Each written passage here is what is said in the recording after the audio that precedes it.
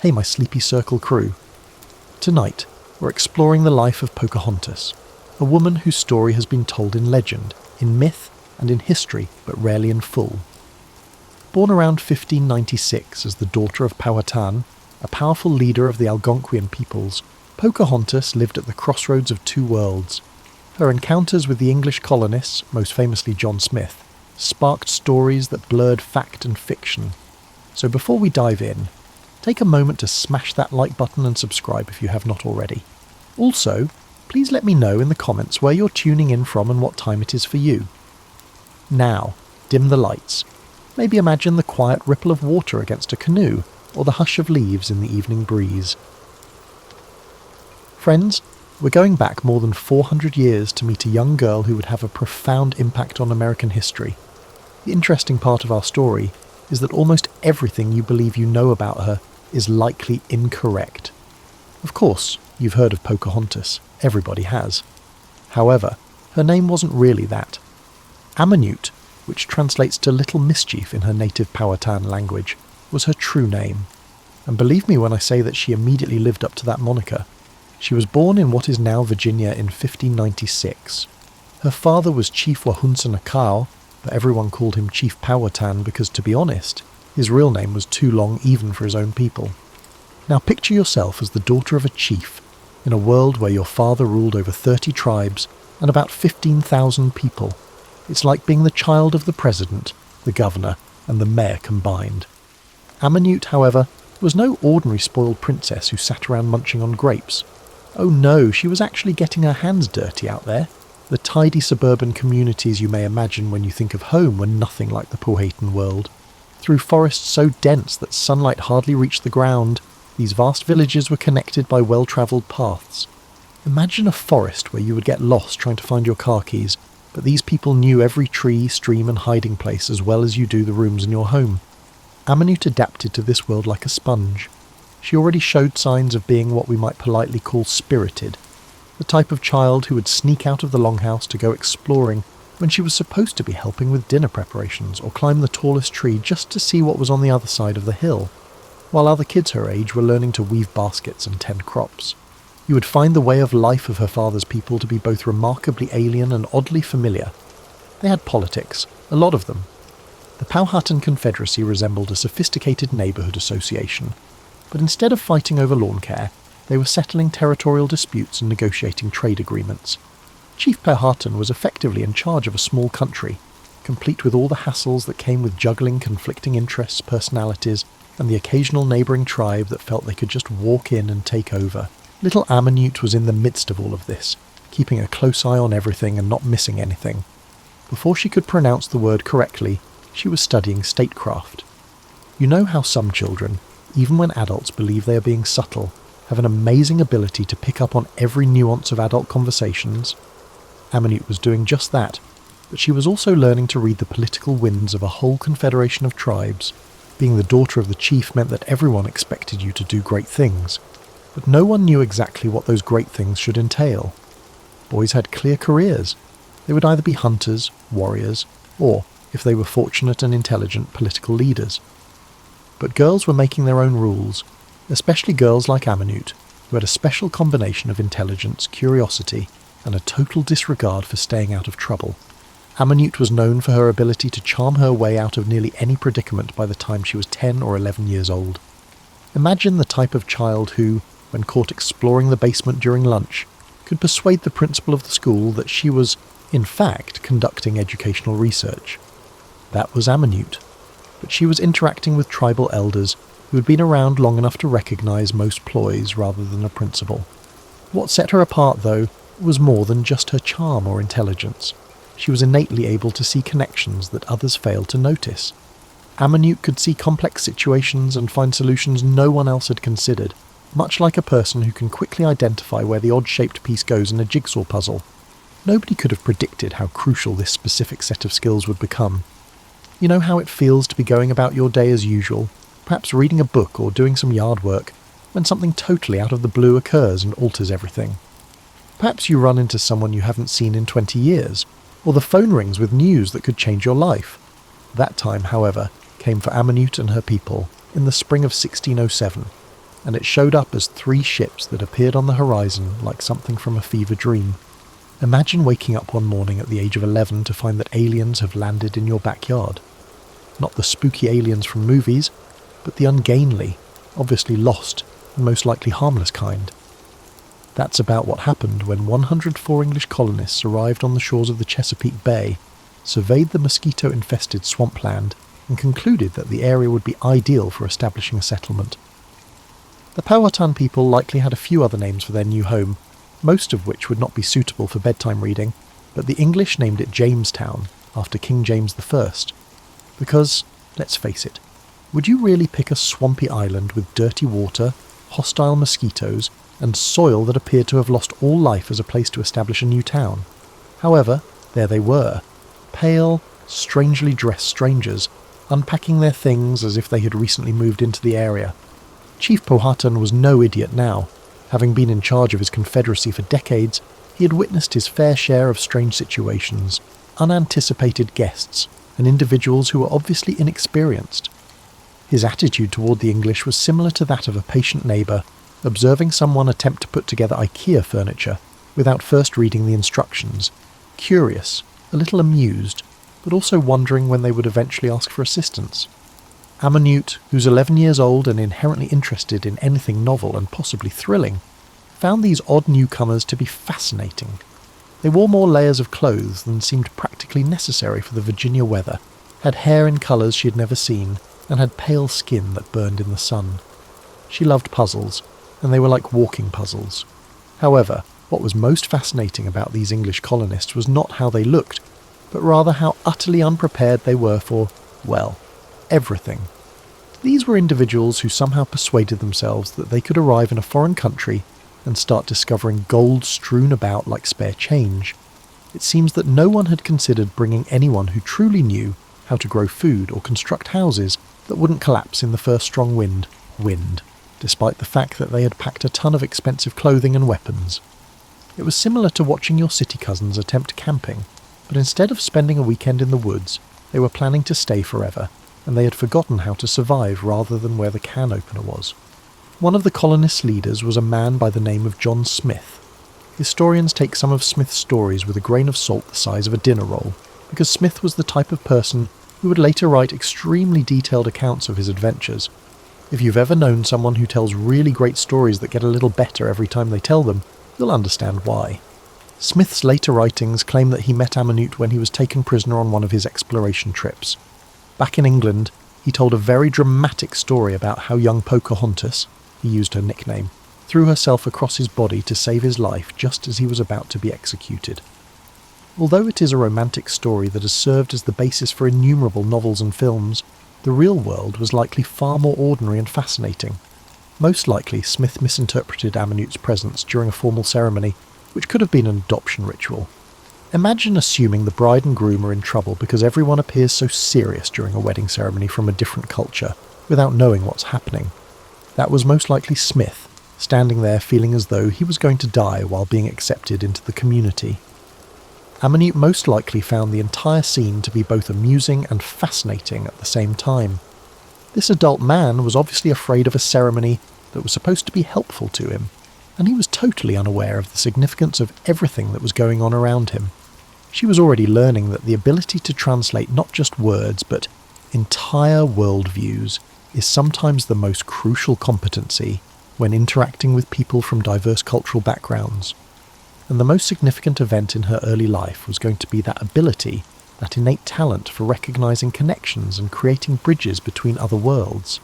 You may be wondering how an 11-year-old girl became one of the most significant diplomats in history as you settle into your cozy spot for tonight's chapter. So grab that hot beverage and prepare yourself for a tale of a person who learned to speak 2 languages that were not simply Powhatan and English, but rather the languages of 2 completely different worldviews.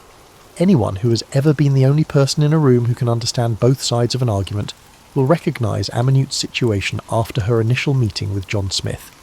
You know how it feels when your friend is upset with your other friend, and you hear both of their points of view, only to discover that their anger is about entirely different things.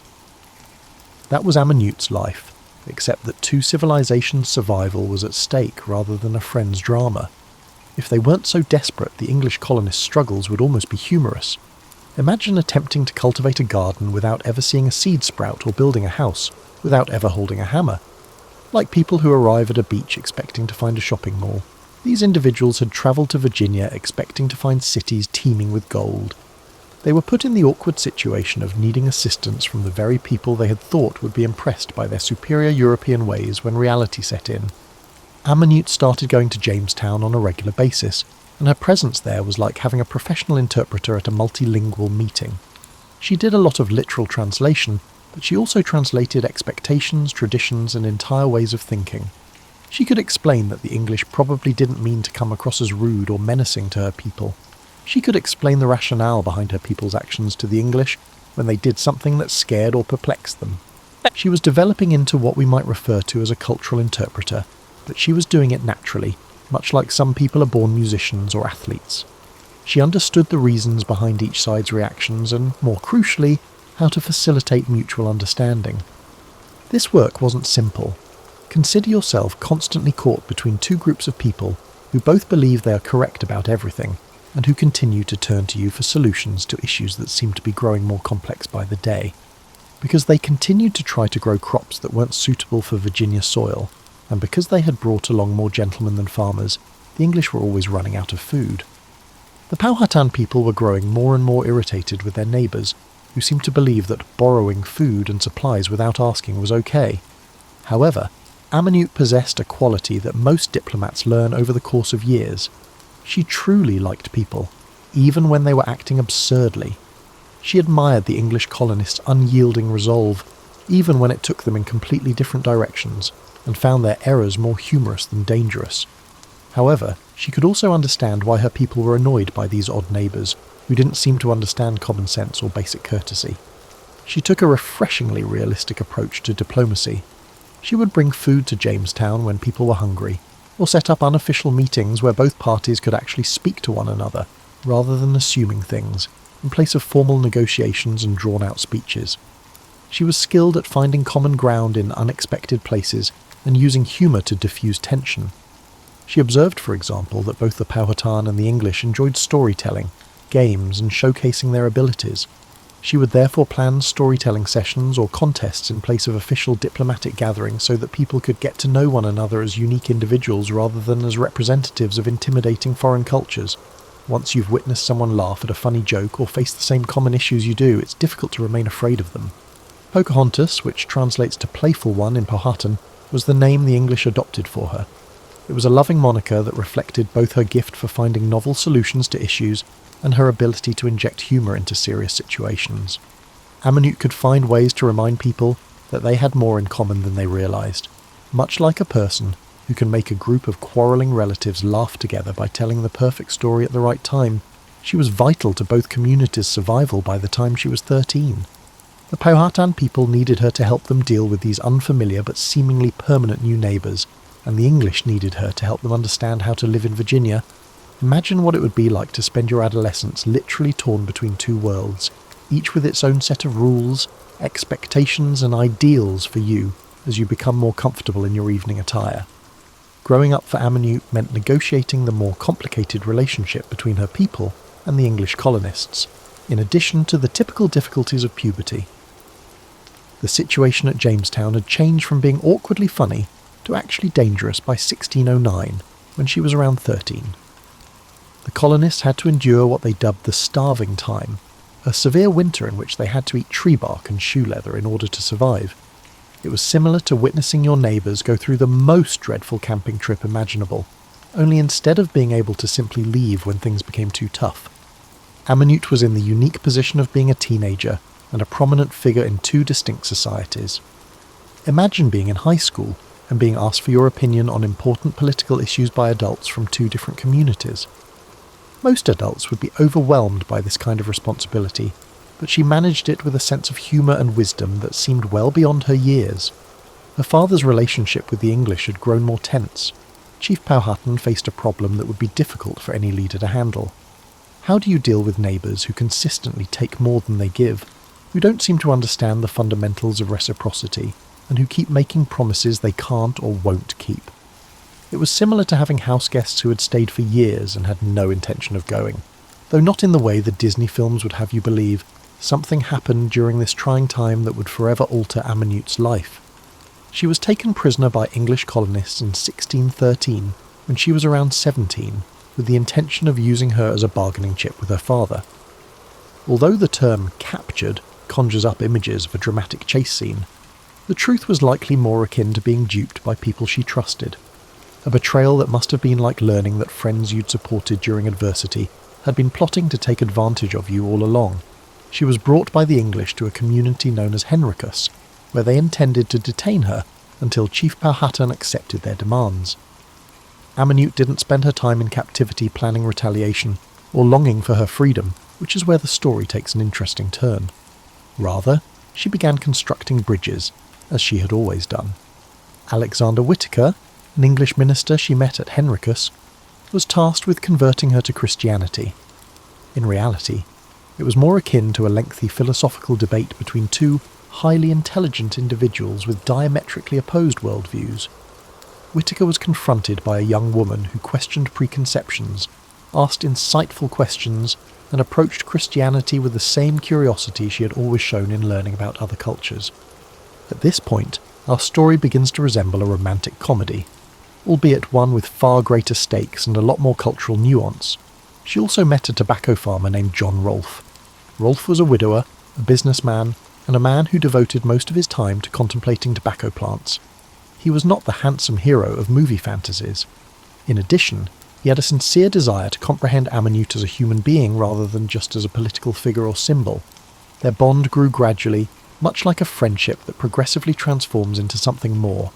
Rolfe was one of the few English colonists who treated Amminut as an equal, rather than an exotic curiosity, who genuinely listened when she spoke, and who inquired about her culture without passing judgment.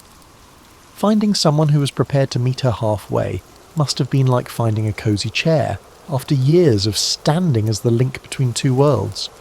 However, the romance was more than a straightforward tale of love. Amminut was faced with a decision that would shape the rest of her life. She could attempt to return to her father's world, given the growing hostility between the Powhatan and the English, or she could dedicate herself to creating something new that incorporated the best aspects of both worlds she'd learned to appreciate. She made her choice in 1614. She became a Christian, changed her name to Rebecca, and wed John Rolfe in the first known interracial union in American history. Politically speaking, the marriage established a formal alliance between the English and the Powhatan, which resulted in years of peace in the area. More than that, though, it was a decision that reflected who she had grown into, someone who thought that intercultural understanding was not only feasible, but also necessary. Imagine an 18-year-old woman who had just made one of the most important choices in early American history, as you delve deeper into this evening's story. Although the term American wouldn't be coined for another 150 years, Amminut was essentially creating a new way of being American when she changed her name to Rebecca Rolfe in 1614. Her union with John Rolfe brought about what historians refer to as the Peace of Pocahontas, a period of time during which the Powhatan Confederacy and the English colonists were able to live side by side without perpetual hostilities. The stakes were the survival of entire communities, so it was similar to finally bringing rival neighbours together on property lines and noise levels. Both sides were able to concentrate on building rather than defending for the first time since the arrival of the English. Rebecca threw herself into this new life with the same vigour she had always used to tackle challenging issues. It was probably like learning to play a completely different sport, with completely different rules when she learned how to manage a household in the English way. She was now running a colonial farmhouse in place of the communal longhouses where she had been raised. She was dealing with the very English idea of a nuclear family, rather than shared responsibilities dispersed throughout an extended family network. She contributed to the creation of something completely new, though, rather than merely assimilating into English culture. Powhatan and English traditions merged in her home in ways that benefited everyone. She raised her son Thomas, born in 1615, to be at home in both worlds, served corn alongside English bread, and used indigenous plants for medicine while also learning European cures. Being one of the first individuals to be born into a truly bicultural family, Thomas Rolfe exemplifies something extraordinary in American history. He would grow up understanding that having multiple identities was a strength to be celebrated rather than a problem to be solved. He came to view cultural differences as chances for growth, rather than causes for contention, as a result of Rebecca's influence. In the meantime, John Rolfe's tobacco experiments were yielding impressive results. By 1617, tobacco was starting to become the colony's first significant source of income. He had been working to create tobacco strains that would thrive in Virginia soil and satisfy European palates. The establishment of long-term economic ties between her people and the English may have seemed like a side note to Rebecca's story, but it was actually essential to everything she had been striving for. Rebecca saw what many others did not. Mutual benefit, not just tolerance, is typically necessary for enduring peace between communities. The tobacco industry produced financial incentives for collaboration, providing both parties with realistic justifications to uphold mutually beneficial partnerships. It was similar to discovering a profitable business venture that simultaneously resolved a political issue. In colonial circles, Rebecca had gained some notoriety by 1616. Both sides of the Atlantic were captivated by tales of the Indian princess who, despite their exaggerated nature, had saved John Smith and subsequently wed an Englishman. She was viewed by the Virginia Company, which was constantly searching for methods to draw in more colonists and investors, as the ideal spokesperson for the success of their colonial endeavour, in part as distinguished visitors and in part as tangible evidence that the colonial experiment was successful. They invited Rebecca and John to come to England. Rebecca saw this invitation as an amazing opportunity to visit the country of the people she had been working with for almost 10 years, and perhaps to speak directly to English authorities about treating her father's people fairly. She had no idea what the trip to England would be like.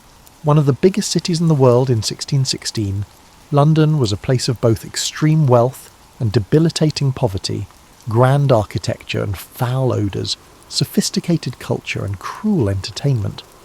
Walking through London must have felt like visiting an alien planet to someone who had grown up in Virginia's forests. However, Rebecca adjusted to London society with the same poise that she had displayed in each of her previous difficult circumstances. She attended court events, met with nobles, and enchanted everyone with her intelligence, dignity, and innate ability to negotiate.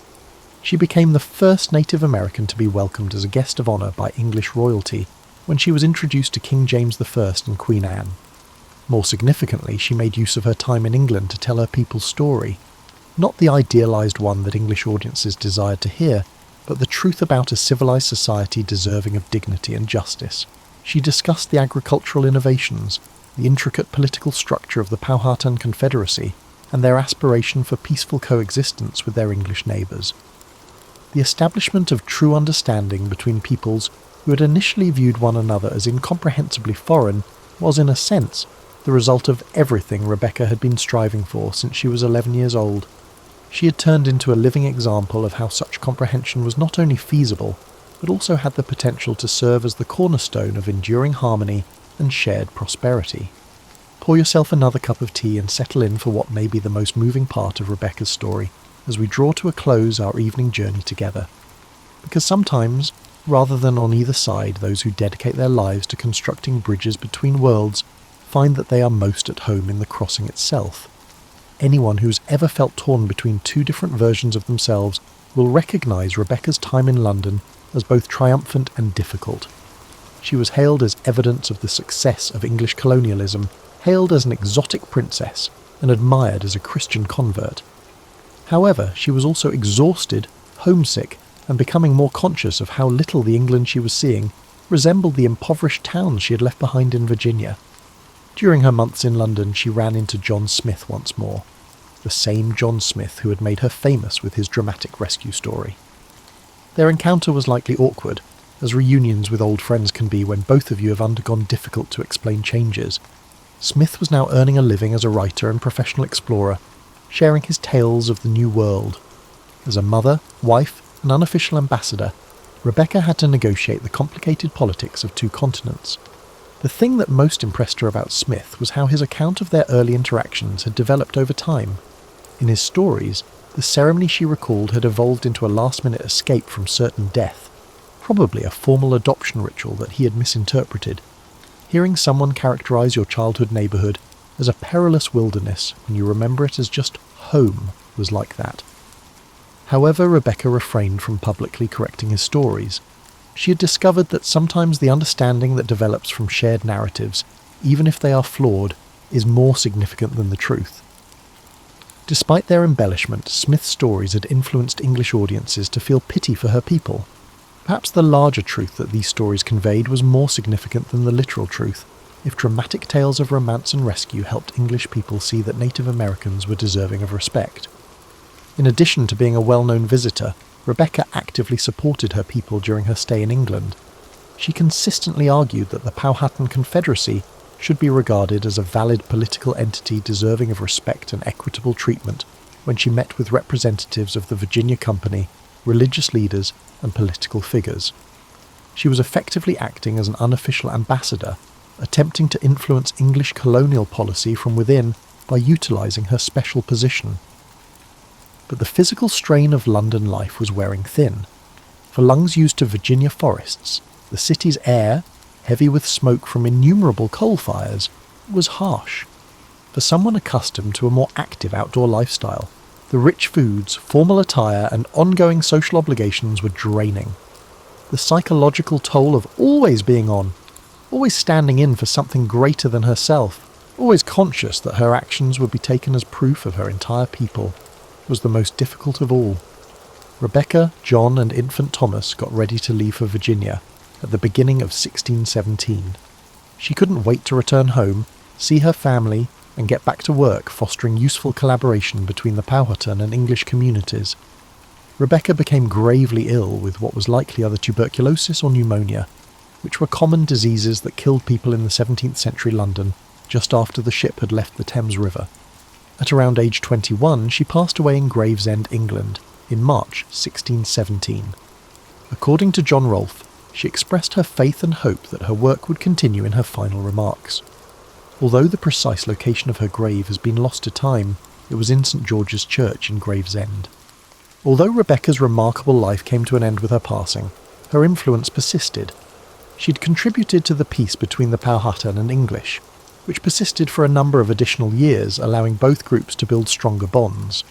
Her son Thomas became a prosperous planter who remained connected to his Powhatan and English roots, eventually visiting his mother's family in Virginia as an adult. Most significantly, Rebecca had shown that people from vastly different cultures could not only understand one another, but also develop completely new lifestyles that respected the best aspects of both traditions, something that many people in her era believed was impossible. She had demonstrated that being torn between two worlds could mean belonging everywhere rather than nowhere. As our time with Rebecca draws to a close, remember this. You just spent time with someone who, more than 400 years ago, figured out how to do something we're still learning, how to create true understanding between people who have very different perspectives on the world. Rebecca's death in England was not the end of her story. It was only the beginning in many respects. Thomas Rolfe, her son, became the embodiment of all she had strived for. He was equally comfortable in Powhatan council meetings and English drawing rooms, equally proficient in both indigenous ecological knowledge and European agricultural methods. He took his mother's genetic heritage and her talent for seeing connections where others saw only differences with him when he eventually visited Virginia as an adult to meet his grandfather, Chief Powhatan's people. Rebecca's lineage persisted in Virginia through Thomas and his descendants, eventually extending throughout the American South and beyond. She's one of the most common ancestors of old Virginia families, with thousands of Americans today tracing their lineage back to Rebecca and John Rolfe. More than genetic inheritance, however, these descendants continued her method of negotiating difficult cultural circumstances, the capacity to stay loyal to oneself while remaining receptive to new information. Rebecca may not have realised it, but her life story also evolved beyond historical fact to become a fundamental American myth. Despite the fact that the reality was far more complicated and the conclusion far more tragic than the myth implied, the story of Pocahontas saving John Smith came to represent the potential for collaboration between Native Americans and European settlers. Every American generation has retold and reimagined her story, which is fascinating because it frequently reveals more about the storytellers than it does about Rebecca. She's occasionally portrayed as the honourable savage who eschewed barbarism for civilization. She is the unfortunate victim of colonialism at times. At times, She's the courageous heroine who used love and compassion to unite two worlds. Although there are truthful aspects in each of these versions, none fully conveys the complexity of her true self. Because she was more human, the real Rebecca was more fascinating than any of these mythological representations. She was a person who found herself in an unprecedented circumstance, and responded with intelligence, flexibility, and extraordinary emotional maturity. She was neither a symbol nor a stereotype. She made errors, had to make difficult decisions, and occasionally had to put workable solutions ahead of ideal results. To put it another way, she was just the kind of person that we need more of in every age. Her method of diplomacy, which is founded on interpersonal connections, realistic problem-solving, and sincere interest in the opinions of others, provides lessons that are still applicable today. Rebecca's example serves as a reminder that, in a society where people frequently appear more concerned with winning arguments than with understanding one another, listening to others with genuine interest and respect is frequently the most effective way to influence them. She also illustrated something that is worth reiterating in the present, that learning from others does not necessitate sacrificing your own values, nor does preserving your own cultural identity require rejecting everything about other cultures. Rebecca converted to Christianity while maintaining her Powhatan identity. She was able to navigate English society while maintaining her understanding of her father's political concerns. She instilled in her son a sense of pride in his entire heritage, not just the aspects that were deemed acceptable by society. Most significantly, Rebecca demonstrated to us that serving as a bridge between other worlds is not only feasible, but also necessary. There are people who fulfill this role in every community and time period, assisting various groups in understanding one another by translating not just words, but entire world views. Though they rarely receive the credit they merit, these bridge builders enable civilization.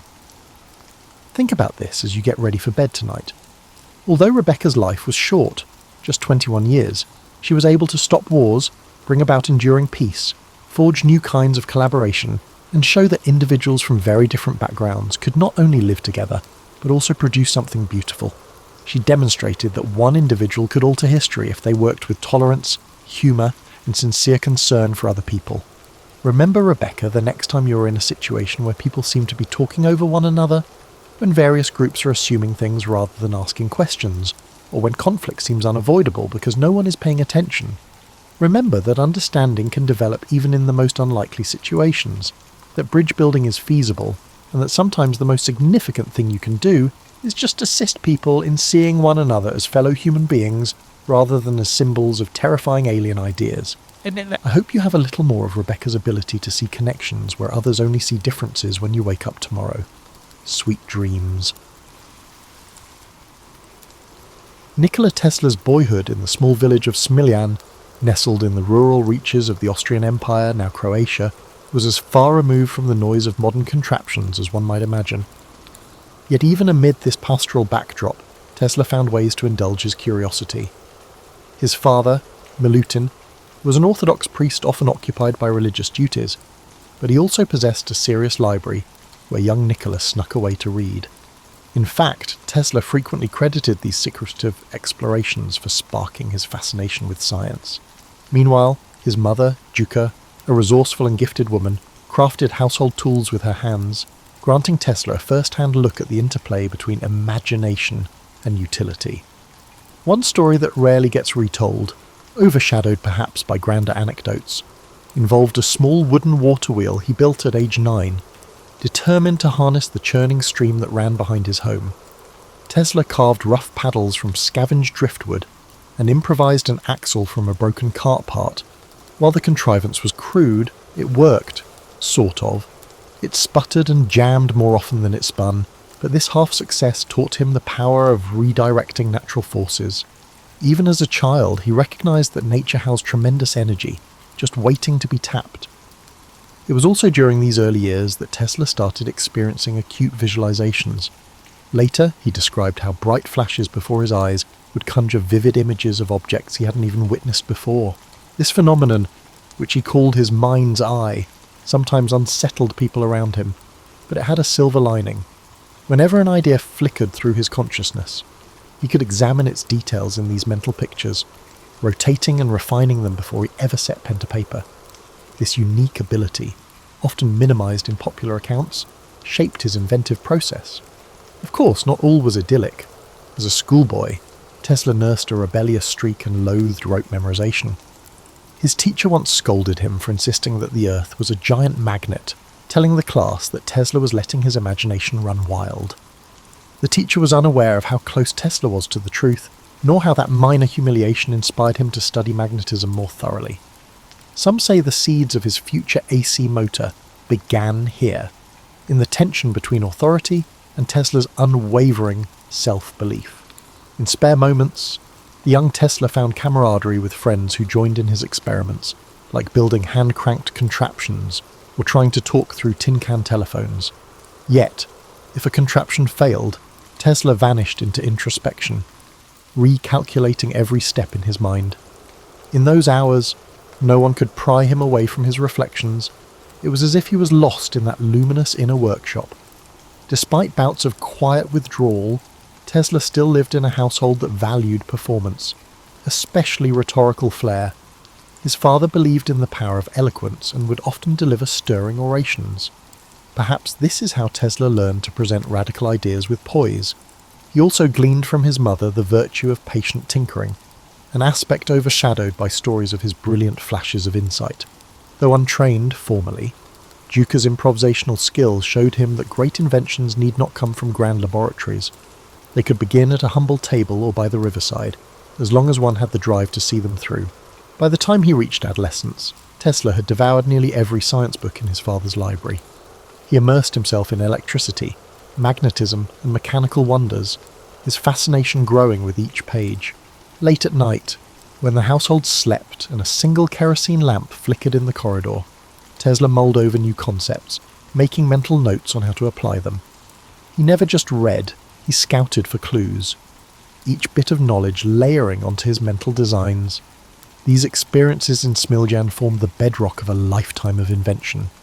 While the world would one day witness Tesla's theatrical experiments and transformative discoveries, it all began beside a murmuring creek and within the hush of a modest library. There, free from urban clamour, Tesla learned the value of curiosity, observation, and sustained determination. It was in this unassuming domain, where wooden water wheels sputtered and a boy's imagination soared, that the seeds of an extraordinary destiny first took root. Perhaps most telling, these formative years cemented in Tesla a lifelong pattern of introspection and experimentation. The young inventor not only absorbed knowledge, he reinvented it in his imagination. For him, Smiljan was not a backwater. It was a secluded incubator for unexplored possibilities. Tesla's departure from home was spurred by academic pursuits that beckoned him to larger arenas, eventually landing him at the Austrian Polytechnic in Graz. The environment there demanded rigour, which suited Tesla's capacity for total immersion. He sank his teeth into mathematics, physics, and mechanics with a feverish intensity. Professors noted his uncanny ability to answer complex theoretical questions without referencing textbooks, a result of his extraordinary mental visualization. However, the spark that truly lit his imagination was the direct current, DC, electrical machinery in the school's labs. Conventional wisdom suggested DC was the future of power, but Tesla found its inefficiencies maddening. Observing how DC motors generated sparks and wasted energy, he questioned how nobody noticed a better pathway. When one professor pronounced that harnessing alternating current, AC, at scale, was an impossibility, Tesla resisted the urge to argue. Instead, he spent late nights in his boarding room, sketching out rotating magnetic fields in his head. If he dozed off at all, it was with diagrams dancing across his eyelids. Despite his academic prowess, Tesla's stint in Graz did not end smoothly. Exhaustion, and perhaps an underlying rebellious streak, contributed to friction with university administrators. He once rigged an experiment to demonstrate a refined method for measuring electric resistance. When the apparatus short-circuited, Tesla found himself facing the wrath of a professor outraged by unorthodox experimentation. Feeling unwelcome, Tesla walked out, leaving conventional academia behind. From Graz, Tesla moved to other opportunities, including a brief and often overlooked period in Marburg, now Maribor, Slovenia. There, a shadow seemed to fall over him. Separated from the camaraderie of classmates, he grappled with bouts of anxiety, Without structured lab access, Tesla turned to solitary experiments, tinkering with leftover scraps of metal and wire. Yet the gloom of isolation gnawed at him, and he eventually returned home for a spell. His confidence rattled, but not shattered. It was in Budapest, while working at the Budapest Telephone Exchange, that Tesla began to regain his footing. In that frenetic workspace, he was tasked with improving the nascent telephone system's design. One lesser circulated story details how Tesla once clambered onto a rooftop to adjust overhead lines, the lightning flashes giving him new ideas about high-frequency current. Colleagues regarded him as eccentric competent. Crucially, it was during a routine walk through Budapest's city park that the notion of the rotating magnetic field crystallized in his mind.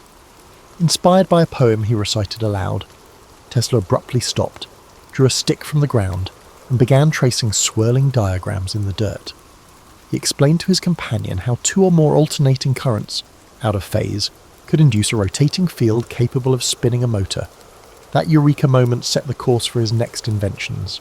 It was an unveiling of practical AC concepts in the most unassuming of settings, far from any official laboratory. Shortly after, Tesla found himself with an opportunity in Paris, working for the Continental Edison Company. His tasks involved troubleshooting installations of Edison's DC systems, the very technology that had vexed him back at Graz. Even so, the job introduced him to real-world engineering challenges, from power outages to generator malfunctions. By day, Tesla tackled these issues, becoming something of a specialist in diagnosing electrical breakdowns. By night, he refined sketches of his AC motor, desperately wishing for the chance to build a prototype.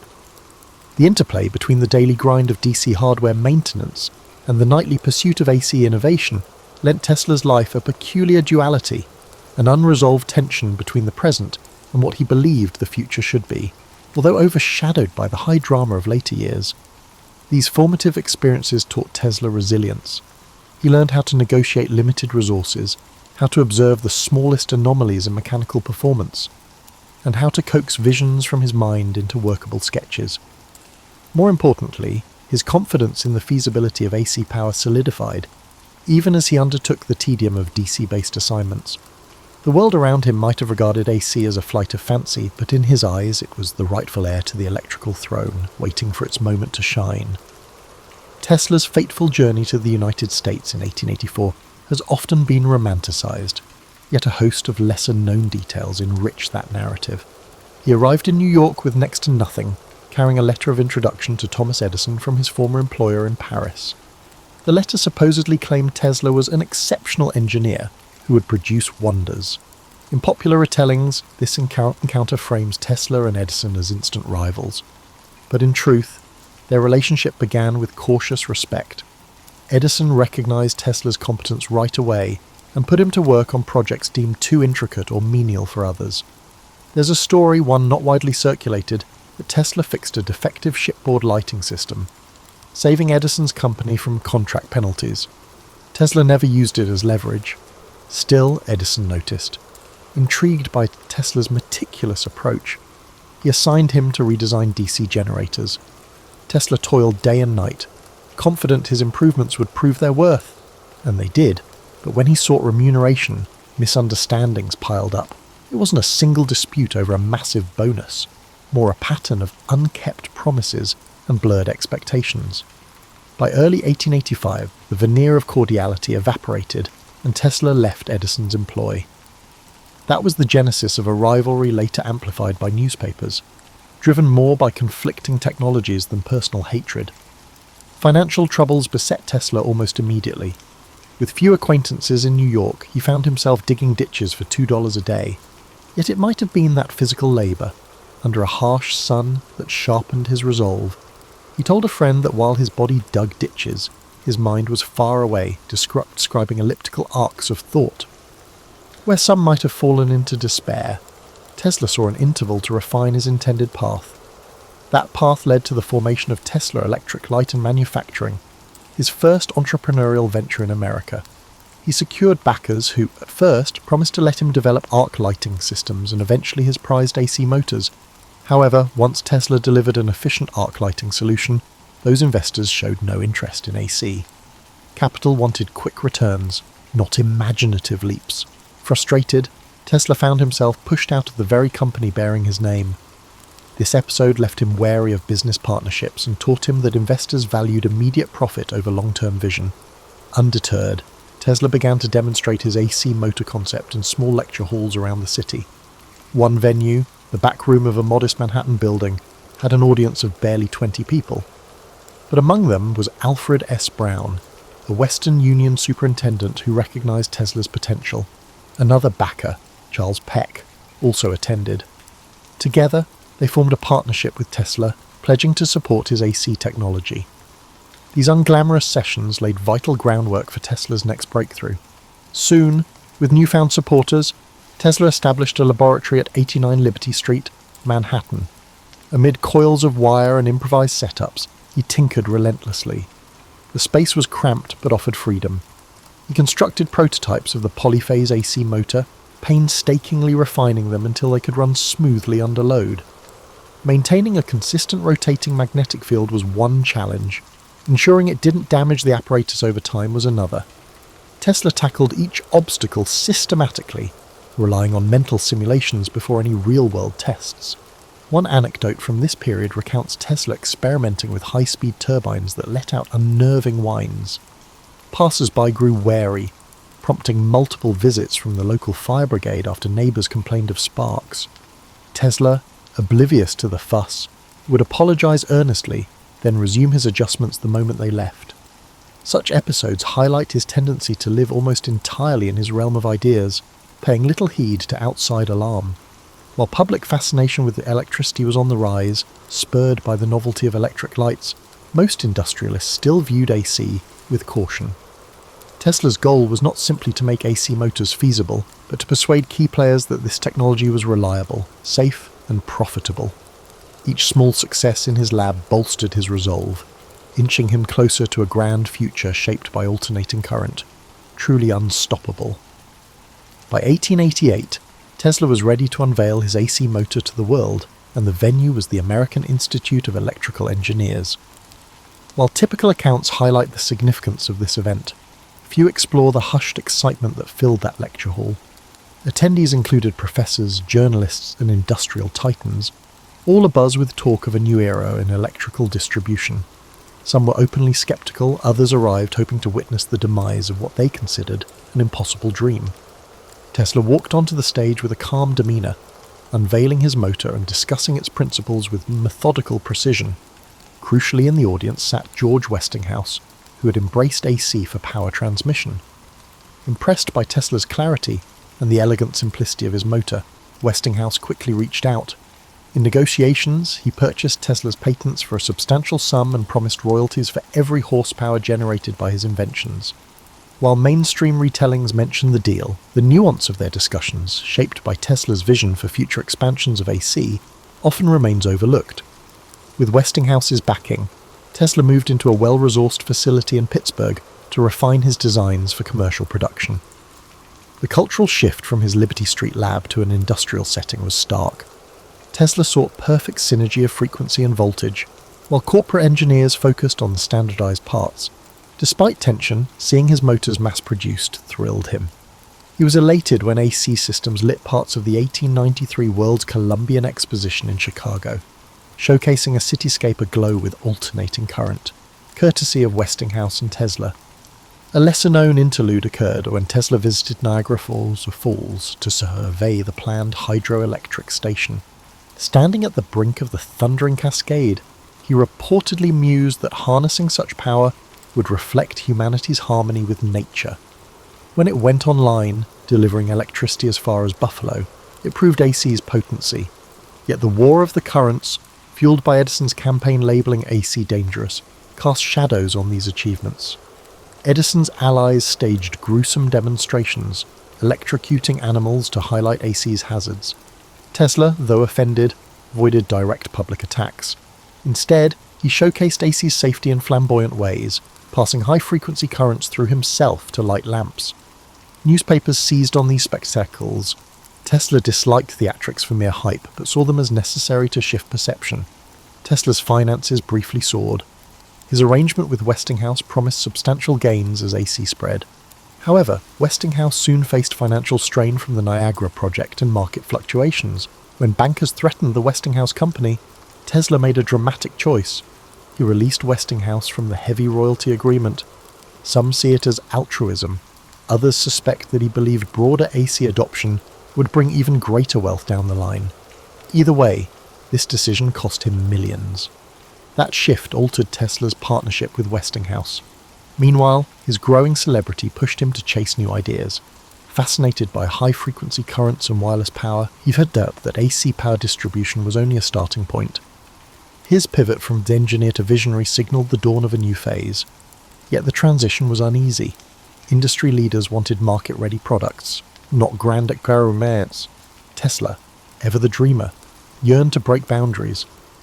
This clash set the stage for his most audacious projects, some of which risked isolating him from commercial backers. Even so, as AC quietly became the worldwide standard, Tesla's decisive role could not be denied. He had toppled the seemingly immovable DC regime and paved the road for an era defined by alternating current, a feat that left him eager to explore even more uncharted terrain. These wins fueled Tesla's restless imagination, propelling further innovation. By the mid-1890s, Tesla had garnered a reputation as an inventor who might rewrite the laws of nature with each new contrivance. In truth, his methods combined meticulous trial and error with nights of solitary reflection. He fashioned advanced coils to produce high-voltage, high-frequency alternating currents, creating dramatic arcs of artificial lightning. While crowds flocked to watch his public lectures in Manhattan, Tesla was growing restless, longing for a place where he could attempt even bigger experiments unencumbered by city constraints. That desire took him to Colorado Springs in 1899. Perched at a higher altitude where thinner air helped facilitate certain high-voltage tests, the remote location was an ideal laboratory. He set up shop at the edge of town, building a structure equipped with a tall mast jutting above the roofline. Locals spoke in hushed tones about lightning machines and eerie after-dark glows. Some worried about potential catastrophe, while others were simply curious about the lanky figure who wandered fields at odd hours, studying the interplay of natural lightning. Inside that workshop, Tesla probed frontiers that mainstream scientists had scarcely imagined. He fixated on the resonance of Earth's ionosphere, believing signals could be beamed wirelessly across vast distances if properly tuned. According to diary entries, he meticulously recorded every spark, every flash, every ear-splitting crack of artificial thunder. On occasion, he produced such intense discharges that the crackle could be heard for miles. One account claims that he caused the local power station's generator to overheat, prompting a short-lived blackout. Ever the polite guest, Tesla apologized, then resumed tinkering. In Colorado, Tesla crystallized his grand vision, a system of global wireless communication and power distribution.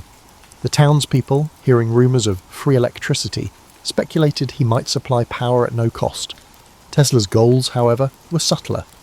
He pictured networks of towers resonating with the Earth's natural electrical charge, carrying voice or energy anywhere. This concept was a precursor to technologies that would surface decades later, from radio transmissions to radar and beyond. Yet life in Colorado was more than just experiments and thunderous arcs. Tesla occasionally mingled with the locals, regaling them with tales of Europe and his earlier exploits in New York. Despite his eccentric schedule, he possessed impeccable manners. One story recounts how he gave a personal demo of wireless lamps to a bewildered blacksmith, who later insisted Tesla was pulling electricity from thin air. Such encounters spurred legends of Tesla as a wizard, blending science with something like sorcery. Still, financing these colossal tests drained Tesla's resources.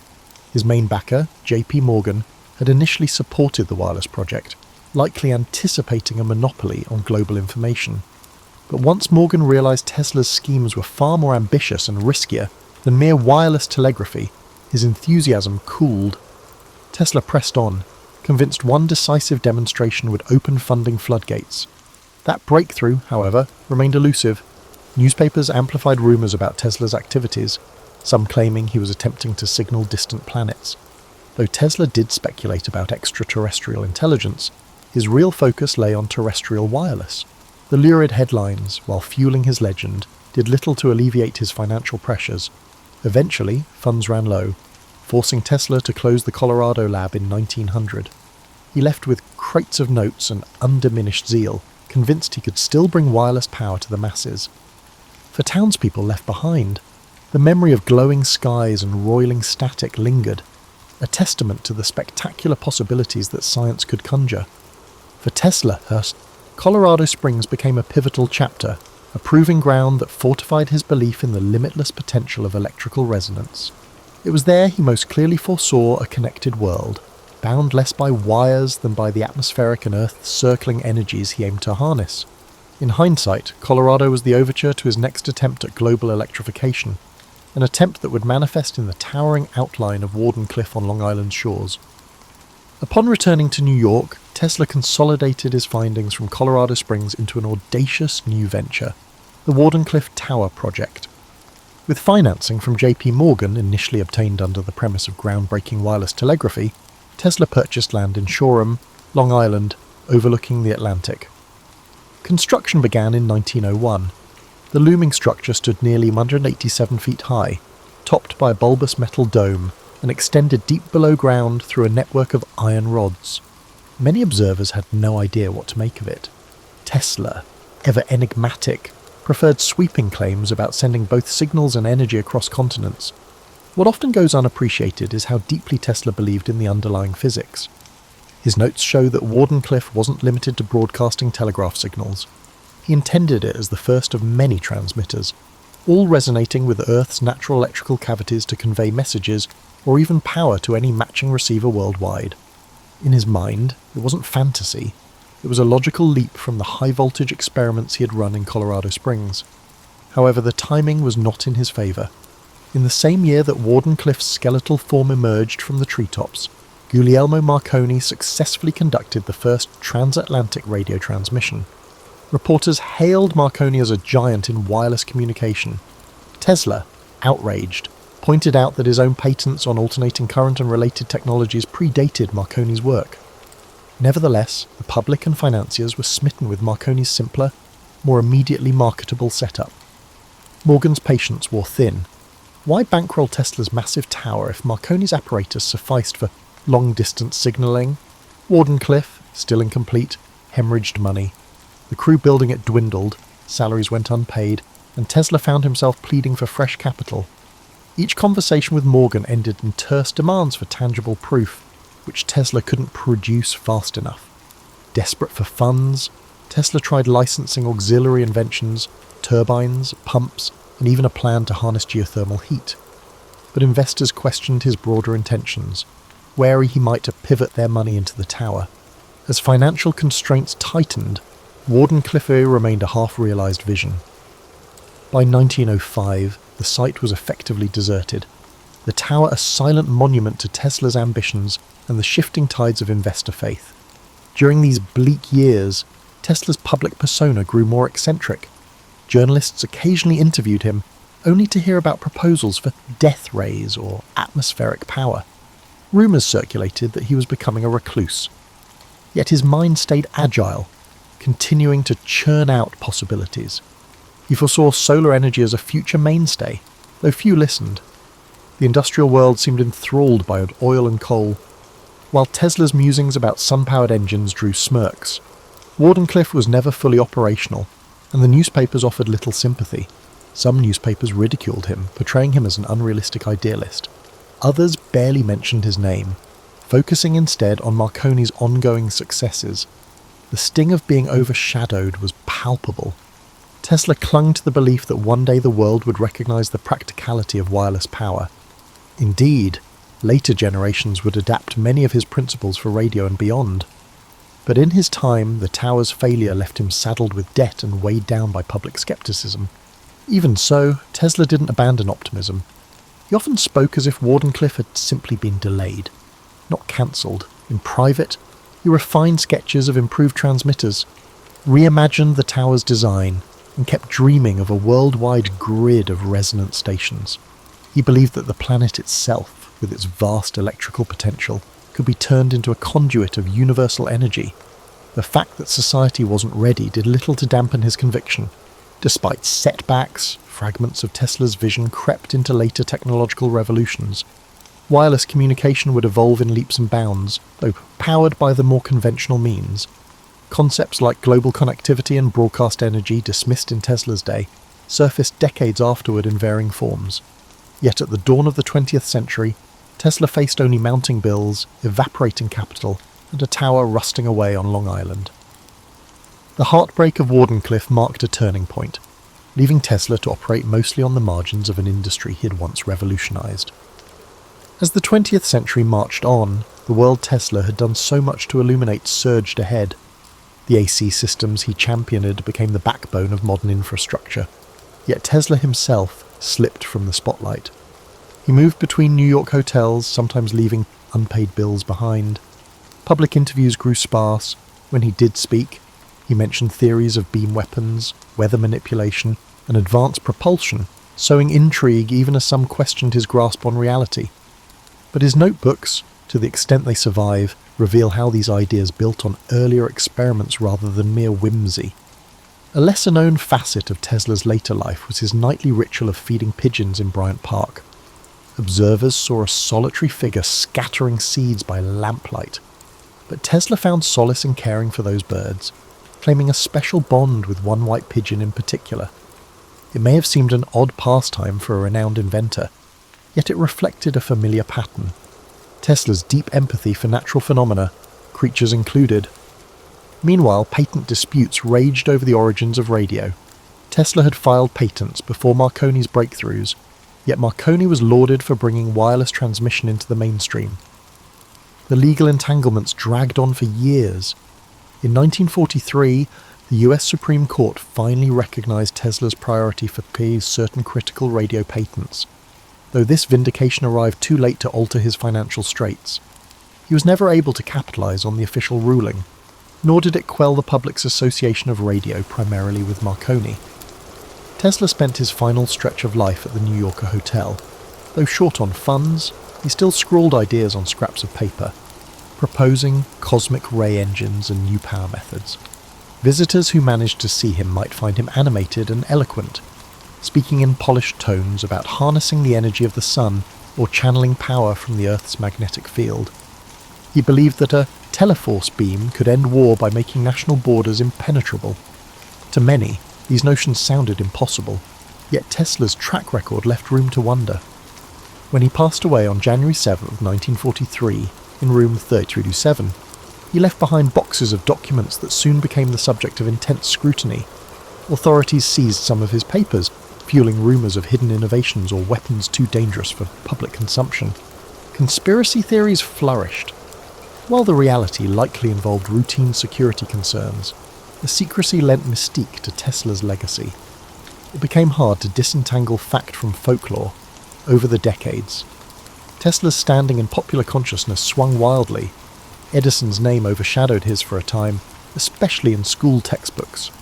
Only later did your movements rise to credit Tesla for his revolutionary contributions to AC power, radio technology, and more.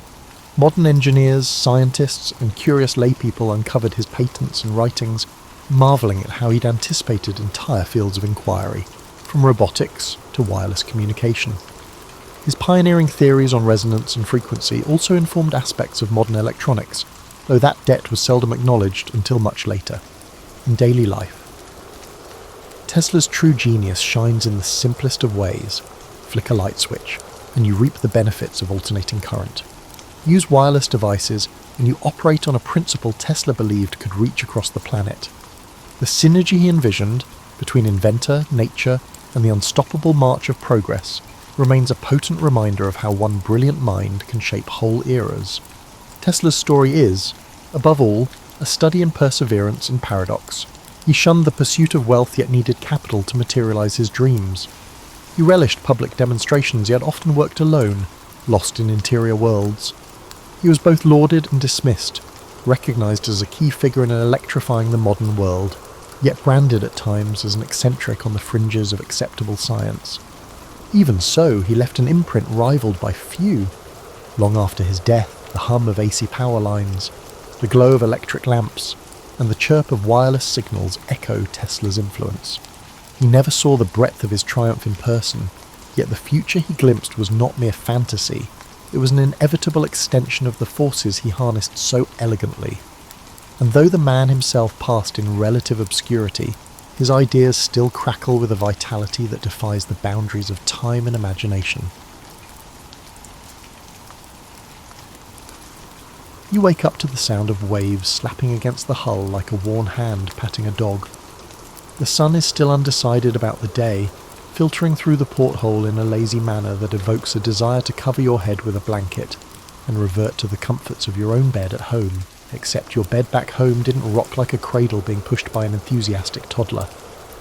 The hammock beneath you has moulded itself to your body over the months, creating a cocoon that's surprisingly comfortable once you've trained your spine to bend in ways it was never meant to. You've become a contortionist in your sleep, which is either impressive or concerning. The ship creaks and groans around you, a symphony of wood and rope that you've learned to interpret like a musician interpreting music. That particular squeak means the mast is adjusting to the morning breeze. The gentle thump thump thump is just the ship's way of saying hello to the waves. And that ominous crack? Well, that's probably nothing. Probably. Your fellow pirates are stirring in their hammocks, creating a chorus of grunts and snores that would make any barnyard proud. Jenkins, for example, talks passionately in his sleep about his mother's apple pie, as if he were describing a hidden treasure. And there's Weatherby, whose snoring could wake the dead, which is actually quite useful when you need to scare off any ghostly visitors. You stretch, which is an art form when you're suspended between two hooks and trying not to dump yourself onto the deck like a sack of flour. The key is to do it slowly, like you're unfolding a map to treasure, except the treasure is just being able to feel your toes again. The morning routine aboard a pirate ship is remarkably similar to any other morning routine, just with more splinters and a significantly higher chance of someone singing sea shanties while brushing their teeth. You've learned to appreciate these quiet moments before the day truly begins, when the world feels manageable and your biggest concern is whether the ship's cat has decided to use your boots as a scratching post again. Speaking of the cat, Duchess, and yes, she insists on the title, has positioned herself in the one spot where the morning sun creates a perfect rectangle of warmth on the deck. She's mastered the art of looking both regal and utterly relaxed, which is frankly something you aspire to achieve yourself. Duchess doesn't worry about treasure maps or rival ships, or whether the biscuits have gone stale. She simply locates her own area of sunlight and fully embraces it. The smell of coffee drifts up from the galley, mixing with the salt air and the faint scent of tar that never quite leaves the ship. This combination should be unpleasant, yet it has somehow become as comforting as your grandmother's kitchen. Coffee on a pirate ship is serious business. It's the difference between a crew that can function and a crew that might accidentally sail into a reef because they thought it was a cloud. You finally manage to extract yourself from the hammock without performing an impromptu acrobatic routine, which is a small victory worth celebrating. Your feet find the deck with the practiced ease of someone who's learned to walk on a surface that's constantly trying to tip you over. It's like learning to dance with a partner who keeps changing the steps, but eventually you find the rhythm. The deck is already alive with the gentle bustle of morning preparations. It's not the frantic energy of battle or the intense focus of navigating a storm, but the steady, comfortable rhythm of people who know their place in the world, even if that place happens to be on a wooden box floating in the middle of nowhere. You make your way to the rail and look out at the endless expanse of ocean, painted in the soft colours of dawn. It's a view that never gets old, even when you're having one of those days where you wonder what possessed you to think that a life of adventure was better than a steady job with a predictable schedule and a roof that didn't leak when it rained. After coffee that could strip paint but somehow taste like liquid motivation, you find yourself face to face with the daily reality that every pirate learns, but no one ever mentions in the stories. Ships require an enormous amount of upkeep. It's like owning a house, except your house is constantly trying to sink and takes you with it when it fails. Today's task is rope work, which sounds simple until you realise that a ship has more rope than a circus, and most of it serves a purpose you're still trying to understand. There's rope for the sails, rope for the rigging, rope for tying things down, and rope for tying them up. There's probably rope for tying rope to other rope, though you haven't figured out the logic behind that particular system yet. You settle into the rhythm of splicing, your hands moving with the muscle memory that comes from months of practice. It feels meditative in a way, similar to knitting, but with the added benefit of preventing you from drowning. The rough hemp slides through your fingers, and you find yourself appreciating the simple satisfaction of creating something useful from something that was falling apart. Weatherby works beside you, humming a tune that might be a sea shanty or something he made up. His fingers move with the confidence of someone who's been doing this work since before you knew the difference between port and starboard. He is the type of individual who can effortlessly tie a bowline knot with his eyes closed, often doing so to demonstrate his skill. The sun climbs higher, turning the deck into a broad expanse of warmth that makes you drowsy despite the work. You've learned to value these instances of uncomplicated productivity, where your hands are occupied, but your thoughts are free to roam. There's something deeply satisfying about maintenance work, about keeping the ship running smoothly through small, careful actions. The ship's carpenter, Morrison, appears with his toolbox, which is less a box and more a portable workshop that he's somehow managed to fit into a space the size of a bread basket. He's examining a section of the rail with the intensity of a doctor listening to a heartbeat, running his fingers along the wood grain like he's reading Braille. Carpentry on a ship is an art form that requires equal parts skill and creativity. You can't just run to the hardware store when something breaks. You must adapt and sometimes make wood do what it wasn't meant to do. Morrison has elevated his craft to a form of maritime magic, coaxing repairs from scraps and making the impossible seem routine. You watch him work, noting how he tests each piece of wood before committing to a cut, how he adjusts his approach based on the grain and the weather, and probably half a dozen other factors you haven't learned to notice yet. This work embodies the essence of craftsmanship, transforming raw materials and accumulated knowledge into something both functional and aesthetically pleasing. The afternoon brings sail maintenance, which is like doing laundry if your laundry was the size of a house, and made of canvas thick enough to stop arrows. You spread the sail across the deck, searching for tears and weak spots with the methodical patience of someone who understands that a small problem ignored becomes a big problem at the worst possible moment. Needle and thread become your tools of choice, and you settle into the rhythm of mending. Each stitch is a small act of faith in the future, a belief that this sail will carry you safely to whatever destination awaits. The work is repetitive but not monotonous, requiring just enough attention to keep your mind engaged while leaving room for the kind of quiet contemplation that comes naturally when your hands are busy with familiar tasks. The other crew members work around you, each focused on their tasks but moving in a coordinated dance that comes from months of shared experience.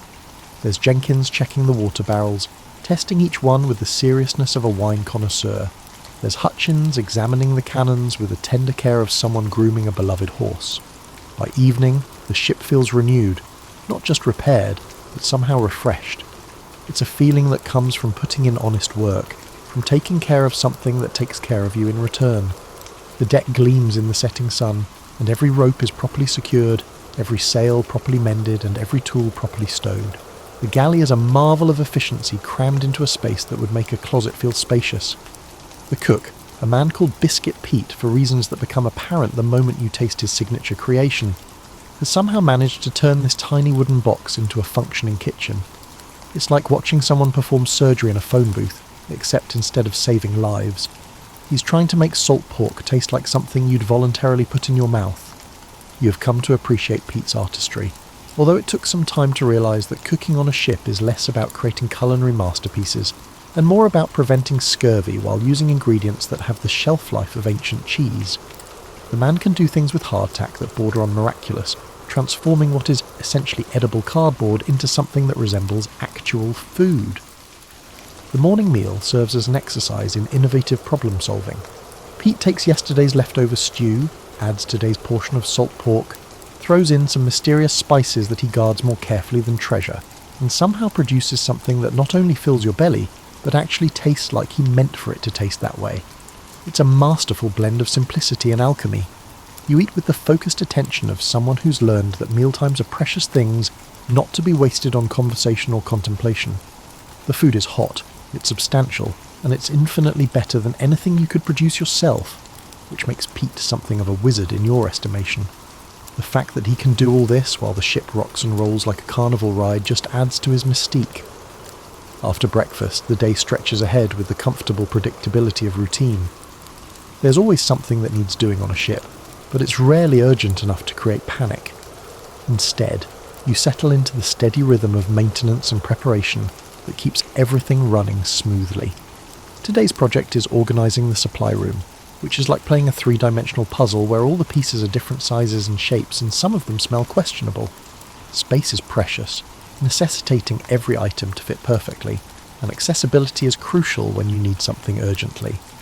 You work methodically, creating order from chaos one barrel and crate at a time. There's something deeply satisfying about this kind of work, about creating systems that make sense and will still make sense when you need them most. It's the kind of task that lets your mind wander while your hands stay busy, creating the perfect conditions for the kind of daydreaming that makes long days pass quickly. The afternoon brings inventory duties, which sounds tedious but is actually quite fascinating once you get into the rhythm of it. Every item tells a story about where the ship has been and where it's going. The exotic spices speak of tropical ports and bustling markets. The rolls of silk hint at wealthy merchants and profitable trades. Even mundane items like rope and nails have their own stories to share about the practical realities of life at sea. You meticulously catalogue each item, aware that precise documentation can make the difference between being well prepared and unprepared during critical moments. It's detailed work that requires focus, but it's also oddly meditative, like counting beads on a rosary or stones on a beach. The ship's rhythm becomes your rhythm as you work. The gentle roll and pitch that once made you seasick now feels natural, like breathing. You've learned to use the ship's motion to your advantage, letting it help you move heavy items and find your balance in tight spaces. It's a dance you've mastered without realising you were learning the steps. Dinner is another of Pete's creative triumphs, this time involving fish that was caught this morning, and vegetables that have somehow remained fresh despite being stored in conditions that would challenge a root cellar. The meal is simple but satisfying, proof that good cooking is more about understanding your ingredients than having access to fancy equipment. You eat as the sun sets, painting the sky in colours that would make any artist weep with envy.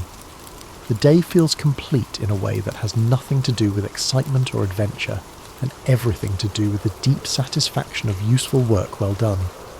The feeling of contentment with the simple rhythms of daily life at sea creeps up on you. The morning brings one of those days when the wind decides to take a vacation, leaving you floating on water so still it looks like polished glass. The sails hang limp and dejected, like laundry that's given up hope of ever getting dry. It's the kind of weather that makes you appreciate just how much your progress depends on forces completely beyond your control. In stories, pirates are always charging across the waves at breakneck speed, but the reality is that sometimes you just sit there bobbing like a cork in a bathtub, waiting for nature to remember that it has a job to do. These becalmed days test your patience in ways that storms never do, because at least in a storm you're busy trying not to die. You learn to adapt to the rhythm of waiting, which requires a unique kind of skill. Some of the crew break out dice and cards, creating small circles of concentration and friendly competition. Others take up projects that require time and attention, whittling, mending clothes, or writing letters they may never send. Finding a task to occupy your hands while accepting the fundamental truth that you will reach your destination is crucial. The ship takes on a different personality during these still periods.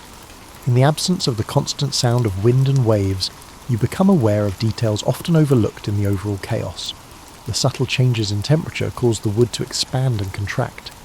You hear the gentle sound of fish leaping in the distance.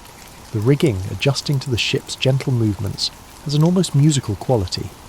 You find yourself working on a project that's been waiting for just this kind of day, repairing a fishing net that's seen better decades. It's detailed work that requires patience and attention, perfect for when time moves like honey in winter. Each knot is a small meditation, each repair a minor victory against the forces that want to pull everything apart. Weatherby has stationed himself at the bow with his fishing line, approaching the task with the serious concentration of someone who understands that fresh fish can transform an ordinary day into something special. He's got the patience of a monk and the optimism of someone who believes that the perfect fish is always just one cast away. The afternoon sun turns the deck into a warm, comfortable workspace where you can spread out your projects and take your time with them. There's no rush, no urgency, just the steady progression of small tasks that make the ship a little more comfortable, a little more efficient, a little more like home. The ship's cat, Duchess, has claimed a spot in the shade where she can supervise the general activity while staying cool. She's mastered the art of looking both alert and completely relaxed, which is frankly an inspiration. Duchess doesn't worry about making progress or reaching destinations. She just finds the most comfortable spot available and makes it her own. You work on the net with the kind of focused attention that comes naturally when you have nowhere else to be and nothing else to do. Each section reveals new damage that needs attention, but also shows you how well the original craftsman knew his business. The repairs become a conversation between you and the unknown person who made this net, your modern knots joining his ancient ones in a pattern that's both functional and beautiful.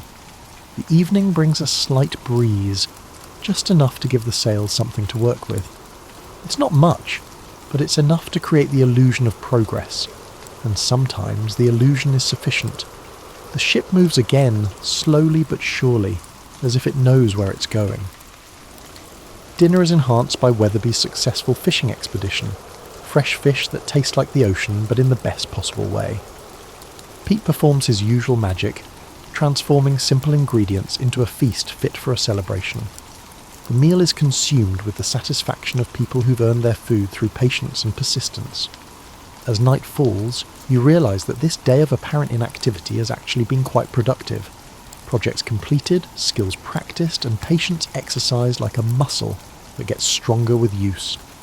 The ship is in better condition than it was this morning, and so are you. Sometimes the best progress happens when you're not even trying to make it. Evening on a pirate ship has a different quality than evening anywhere else. As the sun settles into the horizon like a coin dropped into a slot, the crew begins to gather on deck in the natural way that people do when the day's work is done, and the night's rest is still hours away. This is a time for stories, although they are not the kind you might expect. The tales that get told aren't about buried treasure or sword fights or dramatic rescues. Instead, they're about the small human moments that make up a life at sea.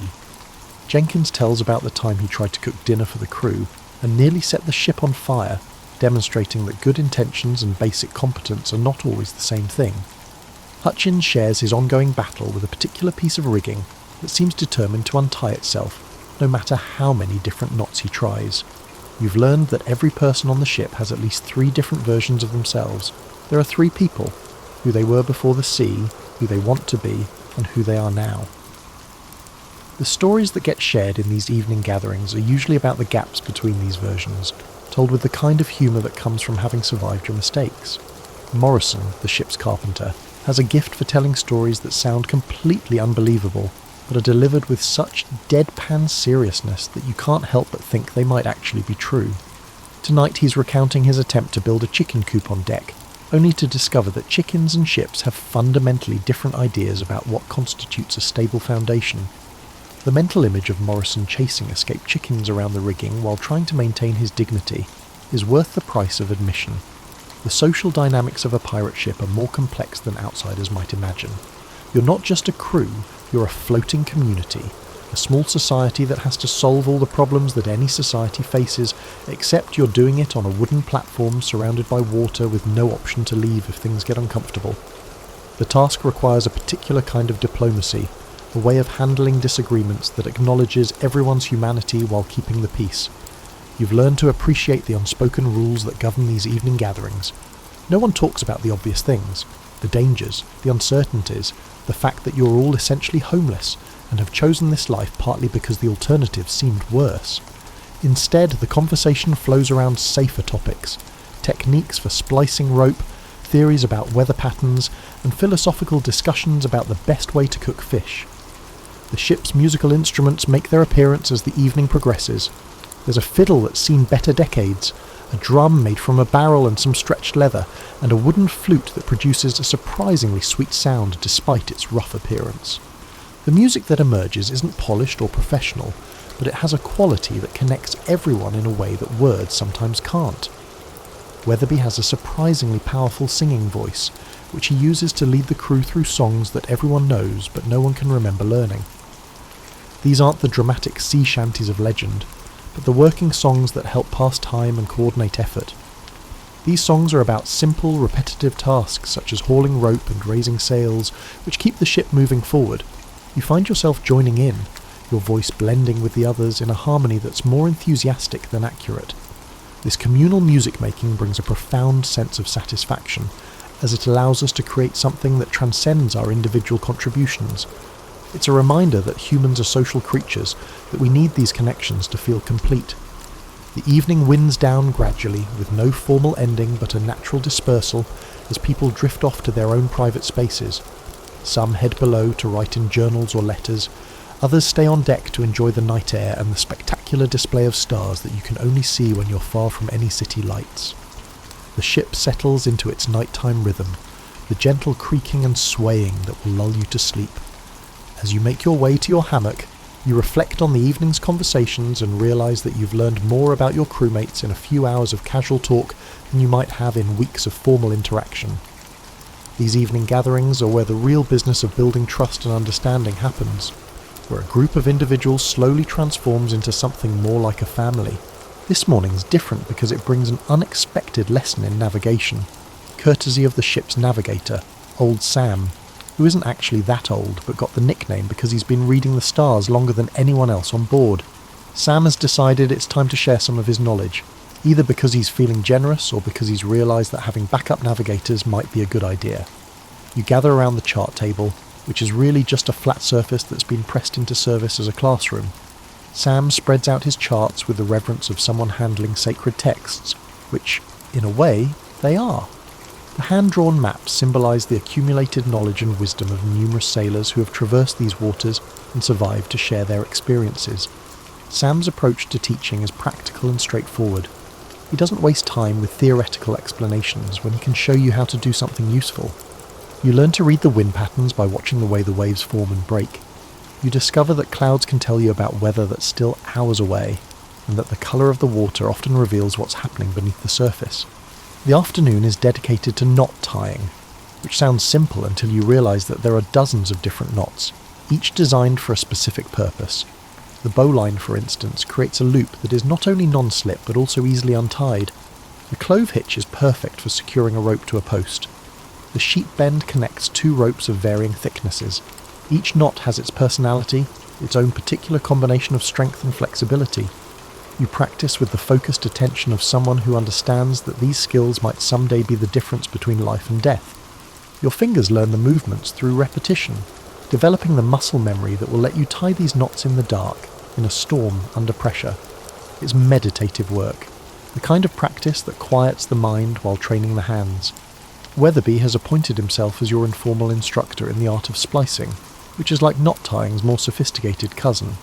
Splicing involves unravelling the individual strands of rope and weaving them back together in patterns that create permanent joints stronger than the original rope. It's intricate work that requires patience and precision, but the results are both functional and beautiful. The ship itself becomes your classroom as you learn to read its moods and needs. Every sound means something. Every movement tells a story. The way the mast flexes in the wind, the angle of the deck when the ship heels over, the rhythm of the waves against the hull, all of these become part of your vocabulary, a language that speaks of wind and weather and the endless conversation between wood and water. You discover that maintenance is actually a form of education, each repair teaching you something about the ship's construction and the thinking that went into its design. When you replace a worn piece of rigging, you learn about the forces that cause the wear. When you patch a leak, you understand better how water finds its way into the smallest weakness. The evening brings a different kind of lesson, as Morrison demonstrates the finer points of woodworking, with tools that are both simple and sophisticated. He shows you how to read the grain of wood, how to work with its natural strengths instead of fighting against them. His hands move with the confidence of someone who's spent years learning to see what others miss, to find the hidden potential in raw materials. As your confidence grows, you begin carving, beginning with simple shapes that gradually become more complex. The wood responds to your touch, revealing its character through the resistance it offers and the way it accepts the blade. It's a conversation between craftsmen and materials, each cutting a word in an ongoing dialogue. You realise that you've learned more in these few hours than in weeks of formal instruction. The ship's experienced crew members have a gift for teaching through demonstration and gentle correction, sharing their skills in a way that makes learning feel natural and inevitable. New skills boost your confidence and value to the crew, but more importantly they connect you to the ship and its community. The final light of day paints the ocean in shades of gold and crimson, and you find yourself at the ship's rail, looking out at the endless expanse of water that has become your world. There's a moment of quiet contemplation that comes naturally at this time of day, when the work is done and the evening's activities haven't yet begun, when you can step back and consider the strange turns your life has taken. You think about the person you were before you came to sea, and how that person might react to seeing you now. The skills you've learned, the calluses on your hands, the way you automatically adjust your balance to match the ship's movement. These are all markers of transformation, evidence of how people change when they are placed in new circumstances and given time to adapt. The pirate's life, you've discovered, is less about adventure and more about adaptation. It's about learning to find satisfaction in simple accomplishments, to appreciate the small victories that keep life moving forward. The successful repair of a sail, the perfect splice in a rope, the moment when a difficult knot finally comes together. These are the real treasures, the daily rewards that make the larger challenges worthwhile. You've learned that community forms naturally among people who depend on each other for survival, but that it takes conscious effort to maintain that community over time. The evening gatherings, the shared meals, the informal teaching sessions, these are all ways of weaving individual lives into a larger tapestry, creating connections that go beyond mere cooperation. The ship creaks and sighs around you, settling into its nighttime rhythm with the familiar sounds that have become as comforting as a lullaby. You've learned to read these sounds, to distinguish between the normal settling of wood and rope and the unusual noises that might signal problems. This awareness has become instinctive, part of the background consciousness that keeps you alert to your environment. You think about the myths and stories that surround pirate life and how different the reality has turned out to be. The romance of adventure is real, but it's found in unexpected places, in the satisfaction of honest work, in the beauty of sunset over open water, in the deep contentment that comes from being part of something larger than yourself. The treasure isn't gold or jewels, but the accumulation of skills and relationships and experiences that make you more than you were before. The stars begin to appear, first a few scattered points of light, then a magnificent display that stretches from horizon to horizon. You've learned to use these stars for navigation, but you've also learned to appreciate them for their beauty, for the way they connect you to something vast and eternal. The same stars that guided ancient sailors still shine down on you, making you part of a tradition that spans centuries. As you prepare to head below for the night, you realise that you've found something unexpected in this life at sea. Not the excitement and danger that the stories promised, but something more valuable, a sense of purpose, a feeling of belonging, a deep satisfaction that comes from honest work and genuine community. The ship has become more than a vehicle, it's become home. The hammock that once seemed foreign and uncomfortable now welcomes you with familiar embrace. The gentle rocking motion that once made you seasick now soothes you to sleep. The sounds of the ship and the sea that once kept you awake now form a peaceful symphony that carries you into dreams. You close your eyes and let the ship carry you forward into whatever tomorrow might bring, secure in the knowledge that you've learned to find contentment in the simple rhythms of daily life at sea. The pirate's life, when you're not looting, turns out to be remarkably similar to any other life, filled with routine tasks, small pleasures, and the ongoing challenge of building something meaningful from the raw materials of time and circumstance. The ocean continues its eternal conversation with the ship and you drift off to sleep, cradled in the arms of the sea that has become your teacher, your home, and your pathway to understanding what it means to live deliberately in a world that's constantly in motion.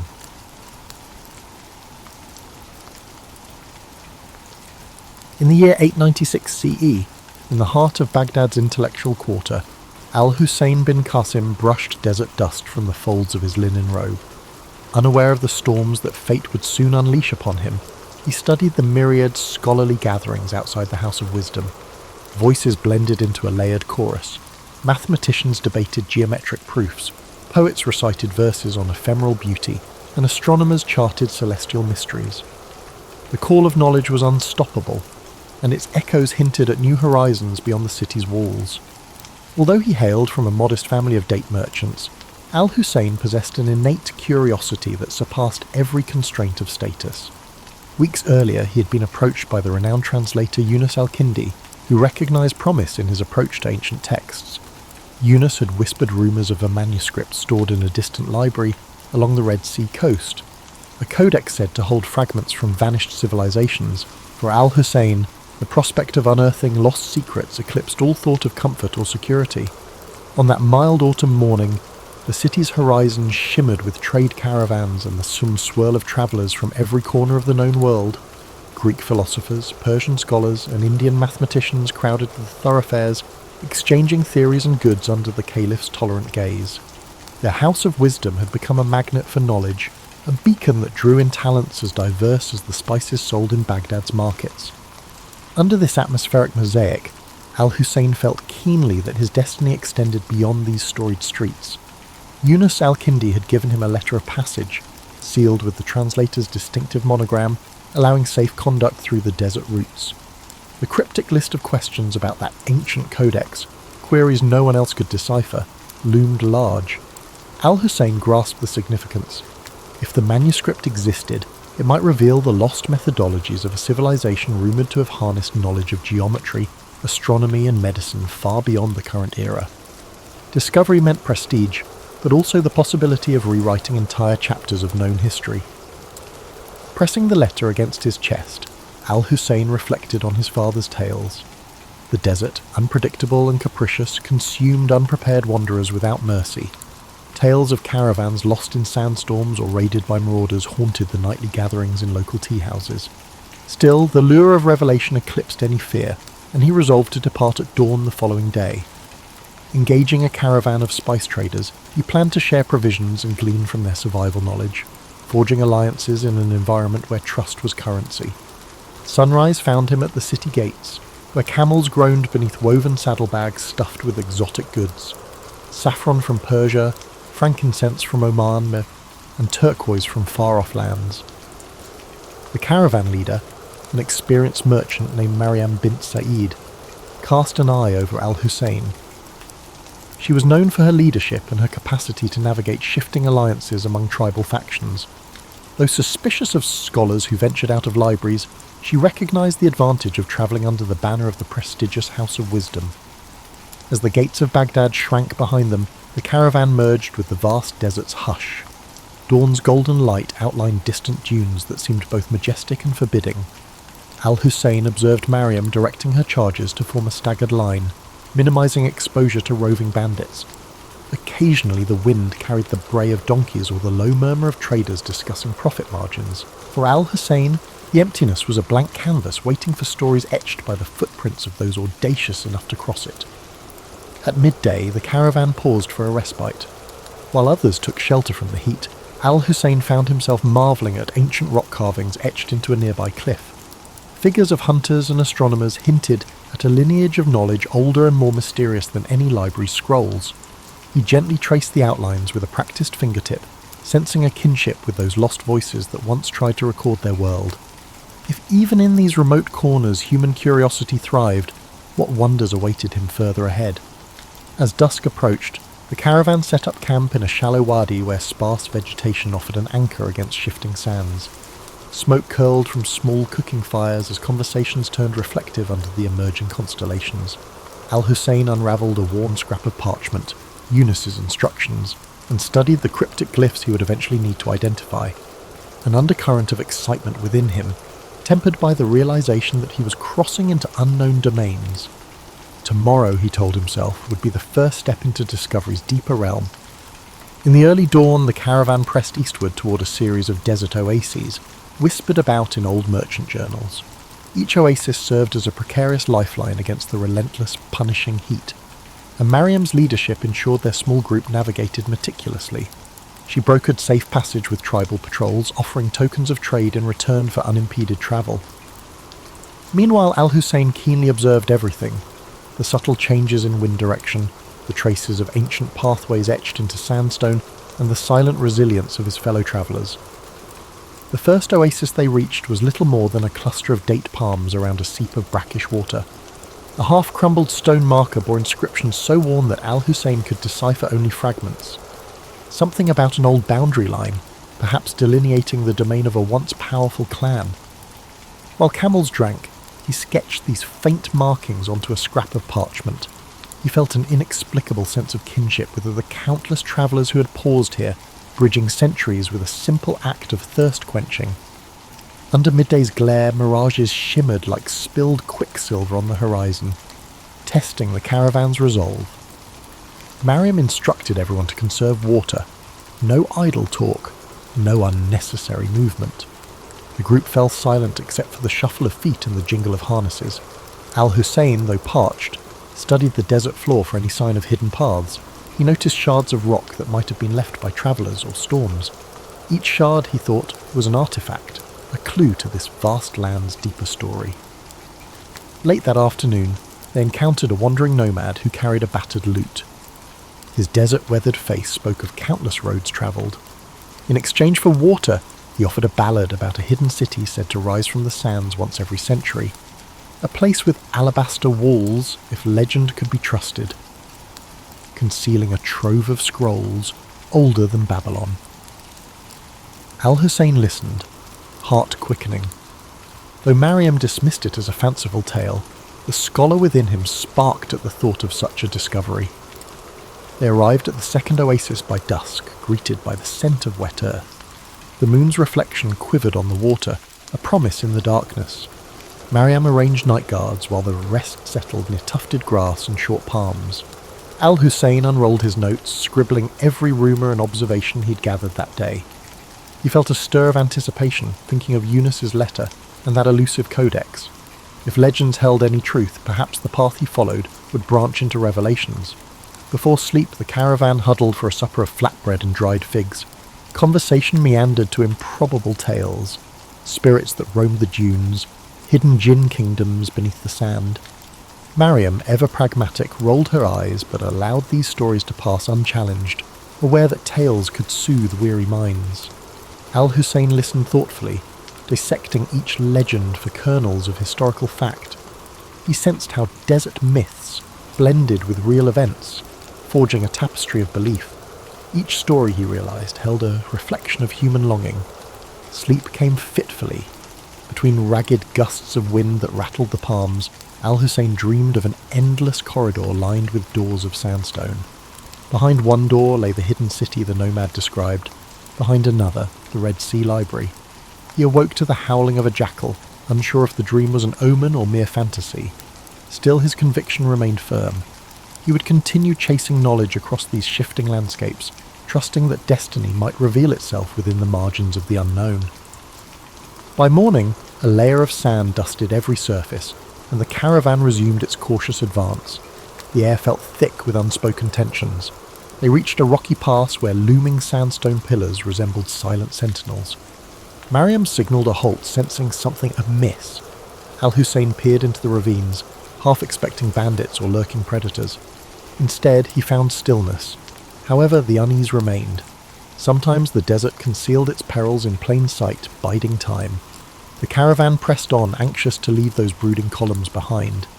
That evening they camped on the pass's far side, sheltered from direct winds by a towering rock face. After supper, Al Husayn examined an astrolabe Mariam carried for navigation. The device's etchings mesmerized him, reminiscent of the geometric wonders housed in Baghdad.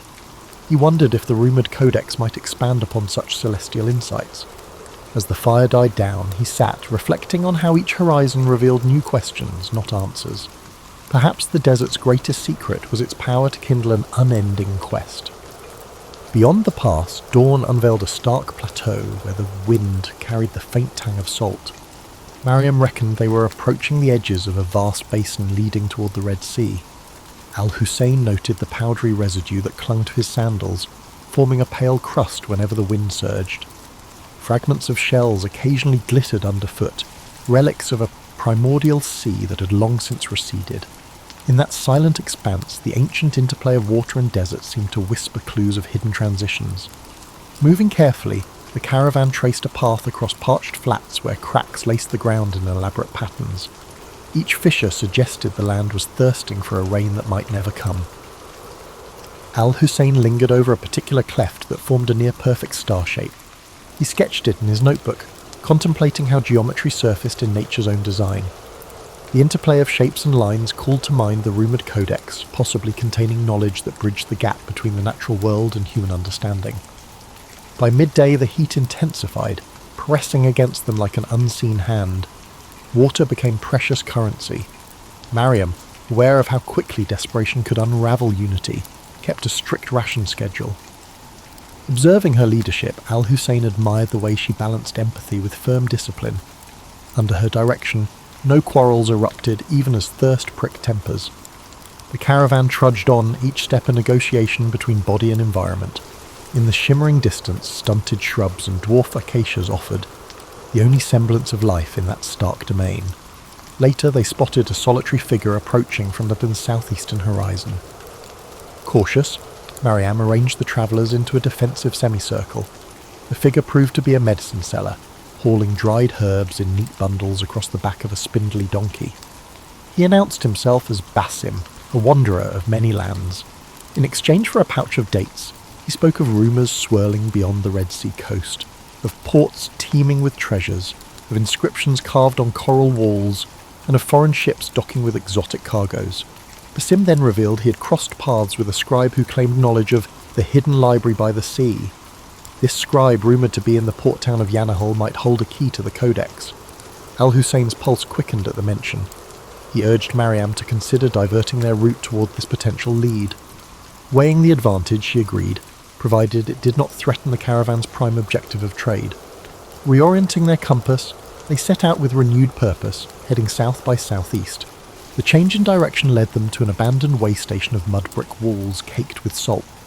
Its courtyard lay choked with sand drifts, but a broken well hinted at what had once been a vital rest stop. Al Husayn wandered among the ruins, spotting faint inscriptions along the wall, names, dates, fragments of prayers. Each carving was a testament to fleeting presence. Here stood proof that even the harshest wilderness could not stifle the human urge to leave a trace. Yet the desert had really reclaimed so much.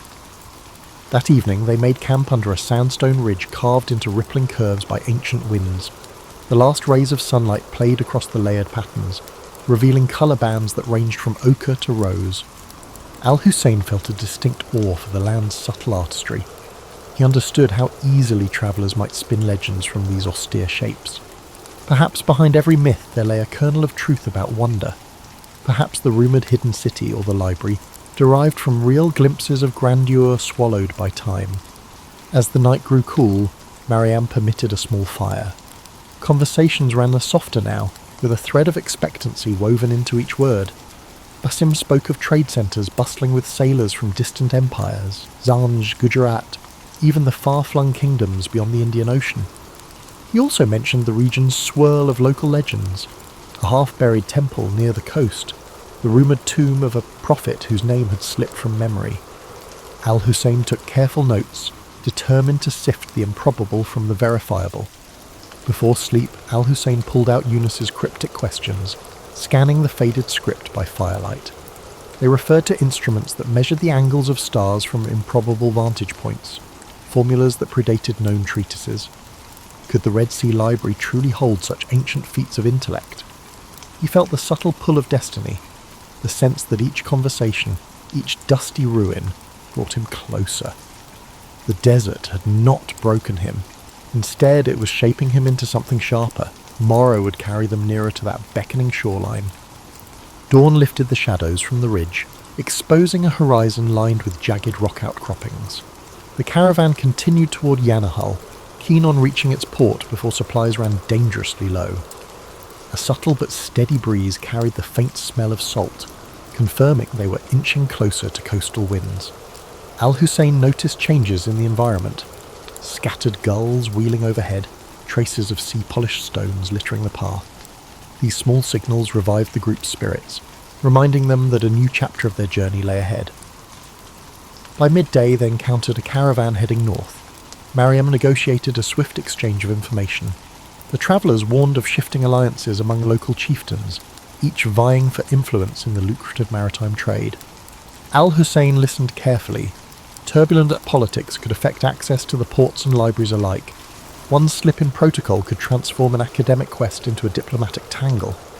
Protecting the mission and the precious knowledge it might uncover required walking a delicate line between curiosity and caution, intellect and survival. The landscape soon began a gradual descent, winding through low hills where thorny scrub dotted the earth in pale clusters.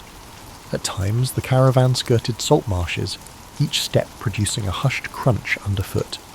Tiny crabs scuttled in shallow brine pools, and the occasional heron soared overhead, a pale sentinel against the shimmering sky. Each sign of life felt like a small revelation after miles of barren desert. Al Husayn found himself overwhelmed by the variety of forms the natural world assumed, even in the remote margins. Late that afternoon, they spotted Yanahal in the distance, a sprawl of mud-brick dwellings with roofs of thatch or tiled clay, punctuated by the taller silhouettes of warehouses near the docks. Thin pillars of smoke curled upward, and the distant clang of metal suggested blacksmiths plying their trade. Seabirds circled the bustling harbour, where dhows and small cargo vessels bobbed in the tide. For Al Husayn, the sights and sounds of a place so different from Baghdad were a vivid reminder of the region's fluid tapestry of cultures. Mariam led the caravan through the town's outskirts, seeking a trustworthy local factor who could arrange secure storage for their goods. Children peered out from doorways, intrigued by the unusual mix of travellers. The air smelled of fish, spice, and damp rope, all woven together into a briny perfume.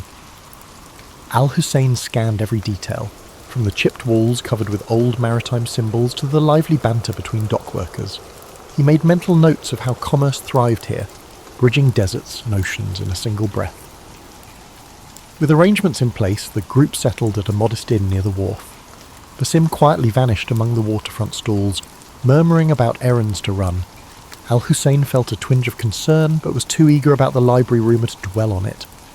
He quickly asked around for any mention of the scribe. Locals offered conflicting accounts. Some shrugged, while others claimed they had glimpsed a reclusive scholar searching for archaic port records. One old fisherman insisted the scribe left for the Coralstone Quarter. Determined, Al Husayn set off with Mariam and two guards, weaving through narrow alleys that snaked between sun-baked walls. The sound of the sea grew louder, waves rolling and crashing in a steady rhythm. They soon found the Coralstone Quarter, a cluster of buildings fashioned from blocks quarried along the shore. The walls sparkled with flecks of shells embedded in pale limestone. While the architecture entranced Al Husayn, it was the possibility of encountering the scribe that propelled him forward, heart-pounding with each echoing footstep. At last they arrived before a half-collapsed structure perched on the water's edge. Broken shutters and a leaning doorway bore witness to decades of neglect. Inside, scattered manuscripts lay in disarray atop a wooden table. Candle stubs had melted into curious shapes, dotting the floor like forlorn sculptures. Al Husayn called out, receiving only silence. Mariam gestured for the guards to remain alert. Then a voice, raspy but precise, emerged from behind a partition. "If you've come for idle gossip, there is none. If you seek knowledge, speak." An elderly man stepped forward, shoulders draped in a threadbare shawl. His gaze darted suspiciously among them. Al Husayn introduced himself and explained his search for a Red Sea library rumoured to house an ancient codex. At the mention of Yunus al-Kindi, the man's eyes sparked. He introduced himself as Fahim, once a royal archivist who had fallen out of favour. Fahim claimed to know the codex's general whereabouts, but warned of obstacles, political and supernatural. Despite his guarded manner, he pointed to a scroll. "There," he said, "the trail begins." Under the scribe's watchful glare, Al Husayn unrolled the scroll Fahim indicated. Faded script described a coastal stronghold called Makshaf, famed for its labyrinthine archives. Though the text offered scant details, it named a certain scholar, Ibrahim of Kulzum, who had once catalogued manuscripts within its walls.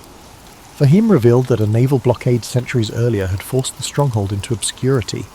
Few in Yanahal even recalled its name. The old archivist smirked. "If you wish to risk your neck, go. But be warned, those halls remain unforgiving." Mariam, standing nearby, studied the scribe's demeanour. She had dealt with enough merchants and officials to read a man's motives. Though Fahim's bitter tone implied grudges, he seemed sincere about the stronghold's existence. After a terse negotiation, she coaxed him to provide a rough chart of Makshaf's possible location. Al Husayn promised to mention Fahim's name favourably in scholarly circles if they succeeded.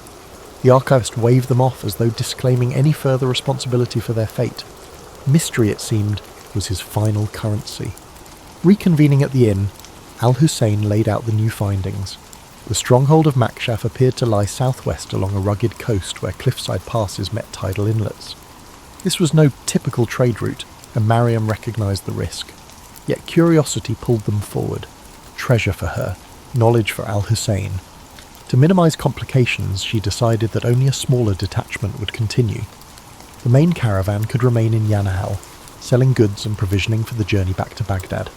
Al Husayn and a handful of companions would venture on. Evening found Al Husayn pacing the inn's modest courtyard, poring over Fahim's chart.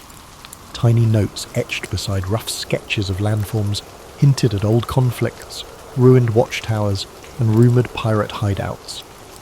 He traced the shoreline with his fingertip, imagining the waves crashing against the walls of Makshaf. What secrets might that stronghold's archives hold? Remnants of civilizations unknown or advanced theories lost to time.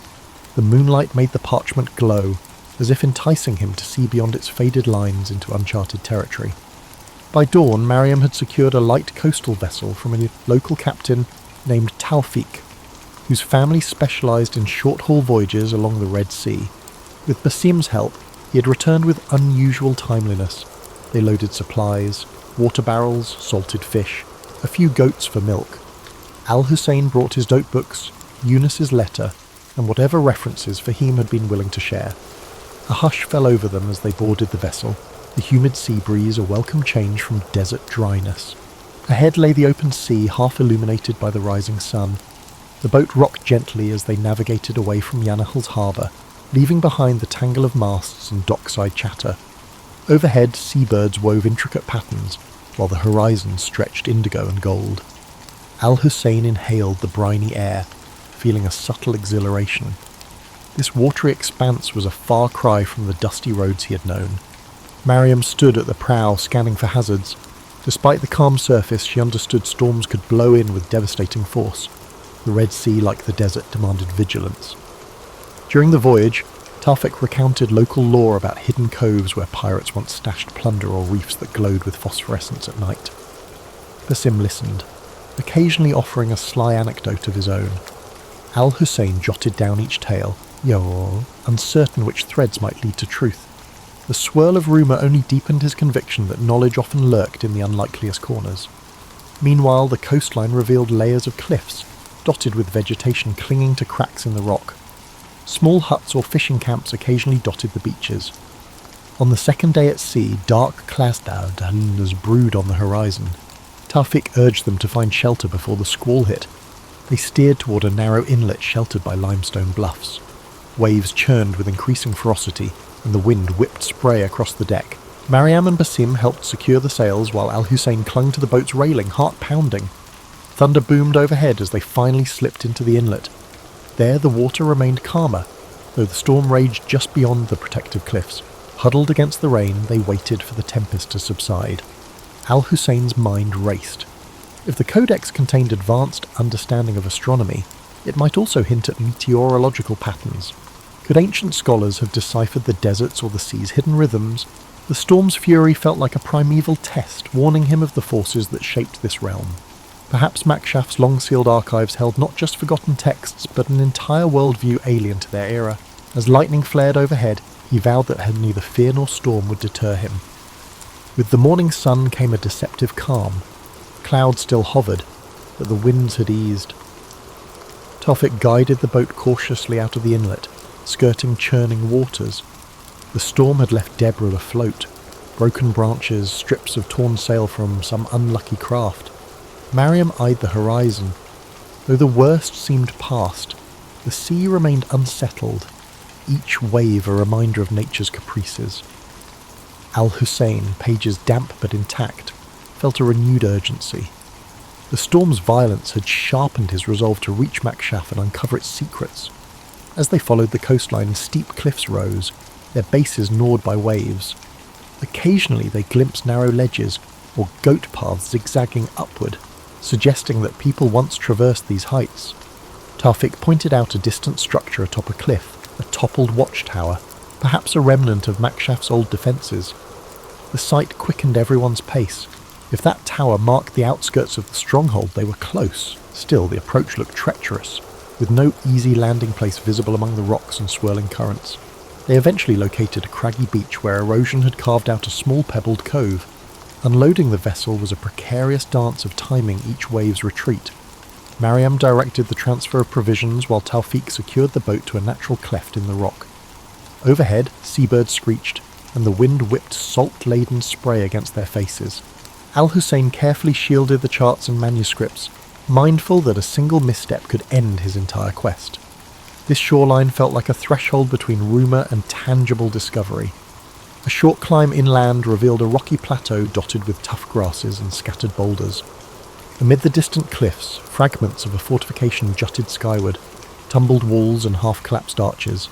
Basim let out a low whistle, marvelling that such ruins still lingered after centuries of neglect. Mariam maintained her measured composure, though Al Husayn guessed she shared the group's rising anticipation. Makshaf's silent outline beckoned. For all anyone knew, they were the first to set foot here in generations. Perhaps they stood at the edge of a dormant legacy. They advanced through a steep ravine, its sides etched with old chisel marks.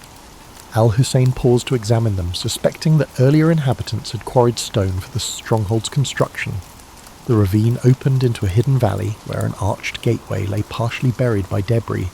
Time and storms had battered its keystone, leaving a sizable gap. Carefully they picked their way through fallen stones, each footstep sending echoes through the still air. A faint tang of seaweed permeated the ruins, as if the ocean had invaded this bastion long ago. Beyond the gateway stretched a courtyard choked with rubble and invasive plants. Broken pillars hinted at what might once have been an open colonnade. A series of corridors branched off from the far side, one leading to a stone staircase descending underground. Al Husayn's pulse fluttered. Subterranean vaults often served as archives or storage facilities in older fortifications. He imagined shelves of manuscripts layered with dust, awaiting rediscovery. Mariam tested a cracked step with her boot, finding it stable enough. They lit torches, bracing themselves for whatever lay below. The descending passage felt claustrophobic, each echo magnified by the damp walls. A battered iron gate at the bottom yielded to Basim's determined shove. Within lay a series of vaulted chambers. Water trickled from hairline cracks in the ceiling, pooling on the floor in irregular puddles. Their torchlight flickered over broken crates, corroded lanterns, and scraps of rotting cloth. Al Husayn's eyes darted around, desperate to find any sign of records. Then in a corner, he spotted what appeared to be a carved stone plaque emblazoned with geometric designs. Approaching it, he realized the plaque was part of a larger fixture. A sealed doorway. Intricate lines fanned outward from a central motif, echoing the patterns in Eunice's cryptic notes. Could this be a hidden archive within the stronghold? Eagerly, Al Husayn traced the grooves with a fingertip. Mariam hovered, scanning for potential threats. Basim ran his hand along the wall's perimeter, eventually finding the faint outline of a release mechanism. When he pressed it, the plaque shuddered, revealing a narrow gap. Stale air seeped out, carrying hints of mould and ancient parchment. Torchlight spilling through the gap illuminated a cramped chamber lined with stone shelves. Al Husayn's heart soared. Rolled manuscripts lay scattered, some disintegrating at the touch of the moist air. He gingerly lifted a small codex bound in faded leather, its cover emblazoned with unfamiliar symbols. Though the text was partially illegible, diagrams of star charts and geometric constructs were visible, aware that he was crossing into the realm of legends made real. With mounting excitement, Al Husayn and Mariam inspected the shelves, hoping for a more complete find. Many manuscripts had succumbed to rot or water damage, leaving illegible stains where words once lived. Still, glimpses of diagrams, star maps, and cryptic notations sparked Al Husayn's imagination. Each surviving scrap offered a puzzle, references to advanced mathematics, mentions of distant lands, and hints of medical treatises. The codex Eunice had mentioned might lie deeper within or be scattered among these fragile scrolls that teetered on the brink of disintegration. Basim, less enthralled by the written page, explored adjacent chambers in search of anything valuable, coins, jewellery, or historical artefacts that might fetch a price. He returned empty-handed, muttering about collapsed tunnels and corridors blocked by a rubble. From one corridor, a trickle of brackish water flowed, implying that parts of the stronghold might be submerged or entirely inaccessible. The group decided to work methodically, prioritizing the drier sections first. Mariam posted a guard outside, aware that local pirates or treasure hunters could still pose a threat. Hour after hour, Al Husayn catalogued each fragment they could salvage. He recognized partial translations from Greek, Coptic, and even Sanskrit. Whoever had curated these archives clearly embraced the same zeal for knowledge that fueled the House of Wisdom in Baghdad. Occasionally he stumbled upon a page detailing astronomical observations far more advanced than anything he'd encountered. He dreamed that if he could reconstruct these texts, they might reshape contemporary understanding of the cosmos, bridging centuries of lost scholarship. He remembered Eunice's cryptic list and felt a surge of vindication. Progress was slow, the air in the buried chambers remained thick, occasionally forcing them to retreat above ground for fresh air. In the process, they discovered an intact storeroom near the courtyard containing clay jars sealed with ancient wax. Basim pried one open, revealing well-preserved grains that, while impossible to eat, illustrated that this fortress once hosted a thriving community. Al Husayn marvelled at the notion that the inhabitants of Makshaf had walked these same corridors, their daily routines taking place above a trove of hidden knowledge, then vanishing into history. On the second evening, Mariam insisted they organise a secure campsite in the courtyard.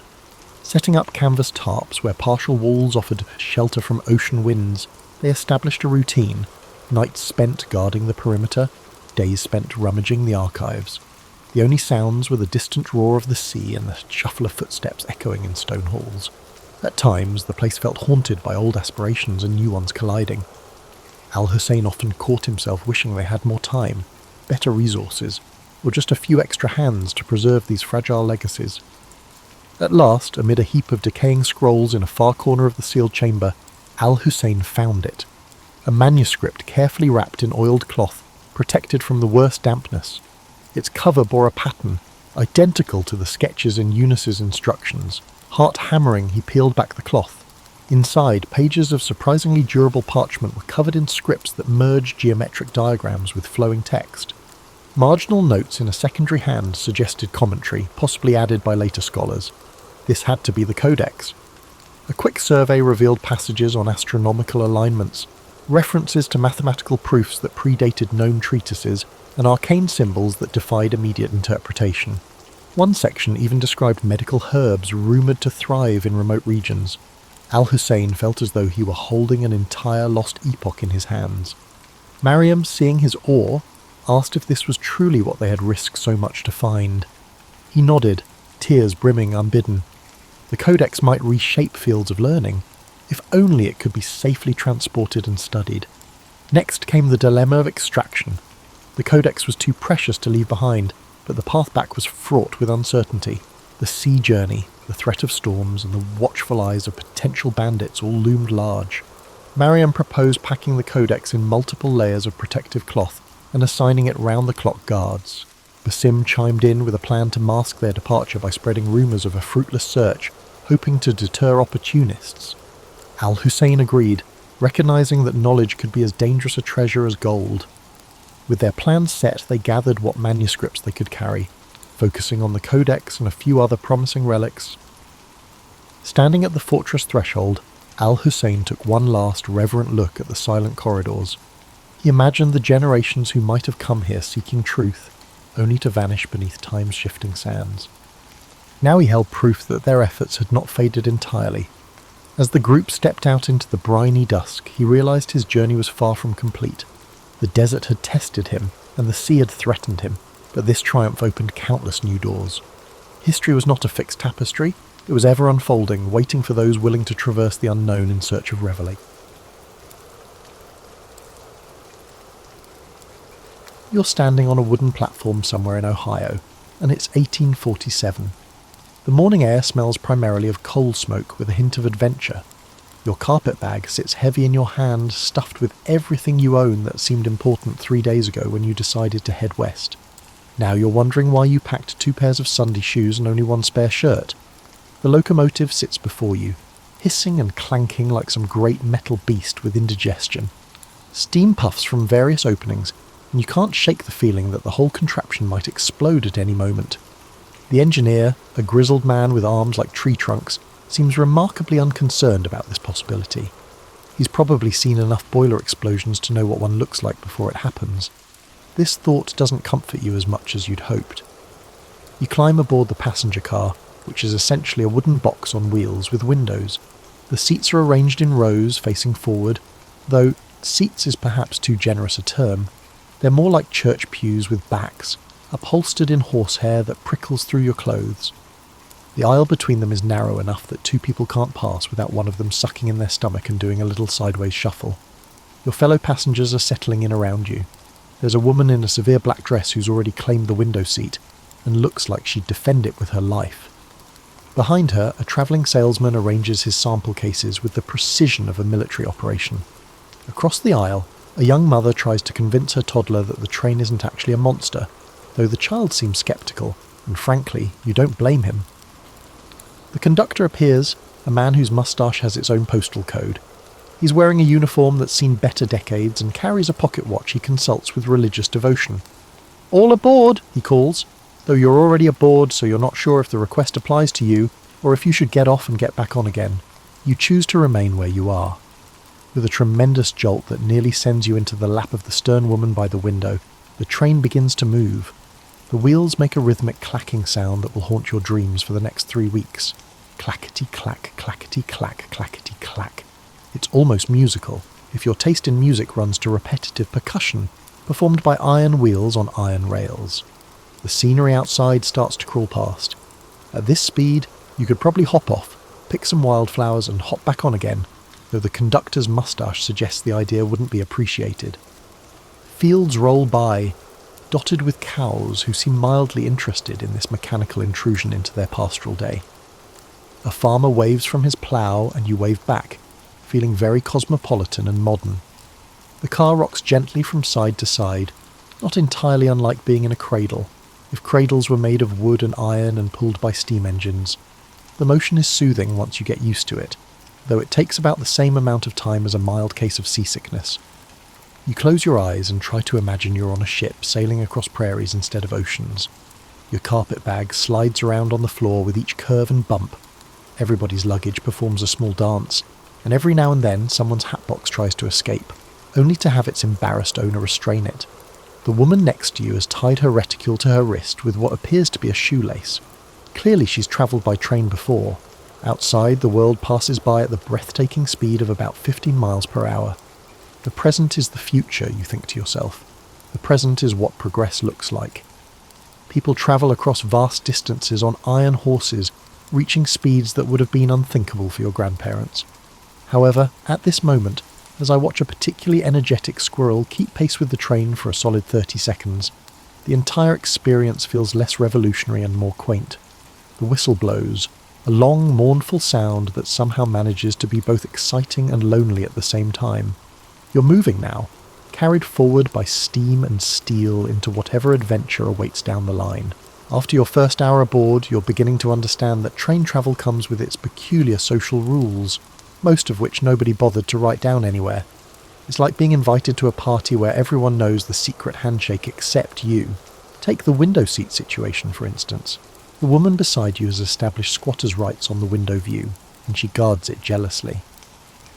When you lean slightly toward the glass to catch a glimpse of a particularly captivating cow, she shifts her considerable bulk to block your view entirely. It seems like she's following proper train etiquette, but you suspect she's making it up as she goes. The art of eating aboard a moving train proves to be more challenging than you'd anticipated. The railroad has thoughtfully provided a dining car, though dining is perhaps too elegant a term for what transpires there. You make your way down the aisle, grabbing seat backs and fellow passengers for support as the car sways and lurches. The dining car attendant, a man who's clearly made peace with the chaos of his profession, serves up plates of food that seem determined to slide into your lap. Your beef stew sloshes from side to side with each train rock. You quickly learn to time your spoonfuls with the motion of the car, scooping up stew when it slides toward you, and waiting patiently when it migrates to the far side of the bowl. It resembles a fishing experience, albeit with gravy and vegetables as the catch, and a constantly shifting pond. The other diners have developed various strategies for dealing with mobile meals. One gentleman has wedged his plate between two coffee cups, creating a little edible fortress. A lady at the next table has given up entirely on utensils and is politely nibbling her dinner roll while watching her soup perform acrobatics. The travelling salesman from your car has somehow managed to balance his entire meal on his knees while continuing to work on his correspondence. You suspect he's part circus performer. Coffee service presents its own unique challenges. The attendant approaches with a large pot and the confident air of someone who's done the job 1,000 times before. He pours the coffee in a smooth arc that somehow accounts for the train's motion, the cup's movement, and the likelihood that you'll jerk your hand at the crucial moment. Most of the coffee actually makes it into the cup, which feels like a small miracle. Between meals, you discover that privacy is a negotiable concept aboard a train. Your fellow passengers seem to view your personal business as legitimate entertainment. The stern woman by the window has taken to commenting on your reading material, despite the fact that you haven't asked for her literary opinions. When you pull out a penny novel, she sniffs disapprovingly and mutters something about the decline of modern morals. You consider pointing out that her own reading material appears to be a temperance tract, but decide that discretion is the better part of not getting into an argument with someone you'll be sitting next to for the next 2 days. The travelling salesman has appointed himself the car's unofficial social director. He knows everyone's destination, occupation, and life story within the first 50 miles. By mile 75, he's offering unsolicited advice about everything from the best hotels in Chicago to the proper treatment of bunions. You learn more about bunion care than any reasonable person should know. However, you must admit that his enthusiasm is endearing. The bathroom facilities on the train deserve special mention, although they may not be ideal to use during dinner time.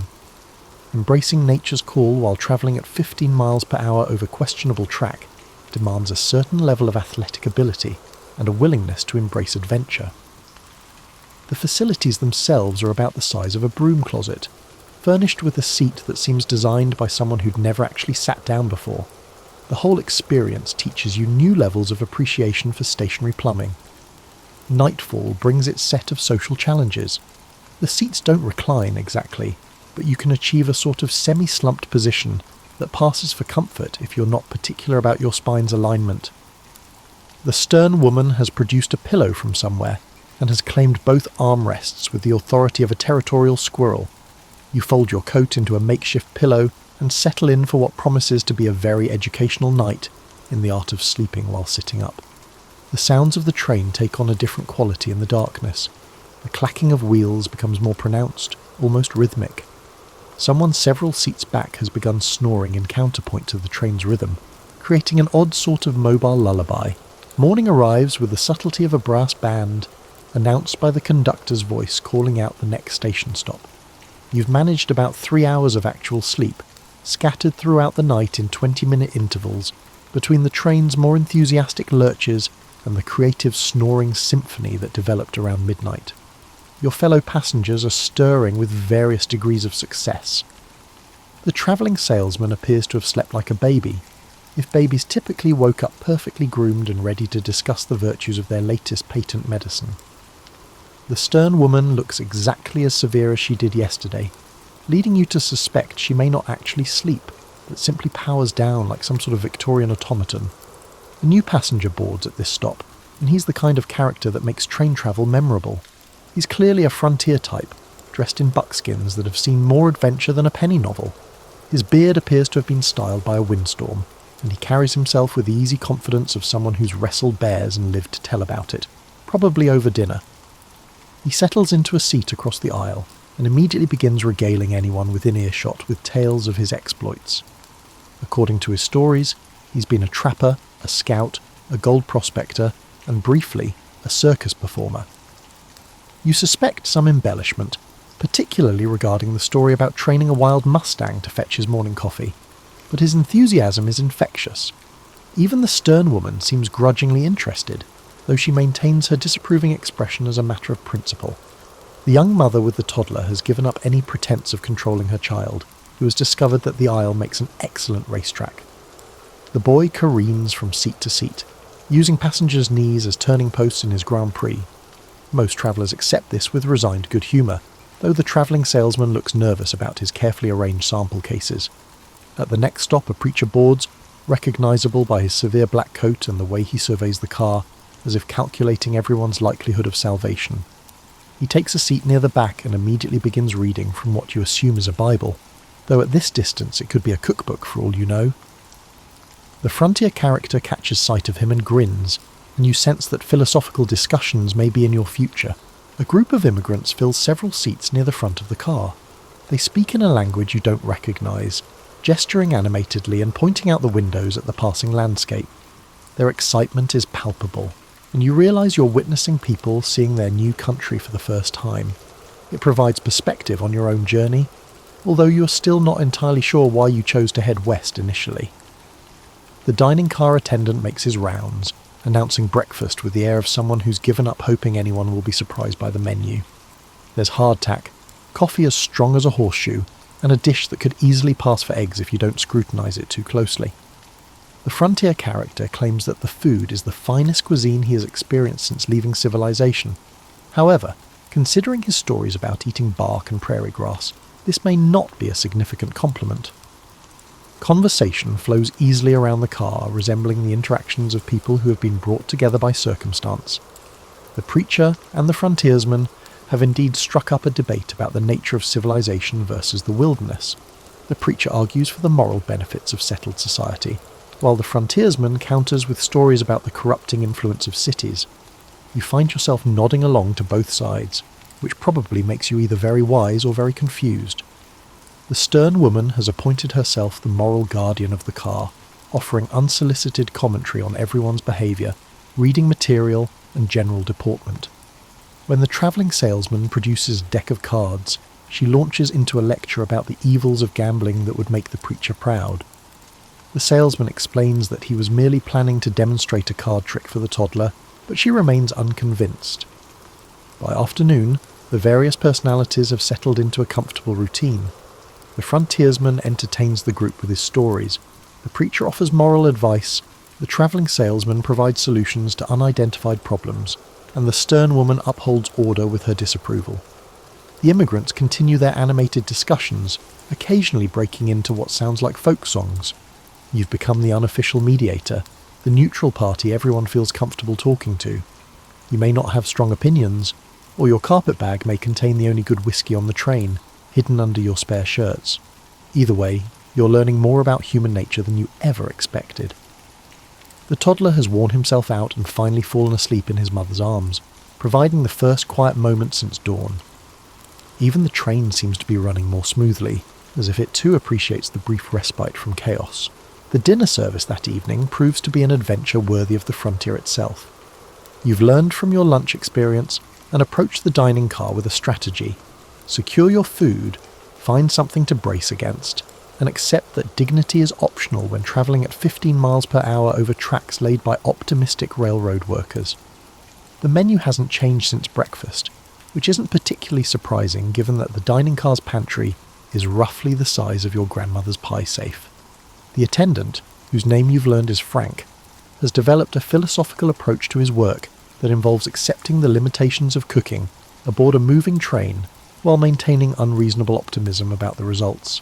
Tonight's mystery meat is chicken, but it bounces around your plate like it never got used to being dead.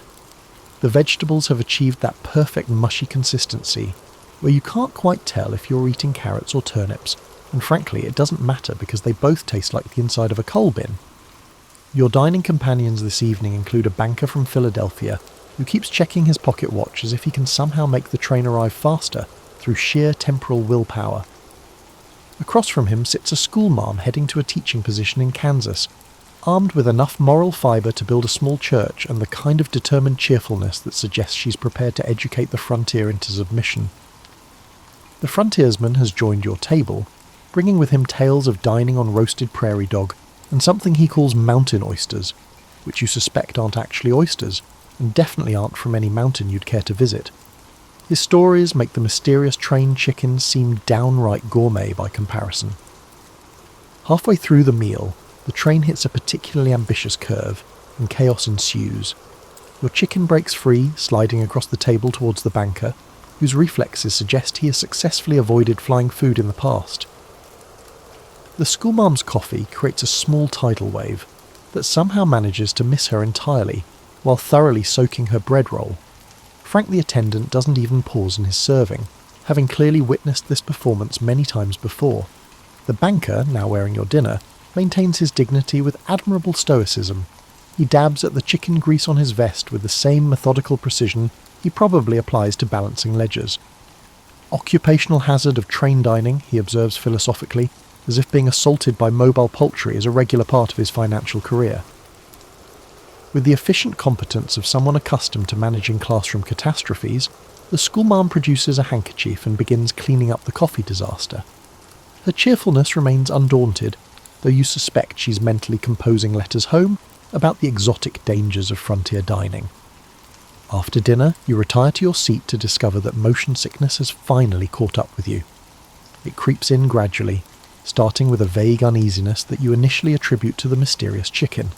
The constant swaying motion of the car, which seemed charming this morning, now feels less like a gentle cradle and more like being trapped inside a powerful washing machine. With the sharp eye of someone who has likely diagnosed half the ailments in her hometown, the stern woman notices your distress. She produces a small bottle from her reticule with the confidence of a travelling apothecary. She announces, "Peppermint oil," as if she's offering a miraculous remedy. Settles the stomach and clears the head. You're in no position to refuse help, even from someone whose previous medical advice consisted mainly of moral lectures. The peppermint oil does help, though whether it's the actual medicine or just the relief of having someone show unexpected kindness is hard to say. The travelling salesman, overhearing your plight, launches into an enthusiastic pitch for his latest remedy, guaranteed to cure everything from motion sickness to melancholy. His sample case reveals an impressive array of bottles, tins, and mysterious packages, each promising to solve problems you didn't know you had. You politely decline his offer of Doctor, Pemberton's miracle elixir, partly because you're feeling better, and partly because anything described as miraculous and sold from a suitcase seems suspect. The rocking motion of the train, which caused your stomach troubles, ironically becomes soothing once the nausea passes. The rhythmic clacking of wheels settles into a hypnotic pattern that makes your eyelids heavy. Outside the windows, twilight is painting the landscape in soft purples and golds, turning ordinary farmland into something almost magical. Your fellow passengers are settling into their evening routines. The preacher has switched from moral philosophy to what appears to be letter writing, his pen scratching across paper in time with the train's rhythm. The immigrants have grown quiet, gazing out at their new country with expressions of wonder and perhaps a little homesickness. The toddler has discovered that the space under the seats makes an excellent fort and has begun a complex game involving his few toys and a remarkable amount of imagination. His mother watches with the patient expression of someone who's learned to find entertainment in the smallest victories. Frank appears with evening coffee, which you accept gratefully despite its resemblance to coal tar, because sometimes the ritual of warmth and caffeine matters more than the actual quality of either. Darkness settles over the train like a familiar blanket, transforming the passenger car into a cosy, if somewhat cramped, cocoon of warm light and human companionship. The conductor makes his evening rounds, lighting the oil lamps that cast dancing shadows on the walls and create pools of golden light throughout the car. The effect is intimate, turning your rolling wooden box into something approaching comfortable. Sleeping on a train, you're discovering, is less a single event and more a series of negotiations between your body, the seat, and the laws of physics. The seats weren't designed with overnight comfort in mind, having been crafted by someone who apparently believed that humans were naturally shaped like church pews. You try various positions, the classic slump, the sideways lean, and an ambitious attempt to use your carpet bag as a footrest, which ends with your luggage sliding 3 seats forward during a particularly spirited curve. The stern woman has transformed herself into a fortress of propriety, somehow managing to arrange her shawls and skirts in a way that maintains perfect modesty, while achieving what appears to be actual comfort. You suspect she's had training in this particular skill, possibly from a finishing school that offered advanced courses in travelling with dignity. Her gentle snoring suggests she's mastered the art completely. The frontiersman has claimed 2 seats by virtue of simply being too large for one, and he sleeps with the easy confidence of someone accustomed to bedding down under the open sky. Occasionally he mutters in his sleep, fragments of adventures that may or may not have actually happened.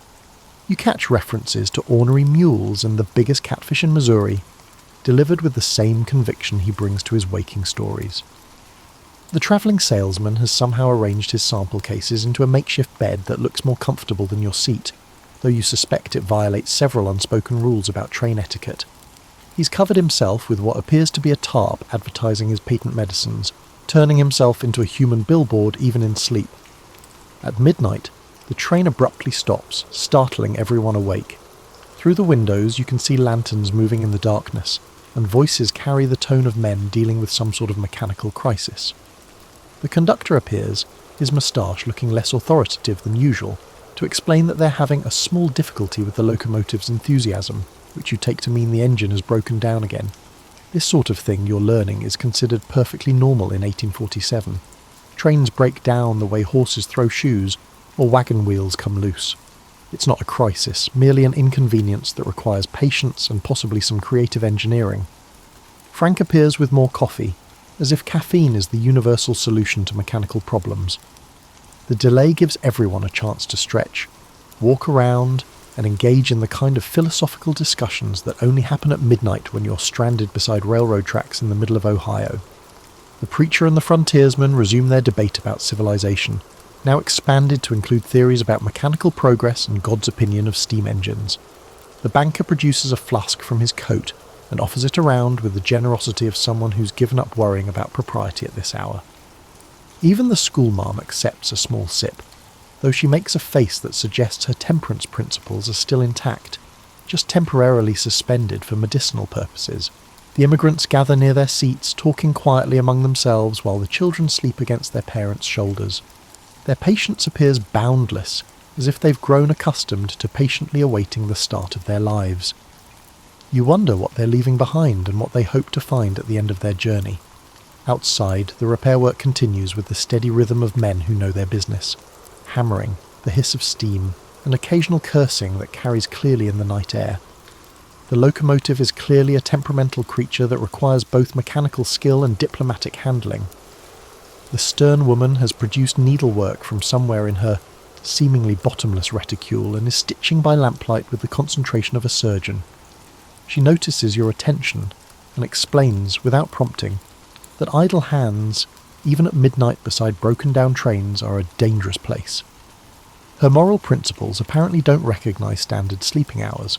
By 2 a.m, the repairs are complete, announced by a triumphant whistle that probably wakes up every cow within 5 miles. Everyone settles back into their improvised sleeping arrangements with the weary satisfaction of travellers who've shared a small adventure. The train begins moving again, with its characteristic series of jerks and jolts, like a giant waking up with arthritis. The rhythmic clacking returns, perhaps slightly more enthusiastic than before, as if the locomotive is making up for lost time. Outside, the dark landscape slides past, dotted with occasional farmhouse windows glowing warm and yellow in the distance. Sleep comes easier now, induced by exhaustion, and the hypnotic motion of wheels on rails. Even your uncomfortable seat begins to feel almost cosy, and you drift off to the sound of gentle snoring, creaking wood, and the endless song of iron wheels carrying you toward whatever adventure awaits at the end of the line. Morning arrives with the reluctant grey light of dawn filtering through the passenger car windows, revealing a landscape that looks suspiciously similar to yesterday's scenery. You're beginning to suspect that Ohio is considerably larger than the map suggested, or possibly that you've been travelling in circles while you slept. The latter seems unlikely, given the determined forward motion of the locomotive, but after 36 hours on rails, your sense of geography has become somewhat negotiable. Your body has achieved a sort of détente with the train seat, accepting discomfort as the natural state of existence, while maintaining hope that sensation will eventually return to your legs. The stern woman is already awake and somehow perfectly groomed, leading you to wonder if she's actually human, or perhaps some sort of travelling automaton designed to make the rest of humanity feel inadequate. Frank begins his morning rounds with coffee that has the consistency of warm tar and twice the potency. The travelling salesman greets the new day with enthusiasm that would be admirable if it weren't quite so early and loud. He's already reorganised his sample cases and is preparing to demonstrate his patent medicines to anyone unfortunate enough to make eye contact. the frontier character awakens from his slumber, akin to a bear emerging from hibernation, accompanied by sound effects capable of frightening small children and possibly even larger ones. His morning routine involves spectacular stretching, creative cursing, and the production of what appears to be hardtack from his coat pocket.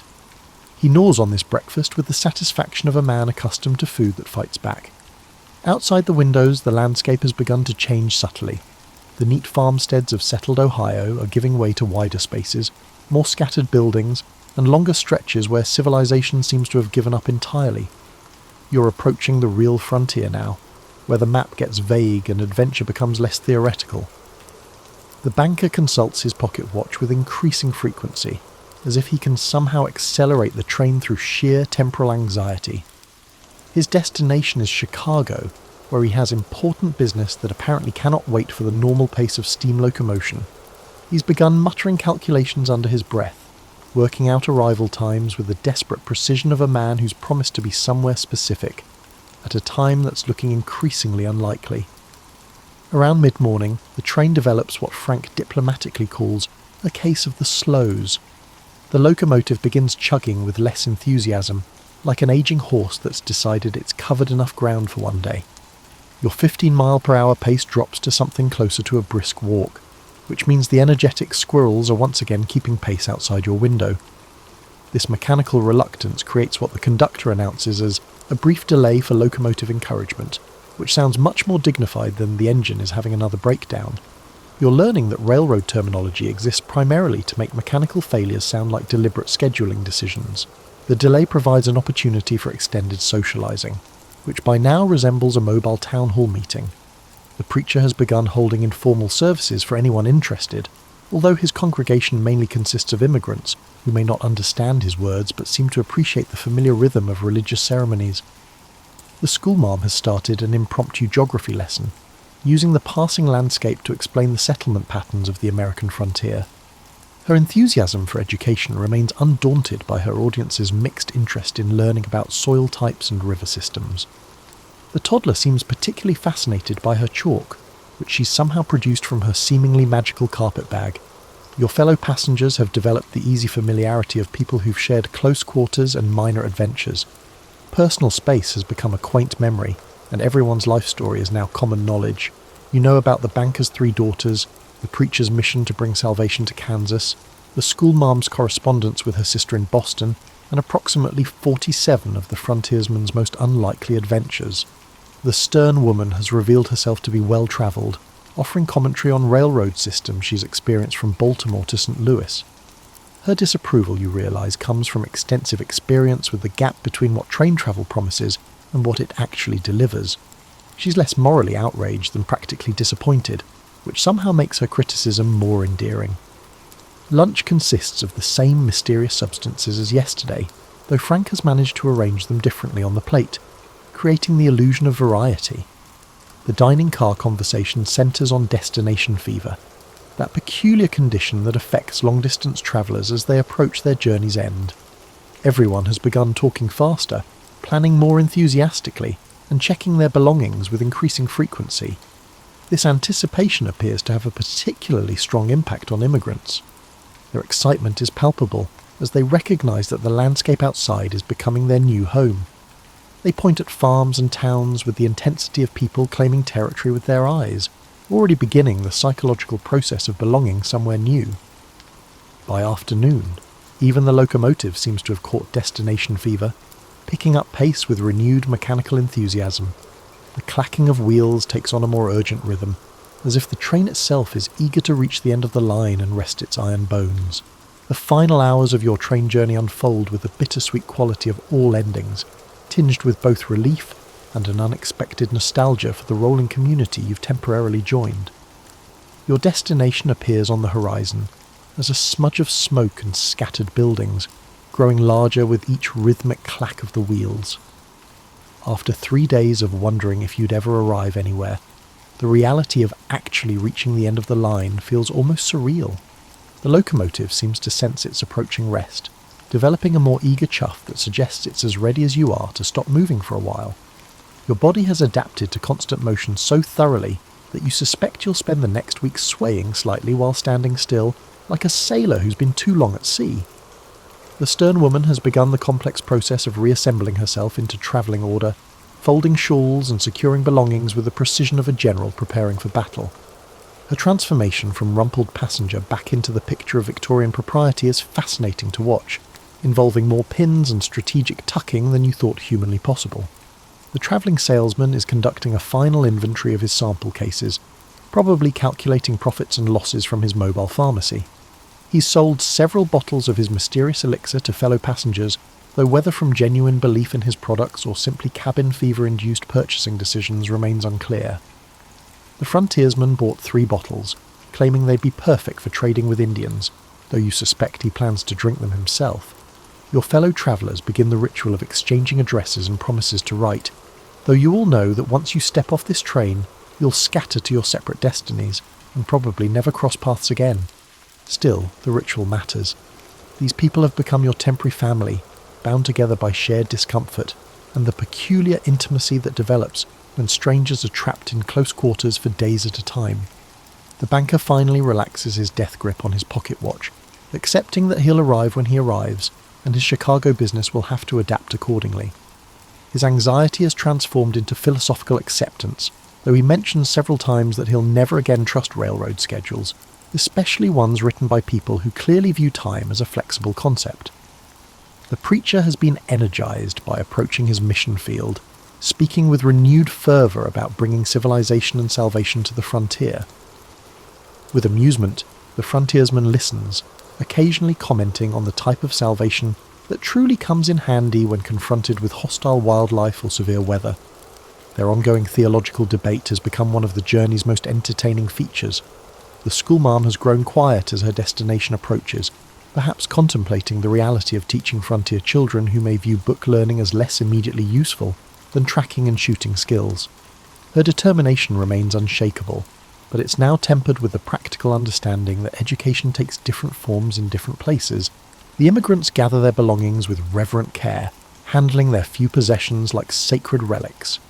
Everything they own in America fits into a handful of bags and bundles, but their faces shine with the hope of people who've successfully crossed an ocean and a continent to reach their dreams. Their excitement is infectious, reminding everyone else that arrival means possibility. The toddler has finally worn himself completely out and sleeps peacefully in his mother's arms, oblivious to the significance of reaching their new home. His mother looks out at the approaching town with the mixed expression of someone who's relieved the journey is ending, but terrified about what comes next. As the train begins its final approach, slowing with a series of gentle jerks and extended whistle blasts that announce your arrival to the waiting town, you realise that this journey has been about more than simply getting from one place to another. You've experienced a slice of America in transition, a country building itself 1 mile of track at a time. The station appears ahead, a simple wooden building that nevertheless represents the end of one adventure and the beginning of another. People wait on the platform, some greeting expected arrivals, others simply curious about who the Iron Horse has delivered to their town today. The final stop arrives with a ceremony befitting the completion of an epic journey. A tremendous hiss of steam, the squeal of brakes, and one last authoritative jolt that sends everyone reaching for something solid to grab. Frank appears in the doorway, announcing your arrival with the satisfaction of a man who successfully delivered another load of hopeful humanity to their chosen destination. You gather your carpet bag, which somehow feels heavier than when you started, though it contains exactly the same items. Perhaps it's weighted down with memories now, or maybe you've just grown weaker from 3 days of train food and improvised sleeping. Either way, you're ready to feel solid ground beneath your feet again. As you step down onto the platform, the absence of constant motion feels strange and wonderful. The world has stopped rocking, stopped clacking, and stopped hissing steam at irregular intervals. The silence is almost overwhelming after days of mechanical conversation. Your fellow passengers disperse with surprising speed, reclaiming their individual identities after days of communal existence. They exchange final handshakes, make last-minute address exchanges, and make promises to write that they may or may not keep. As if you've passed some sort of endurance test she's been administering, the stern woman nods approvingly at your survival of the journey. The locomotive sits steaming quietly, looking somehow smaller now that it's not in motion. The mighty iron horse that's been your world for 3 days is just a machine again, waiting for its next load of passengers and their dreams. You shoulder your carpet bag and walk toward the town, your legs still slightly unsteady from days of swaying motion. Behind you, the train whistle blows one last time, a farewell that somehow manages to sound both mournful and hopeful. The frontier stretches ahead, full of possibility and uncertainty in equal measure. You've arrived, carried here by steam and steel and the peculiar magic of American optimism made manifest in iron rails.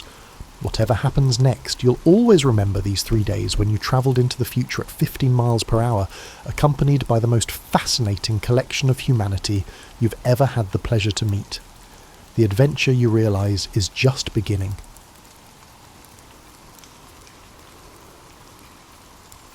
I remember the day I first came to court, a half-starved jester with bells on my hat jangling and dread in my belly.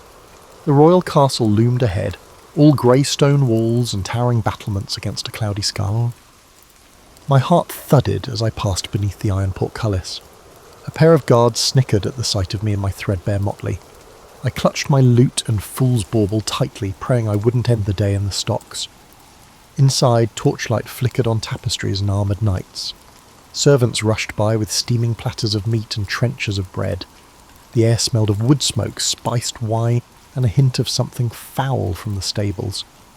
I followed a steward into the enormous hall, my shoes scuffing over rushes strewn on the floor. At the far end, on a raised dais, sat King Edward of England, my new master.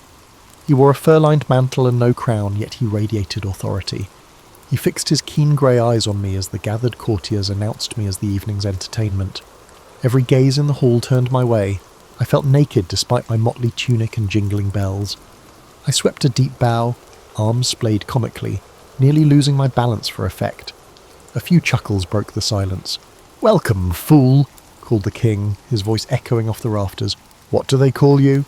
"Tom, your majesty." "Tom Fool," I answered brightly, hiding my nerves under a grin. In truth, my Christian name was William, but a new life warrants a new name. My answer earned an approving smirk.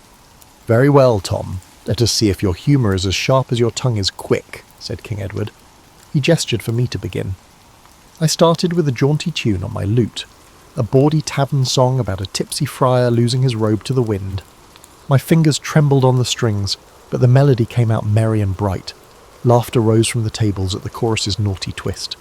Emboldened, I launched into a comic tale, peppering it with jabs at castle life, a joke about the cook over-salting the stew, a quip about a knight's rusted armour creaking like an old ox. The courtiers guffawed, and even the queen hid a smile behind her hand. Warm relief spread through my chest. They were laughing. Finally, I decided to make a bold joke aimed at the most significant target. Balancing on one leg in an exaggerated pose, I lowered my voice conspiratorially. "Lords and ladies," I announced, "I've heard a wondrous secret about our sovereign." A hush fell.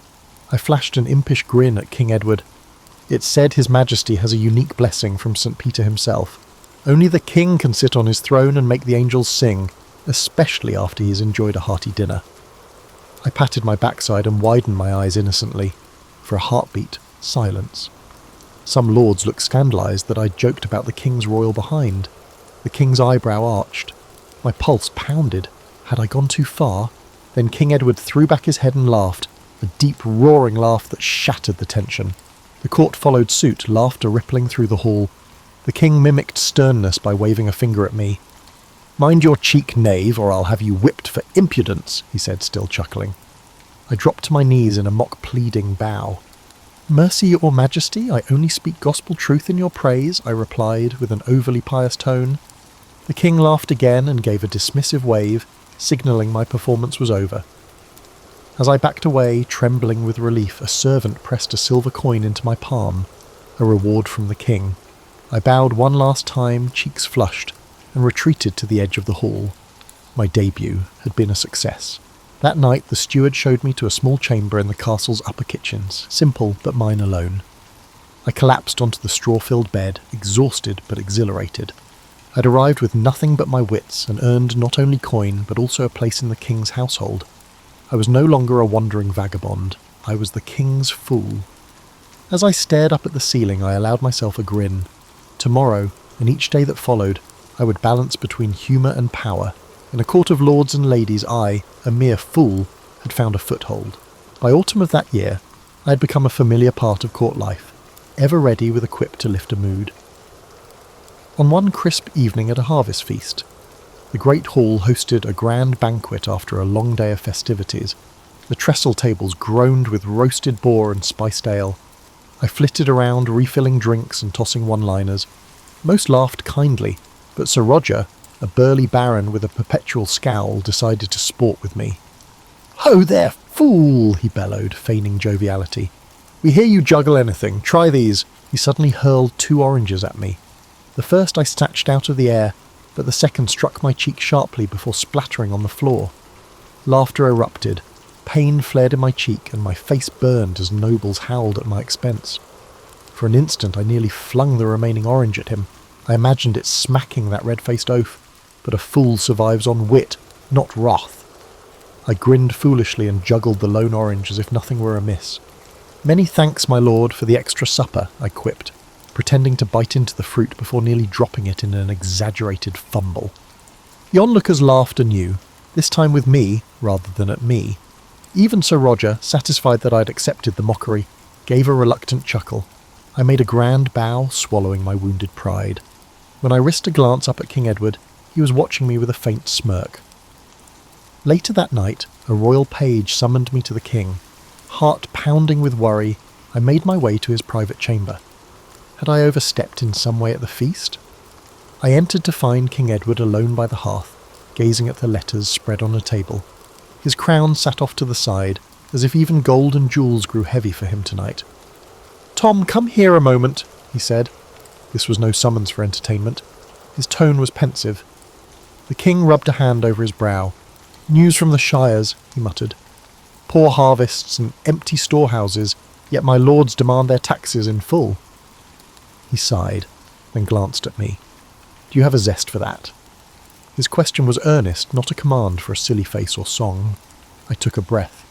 "Sire, if I may spin a small fable, sometimes answers slink out better in story form." At his nod, I spoke softly. I told of a farmer who had a skinny mule that pulled his plough. When drought withered the crops, the farmer threatened to whip the mule to make it work harder, but the beast begged for a bit more feed so he'd have strength to pull. The farmer relented and fed the mule extra grain. Come spring, they tilled enough land to survive and even thrive when rains returned. As I finished, I stole a sidelong look at King Edward. He stared out the window, stroking his beard. For a moment I feared I'd been too bold. My tale's meaning was clear. Then he gave a low chuckle. "Clever mule," he mused. "Clever enough to get his belly full." I bowed my head, relieved. "Mules often do, your majesty, especially when they bray in rhyme," I said with a jingle of my cat bell. He turned to face me, and I saw a trace of admiration in his worn eyes.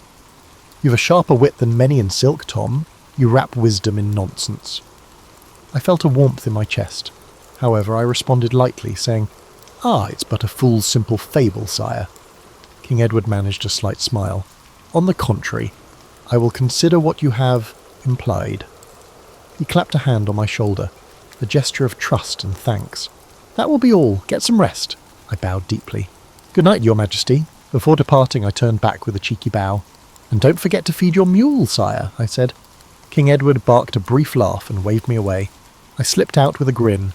Walking back to my quarters through the dim corridors, I felt nearly weightless. Tonight I had stepped beyond mere entertainer. I had, in my small way, shaped the king's thoughts.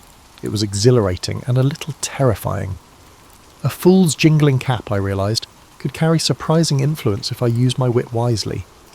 Although favour can change quickly for the time being, the king relied on the hidden truths within my pranks. Winter brought hardship and unrest. A poor harvest left many starving, and whispers of rebellion drifted into court. King Edward's temper, once jovial in my company, grew brittle as dried kindling. More often I saw him frown at reports from his barons, grain riots, poaching in the royal forests, a distant village refusing to pay tithes. Fear and anger coiled around the court like smoke. One bleak afternoon the king held open court to dispense justice.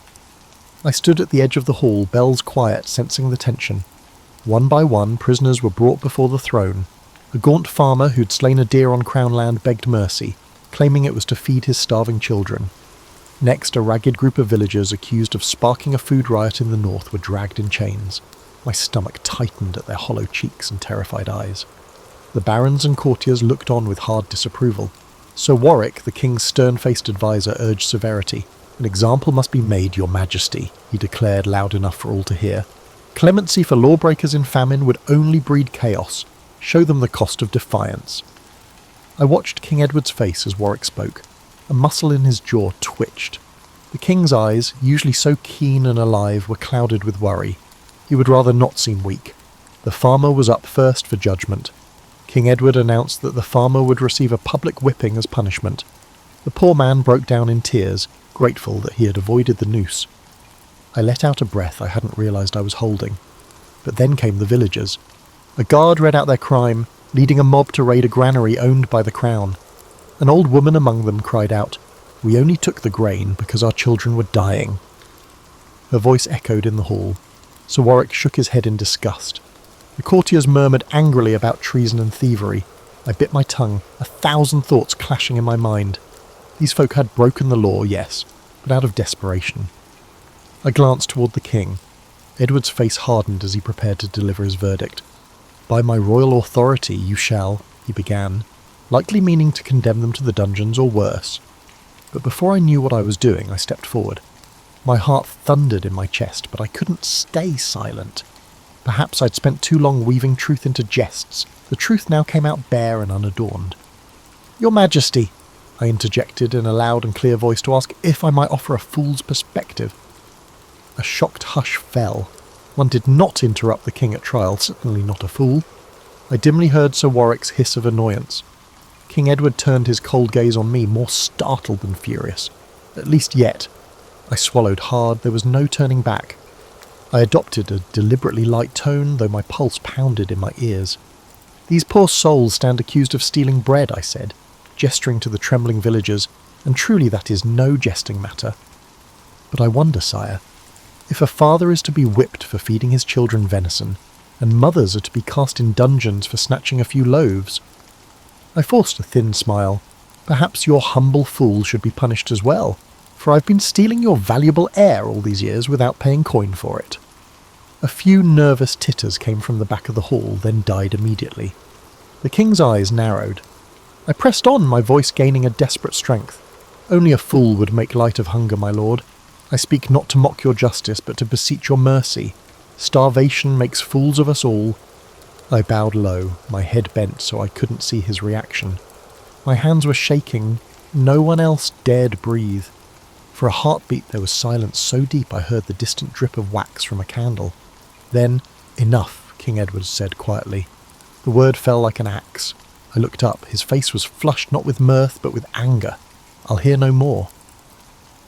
He stood from the throne, and in that moment he loomed larger than I'd ever seen him. "Who is king here?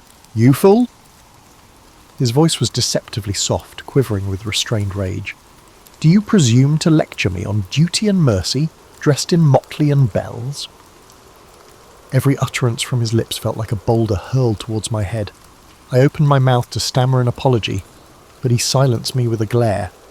"Take him!" the king snapped to his guards. In an instant, rough hands seized my arms.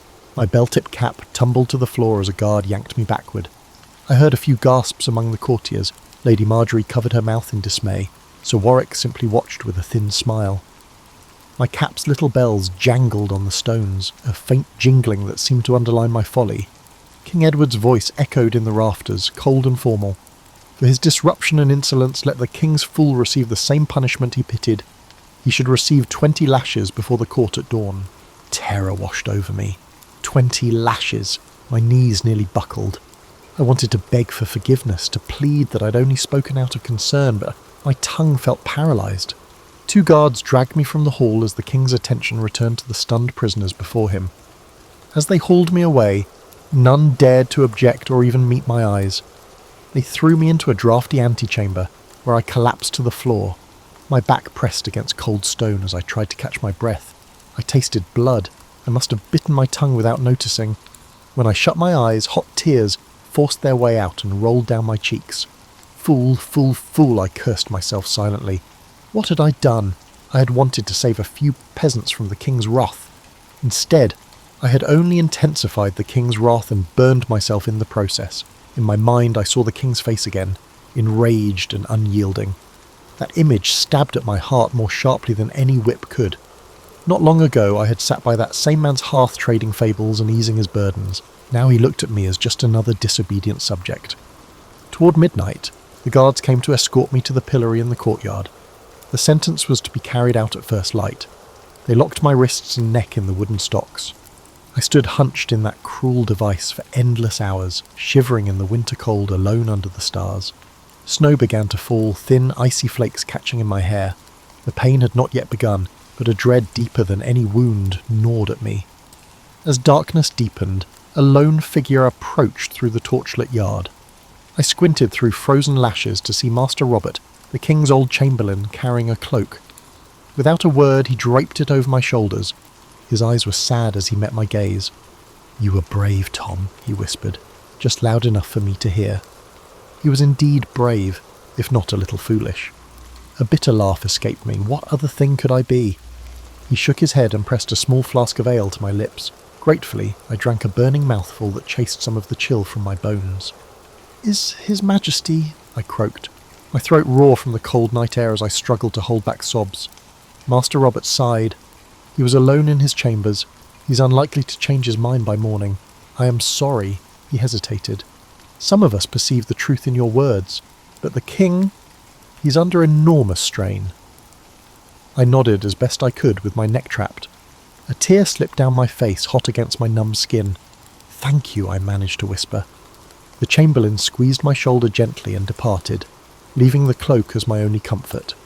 I spent the remaining hours in silent prayer that the king's heart would soften, that dawn would never come, and that I might endure what was to come.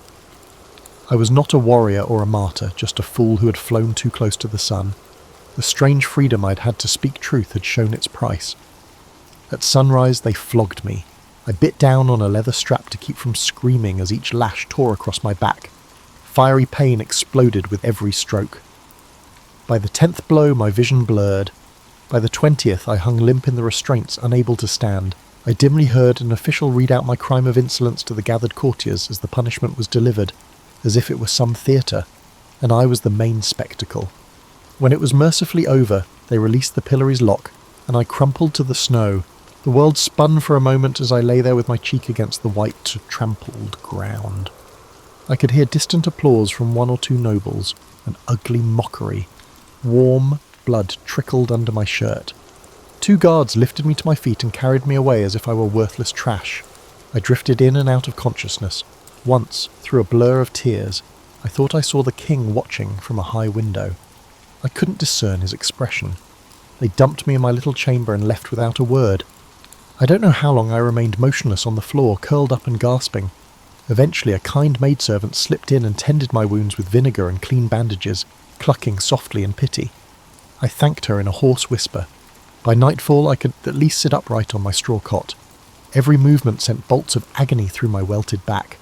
I stared at the dark ceiling, hollow and heartsick. A fool I had been indeed, thinking I could speak for the weak and not be struck down. As the castle around me bustled with the evening supper and song, I lay in silence, tasting bitterness like bile. I did not know what hurt more, the fiery stripes across my back or the cold distance that now yawned between me and the king I had thought perhaps foolishly was my friend. After a week under siege with little progress, the king decided to send a message of surrender terms to Duke Geoffrey. To my surprise, he chose me as the envoy. Perhaps he chose me as the envoy as a form of punishment, or perhaps he believed that having a fool present would emphasize his contempt. Either way, I found myself standing before the king in his pavilion as he thrust a sealed parchment into my hand. "Carry our surrender offer to Duke Geoffrey's gate. You've a silver tongue. Perhaps you can persuade him where siege engines cannot," he said coolly. His knights smirked. We all knew this errand carried risk. A rebel might easily kill the king's fool as a mockery of the message. I realized King Edward was effectively sending me as a disposable herald. Still, I mustered my courage. This was the first duty he had given me since my disgrace. Perhaps, if I succeeded, it could begin to mend the rift. "As you command, sire," I said quietly. Soon after, I rode out under a truce flag, replacing my motley with a simple tunic adorned with the royal arms. A pair of trumpeters accompanied me part way and sounded a call before falling back. Alone, I approached the castle's gate across a field littered with broken arrows. My spine prickled, expecting at any moment to hear the sinister twang of a bowstring and feel an arrow between my shoulders. But none came. Instead, a knot of the Duke's soldiers emerged atop the battlements, crossbows trained on me. "I come bearing a message from King Edward," I shouted up in as steady a voice as I could manage. Eventually, the iron portcullis creaked upward, just enough for a handful of armoured men to drag me inside. I was roughly searched and relieved of my small dagger, more a tool than a weapon.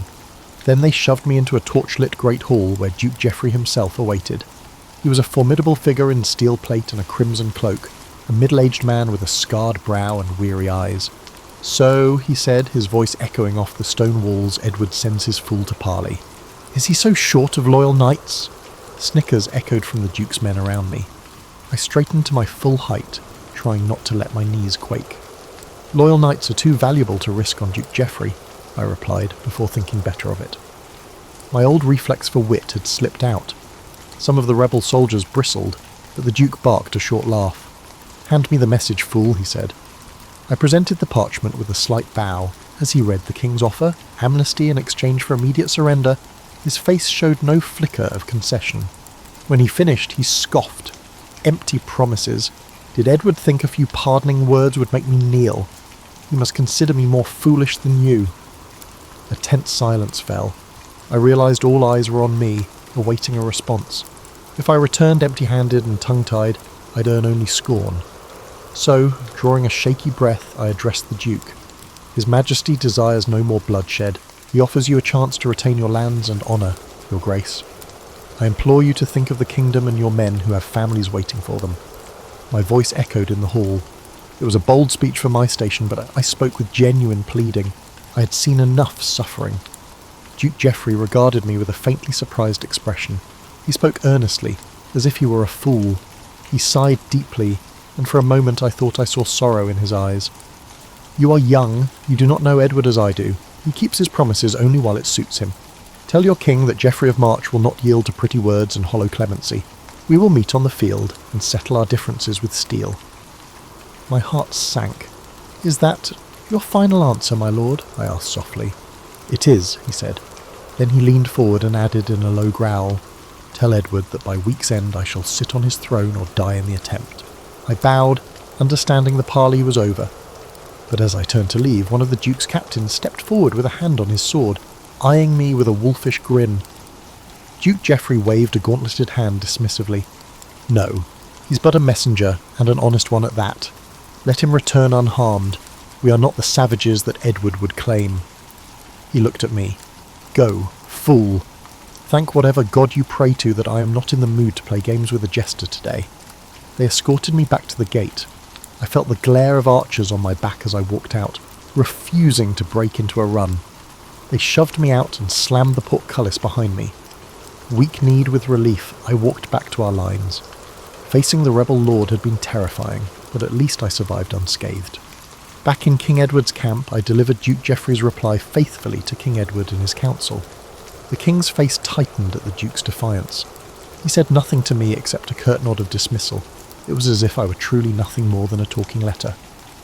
That night I sat by the campfires, watching armoured men hurry about sharpening swords and whispering prayers and murmuring about ill omens. Blood would begin to flow by dawn. I felt utterly small beneath the vast dark sky. Once a fool's quick wit had mattered in the king's hall, now it meant nothing on the eve of slaughter. I realised I was witnessing the gears of history turning, indifferent to one humble jester. In the flicker of the firelight, I caught sight of King Edward standing with his generals, resolute and grim. I remembered when he used to smile at my antics, but that was before famine, rebellion, and my own over-bold tongue had come between us. Now, I was just another soul in his train, useful only for the odd errand. As trumpets sounded low and mournful in the darkness, I wrapped my cloak tight and tried to steal a few hours of sleep on the cold ground. Tomorrow's battle would decide the fate of the kingdom. I could do nothing but witness it, a fool on the sidelines of kings hoping to survive the coming dawn. At dawn, King Edward's army clashed with Duke Geoffrey's rebels in a cacophony of steel and screams. Suddenly, I saw King Edward unhorsed. His white charger had been felled under him, and the king was on foot fighting off rebel soldiers who pressed in around him. My heart pounded in my chest. The knights who should have been by his side dispersed, leaving only me close enough to assist him in that moment. Without thinking, I grabbed a discarded spear from the churned mud and ran towards the king. The sight of a motley-clad fool sprinting into the thick of battle stunned both friends and foes alike. One rebel knight charged the king from behind. I hurled myself at him with all my might. By sheer luck, he went down in a clatter of armour, more surprised than hurt. King Edward whirled at the sound and caught sight of me, mud-splattered and wild-eyed, standing over the knight I'd felled. For an instant our eyes met. Then another rebel lunged at the king. Edward parried, and together we stood back to back, sovereign and fool, in an unlikely circle of defence. I brandished the spear wildly, screaming more in terror than fury. In that moment, a surge of royal knights ploughed into the melee, driving the rebels back. As the enemy fell into confusion and began to retreat, we pulled the king onto a fresh horse. The battle soon turned in our favour. Duke Geoffrey's line broke under the onslaught of the king's rallied forces. By noon it was over. The rebels threw down arms or fled. Victory belonged to King Edward, but it came at a terrible cost. Bodies carpeted the field, and the cries of the wounded echoed in the smoky air. In the aftermath I slumped, exhausted, on a fallen log, my hand still trembling from adrenaline. Blood spattered my once colourful attire, some of it from a shallow cut on my arm. As the king moved among the living and dead, tending to the wounded and gazing sorrowfully over the carnage, I watched in a daze. When at last the king approached me, I struggled to my feet and bowed unsteadily. I expected perhaps a reprimand for plunging into the fight unbidden. Instead, King Edward dismounted and stepped forward. For a long moment he simply regarded me, taking in the spear still clenched in my hand and the drying blood on my cheek. Then, to my shock, he knelt slightly and placed a hand on my shoulder. "You saved my life today," he said quietly. There was an openness in his face I had not seen since my earliest days at court. "Fool or not, Tom, you have the heart of a true friend." "Sire, I only did what anyone would," I stammered, suddenly choking up. He shook his head and turned to the lords gathering around. In a clear voice he proclaimed that my bravery had saved him and would not be forgotten. My cheeks burned with humble pride as nobles who once sneered now inclined their heads to me. I understood that my return to the king's favour was not due to humour, but rather to my unwavering loyalty during crucial moments. That evening we shared a quiet victory meal in camp. Late that night, as I sat by the dying fire, King Edward draped his own fur cloak around my shoulders. "You'll catch your death in this chill, Tom," he said softly.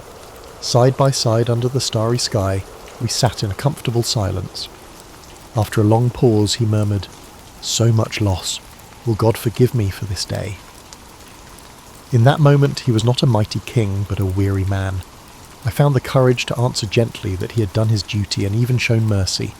"If a king can be merciful," I said, "surely God can too." He managed a worn smile and gripped my arm.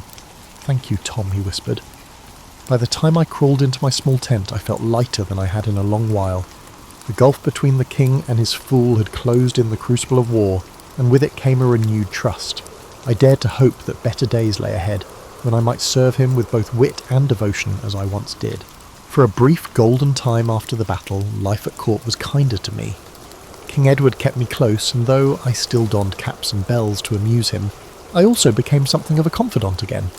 I even offered the king an occasional candid observation to aid his rule. The memory of my past estrangement faded like a terrible dream. But fortune's wheel never stops turning. Some years later, a harsh winter illness swept through the land. The illness affected both the upper and lower classes equally. King Edward, vigorous in battle, succumbed in his bedchamber after a week of fever. I sat at his bedside near the end, holding his hand as the fever took him on a frigid February night. When he breathed his last, I lost not only my king, but also my truest friend. The court mourned, and then the power shifted. King Edward's heir was a boy of 12, so a council of regents took control. Almost overnight, the atmosphere at court changed. The new rulers had little use for the old king's fool. To them I was a remnant of Edward's era, at best irrelevant, at worst a nuisance with too many of the late king's confidences. In the weeks after the funeral I became increasingly unwelcome. The boy king, guided by stern advisors, showed no interest in my antics. I used to sit near the throne, but now I found myself standing at the back of the hall. One grey morning I was summoned before Lord Warwick, the very adviser who had urged my flogging years ago, and now one of the prince's regents. He regarded me with cold disdain. "The Crown has decided your services are no longer required," he said flatly. He pushed across the table a small purse of coins, perhaps meant as a gesture of compensation. "You are to leave the palace by sundown." I felt a pang of disbelief. I dared to ask if I had given offence or could make amends, but Warwick silenced me with a glare. "The young king was too busy to indulge a fool's prattle," he said. They didn't require a jester to interrupt them. For an instant anger flared. I had bled for this kingdom and the late king valued me, but one look at Warwick's face told me protest was futile. These men saw only a clown, not a counsellor. I took the leather purse with trembling fingers. It felt pitifully light. I bowed my head. "As you command, my lord," I murmured. There was nothing else to do. To resist would mean imprisonment, or worse.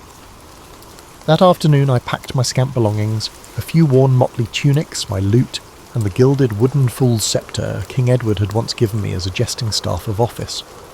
Not one familiar face came to wish me well. Any who might have were gone, or afraid to show kindness to a dismissed fool. I walked out of the palace gates at twilight, a solitary figure for the first time in years. The guards hardly glanced at me as I passed under the portcullis, where I'd first entered so many years ago, a frightened youth, eager to entertain a king. How different that departure was now, older, wiser, and bearing the weight of sorrows and joys alike. As I left the royal court behind, I paused on a hill overlooking the capital. The sun was sinking in a cold purple sky. In the distance the towers of the castle caught the last light. Standing in that same spot on happier days alongside King Edward, I recalled listening to him confide his worries. I remembered our laughter, our battles of wit, and even our moments of anger. A sad smile tugged at my lips. "A fool I came, and a fool I depart," I whispered to the chill air. My breath swirled like ghostly incense. There was no audience to laugh or applaud, only the lonely wind. I drew my tattered cloak tighter and turned away from the only home I had known in my adult life. It was time to explore the fate that a king's fool without a king might face. For months I roamed through villages and market towns, free and without a master. Initially the freedom felt jarring. I could go anywhere, say anything, yet who cared now for the words of a king's fool? I earned my supper by telling stories or juggling in tavern yards, performing not for nobles but for farmers and fishermen. Some nights I slept in a hayloft or under the open sky, and my joints ached more than they used to, and the laughter of coarse villagers was a poor substitute for the attentive hush of a royal court. One autumn evening I found myself in a small country inn, entertaining a handful of locals by the hearth. I narrated humorous stories about court life, taking care not to mention specific names, and managed to elicit a few chuckles from the audience. Afterward, as the patrons drifted off, the innkeeper pressed a mug of ale into my hand, pity or payment, perhaps both, and asked, "Were you truly the king's fool once?" I nodded with a faint smile. "I was," I replied. He shook his head in wonder and went to lock up, leaving me alone with the dying fire. I sat there long after the last embers crumbled, nursing the ale and my memories. Yes, I had been the king's fool. I had lived in a castle, worn silks, however patched, dined on venison and custard, and traded wits with powerful men. I had experienced both highs and lows. Now I was no one of importance.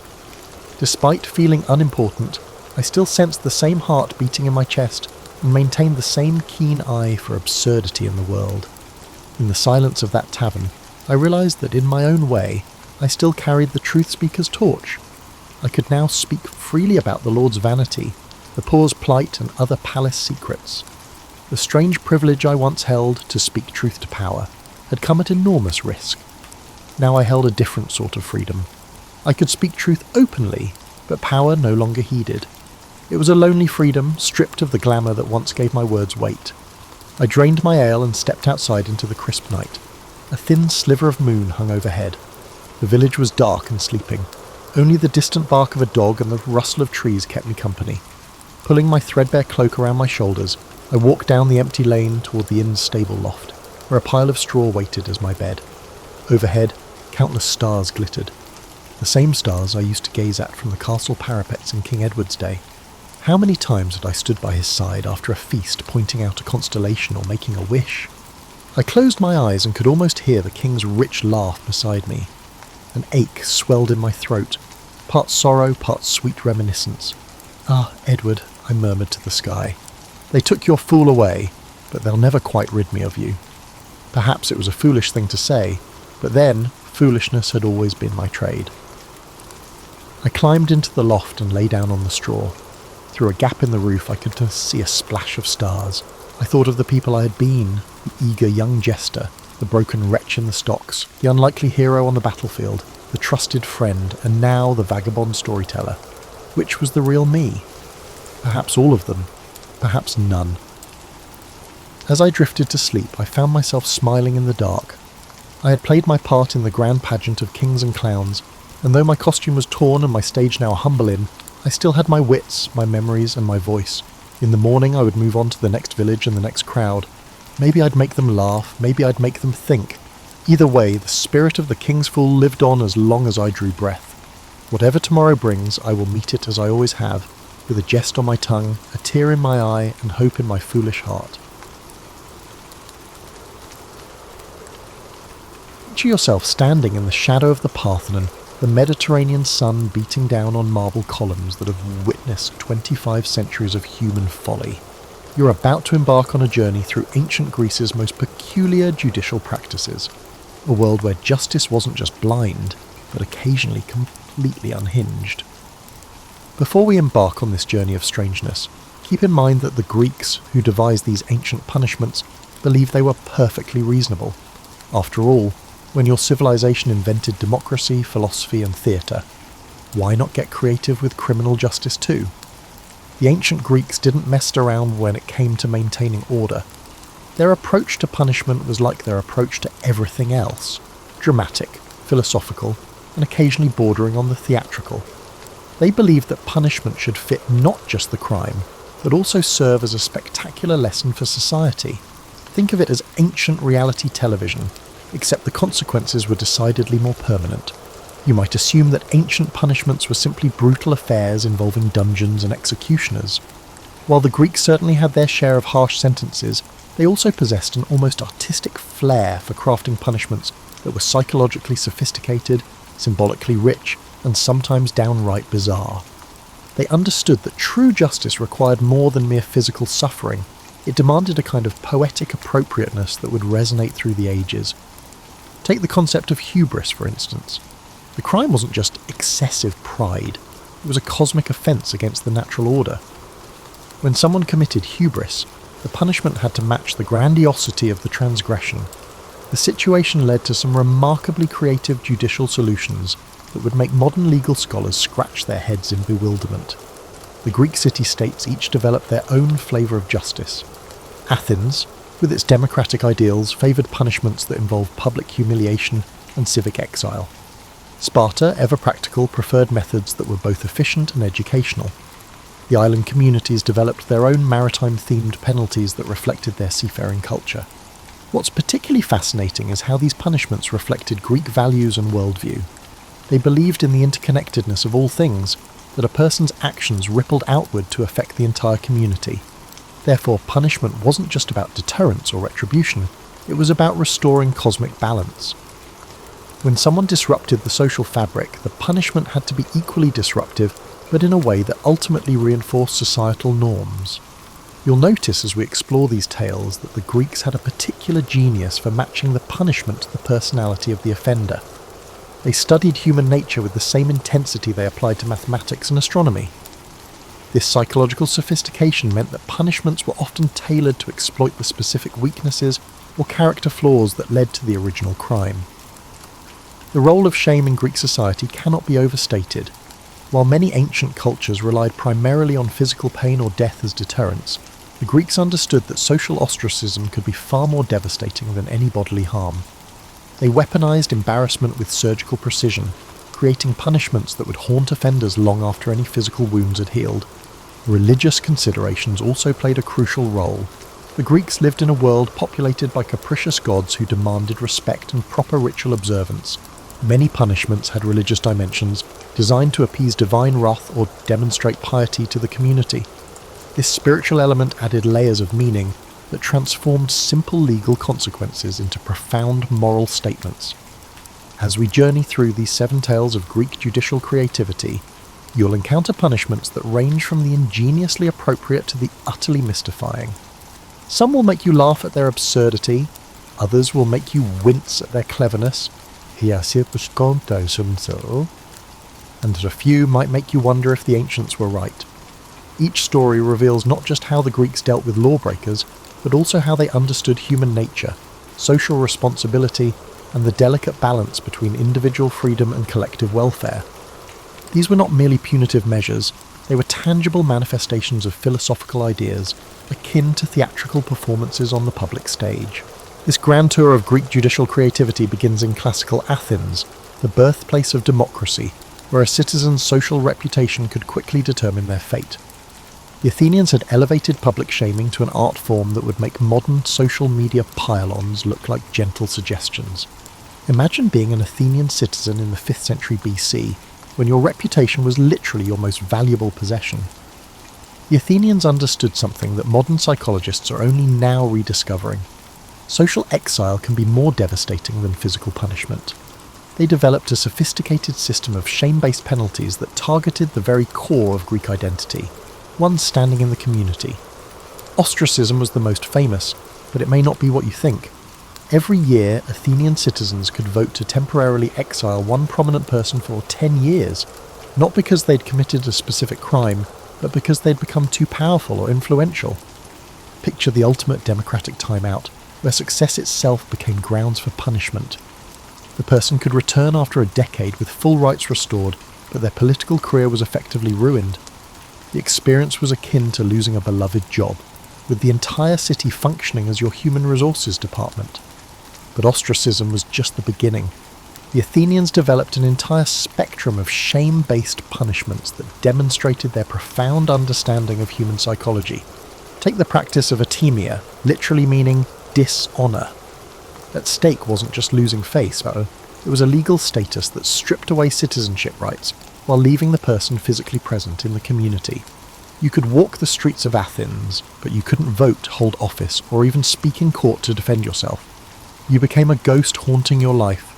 The genius of atimia lay in its graduated nature. Different crimes resulted in different levels of dishonour. A tax evader might lose the right to hold office, but could still participate in religious festivals. Someone who shirked military duty might be barred from the agora, the bustling marketplace that was the heart of Athenian social life. The punishment was precisely calibrated to the offence, like a master craftsman adjusting the tension on a lyre string. One particularly creative form of Athenian justice involved the use of public monuments to shame. When someone committed fraud or betrayed the city, their punishment might include having their crime literally carved in stone and displayed in a prominent location. Unlike modern criminal records that gather dust in filing cabinets, these marble testimonials to poor judgment stood in the busiest parts of the city for generations. Imagine having your worst moment chiselled in granite and placed where everyone you know would see it daily. The Athenians also pioneered the concept of financial punishment as social surgery. They didn't just fine people, they structured fines to maximise social impact. A wealthy merchant caught cheating might have to pay not just compensation to his victims, but also fund a public festival or donate a warship to the navy. The punishment transformed private wrongdoing into public spectacle, forcing the offender to buy their way back into society's good graces through conspicuous generosity. Perhaps most ingeniously, Athens developed punishments that turned social connections into instruments of justice. If you were found guilty of certain crimes, your philotai, your tribal kinsmen, would collectively bear some responsibility for your actions. These individuals created an entire network of social surveillance and intervention. If your cousin knew he might share in the consequences of your failure, he would reconsider lending you money for a questionable business venture. The Athenian approach to punishment reflected their belief that crime was primarily a social disease rather than individual moral failure. They treated criminals like patients who needed to be reintegrated into the community rather than simply eliminated from it. Their approach required a surgical precision in their penalties. Cut too little, and the offence would fester. Cut too much, and you'd destroy the patient along with the disease. Women faced their own unique forms of social punishment in Athens. Since they were already excluded from most public life, traditional forms of civic dishonour were ineffective. Instead, Athenian law developed elaborate systems of domestic shame. An adulteress might be barred from participating in religious festivals, the one area of public life where women could shine. She would become invisible at the very moments when her community gathered to celebrate their shared identity.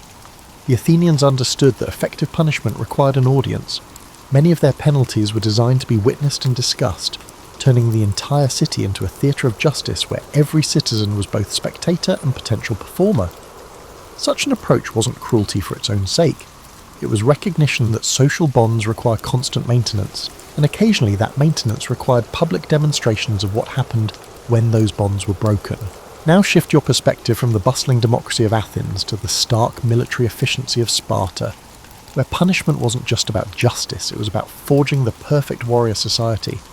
If Athens was a theatre of social drama, Sparta was a laboratory of human endurance, and their punishments reflected this fundamental difference in values. You've probably heard about Spartan military training, bullying, but you might not realise how their approach to criminal justice was simply an extension of their educational philosophy. The Spartans believed that every experience, pleasant or painful, should serve to strengthen the individual and the state. Their punishments weren't just penalties, they were lessons disguised as suffering, designed to create better citizens through carefully calibrated adversity. Consider the fate of Spartan cowards, perhaps the most despised criminals in this warrior society. Rather than execution or exile, which would simply remove the problem, Spartans subjected cowards to a fate worse than death. They were required to live among their fellow citizens while bearing visible marks of their shame. They were required to shave half their beards, don distinctive clothing, and refrain from taking part in communal meals or exercises. Imagine being permanently labelled as the only person who failed while everyone else succeeded. Constant reminder of what not to become. Such behaviour wasn't random cruelty. The Spartans understood that courage was contagious, but so was cowardice. By keeping cowards visible but dishonoured, they created living examples that reinforced brave behaviour in everyone else. The punishment served multiple functions simultaneously. It deterred future cowardice, provided ongoing education for young Spartans, and offered the remote possibility of redemption for the offender. Theft in Sparta received perhaps the most paradoxical punishment in ancient Greece. Instead of punishing the act of stealing, they punished individuals for being caught while stealing. Their decision wasn't because Spartans encouraged theft, but because they valued cunning and stealth as military virtues. A successful thief demonstrated skills that could be useful in warfare or espionage. However, catching them revealed either poor planning or inadequate execution, flaws that could prove fatal in battle. The punishment for caught thieves was brilliant in its educational value. The public flogging they endured was not merely a form of retribution. Peers administered the beating in front of the entire community, transforming punishment into a performance. Young Spartans learned about both the acceptable limits of cunning and the consequences of failure. Some historians record that particularly stoic thieves who endured their punishment without crying out were eventually praised for their endurance, transforming shame into honour through sheer toughness. Spartan women, who enjoyed far more freedom than their Athenian counterparts, faced correspondingly unique punishments. A woman who failed in her duties as a mother might be required to participate in public ceremonies where her shortcomings were ritually acknowledged. But true to Spartan efficiency, these ceremonies were designed to be educational rather than merely humiliating. Other women learned from observing both the punishment and the offender's response to it. Perhaps the most psychologically sophisticated Spartan punishment involved the practice of perio-esai degradation. Citizens who violated certain laws might be reduced to the status of perioko, free residents who lacked full citizenship rights. This punishment was particularly devastating because it was hereditary.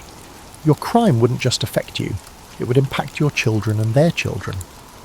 The Spartans understood that the threat of generational consequences was a powerful deterrent, especially in a society that prized family honour above individual achievement.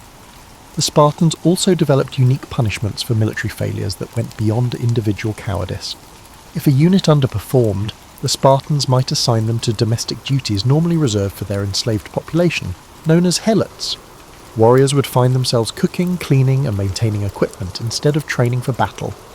They intended the role reversal to be so psychologically uncomfortable that it would motivate better performance in the future. What made Spartan punishment particularly effective was its integration into their broader social system. Unlike other Greek cities where punishment was often an interruption of normal life, in Sparta it was woven into the fabric of daily existence.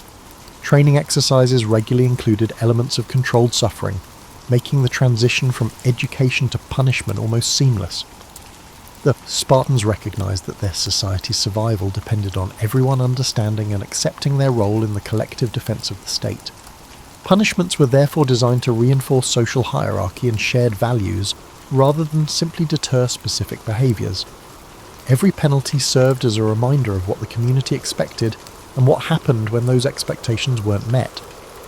Their approach was remarkably forward-thinking, in its recognition that punishment should serve multiple purposes simultaneously. Modern criminologists still struggle to balance deterrence, rehabilitation, and social cohesion in their recommendations for criminal justice reform. The Spartans integrated all three goals into a system that, while harsh by modern standards, was internally consistent and remarkably effective at maintaining social stability. Your journey through Greek judicial creativity now takes you to the scattered islands of the Aegean, where communities surrounded by endless blue develop their own distinctive approaches to punishment. When you're living on a small island where everyone knows everyone else's business, and escape is only possible by boat, traditional forms of justice require some serious adaptation. Island communities faced unique challenges that shaped their approach to criminal justice. You couldn't simply exile someone to another city-state when the nearest land might be days away by sail. Similarly, maintaining prisons was impractical when every resource had to be imported or carefully conserved. This geographic reality forced Greek islanders to develop some of the most creative punishments in the ancient world. Take the island of Chios, famous for what you might call democratic suicide. When someone committed a serious crime that disrupted community harmony, they were given a choice: face trial with potential execution or drink hemlock voluntarily in a public ceremony. The twist was that the community would gather to witness the event, and the condemned person was expected to give a speech explaining their actions and accepting responsibility. The speech wasn't just punishment, it was therapy for the entire community, allowing them to process the crime and its consequences collectively. The genius of this system was that it transformed the most serious punishment into an act of personal choice rather than community violence. The criminal maintained some dignity while still paying the ultimate price, and the community avoided the psychological burden of executing one of their own. It was like a tragic play performed for an audience of friends and neighbours, with real stakes but a cathartic resolution. Maritime crimes received particularly inventive punishments that reflected the islanders' relationship with the sea. Pirates caught in island waters might be sentenced to sea walking, essentially an early form of keel hauling, where the offender was dragged behind a ship through rough waters. But the creative part wasn't the physical punishment, it was the symbolic element. The condemned pirate would be dressed in the finest clothes stolen from their victims, transforming them into a grotesque parody of wealth before the sea reclaimed, both criminal and treasure. Some islands developed elaborate rituals around the punishment of theft, particularly theft of fishing equipment or boats, crimes that could threaten the survival of the entire community. The thief might be required to fast for several days, then swim to a designated rock formation offshore, while the community watched from the beach. If the thief successfully completed the swim, the community considered their punishment complete and welcomed them back. If they failed, well, the sea had rendered its verdict. This trial by ordeal wasn't arbitrary cruelty. It served multiple psychological and social functions. The physical challenge tested the offender's commitment to redemption, while the community's witness meant everyone participated in the resolution of the crime. The successful completion of the trial demonstrated both divine approval and personal transformation, making reintegration into society psychologically easier for everyone involved. Island communities also refined their methods of punishment by using isolation instead of exile. On larger islands, criminals might be required to live alone on the uninhabited portions of the land for specified periods. They would be provided with minimal supplies and tools, forcing them to survive through their skills while remaining technically within the community's territory. Villagers would check on them periodically, creating a system of monitored solitude that combined punishment with rehabilitation. This form of punishment was particularly effective because it addressed one of the root causes of many crimes: the inability to function independently within social constraints. By forcing criminals to survive alone, the community was essentially providing intensive training in self-reliance and resource management. When the punishment period ended, the offender often returned with enhanced skills and a deeper appreciation for community support. The islands also developed unique approaches to dealing with adultery and other sexual crimes. Rather than the violent punishments common in mainland Greece, island communities often employed ritualized humiliation that involved the entire population. The guilty parties might be required to walk through the village wearing distinctive garments that identified their offence, while the community sang traditional songs that told stories of similar transgressions and their consequences. These musical punishments served multiple purposes. They provided emotional release for the community, educated young people about sexual mores, and gave the offenders a structured way to acknowledge their wrongdoing. The songs often included verses about redemption and forgiveness, creating a pathway back to respectability that was both public and personal.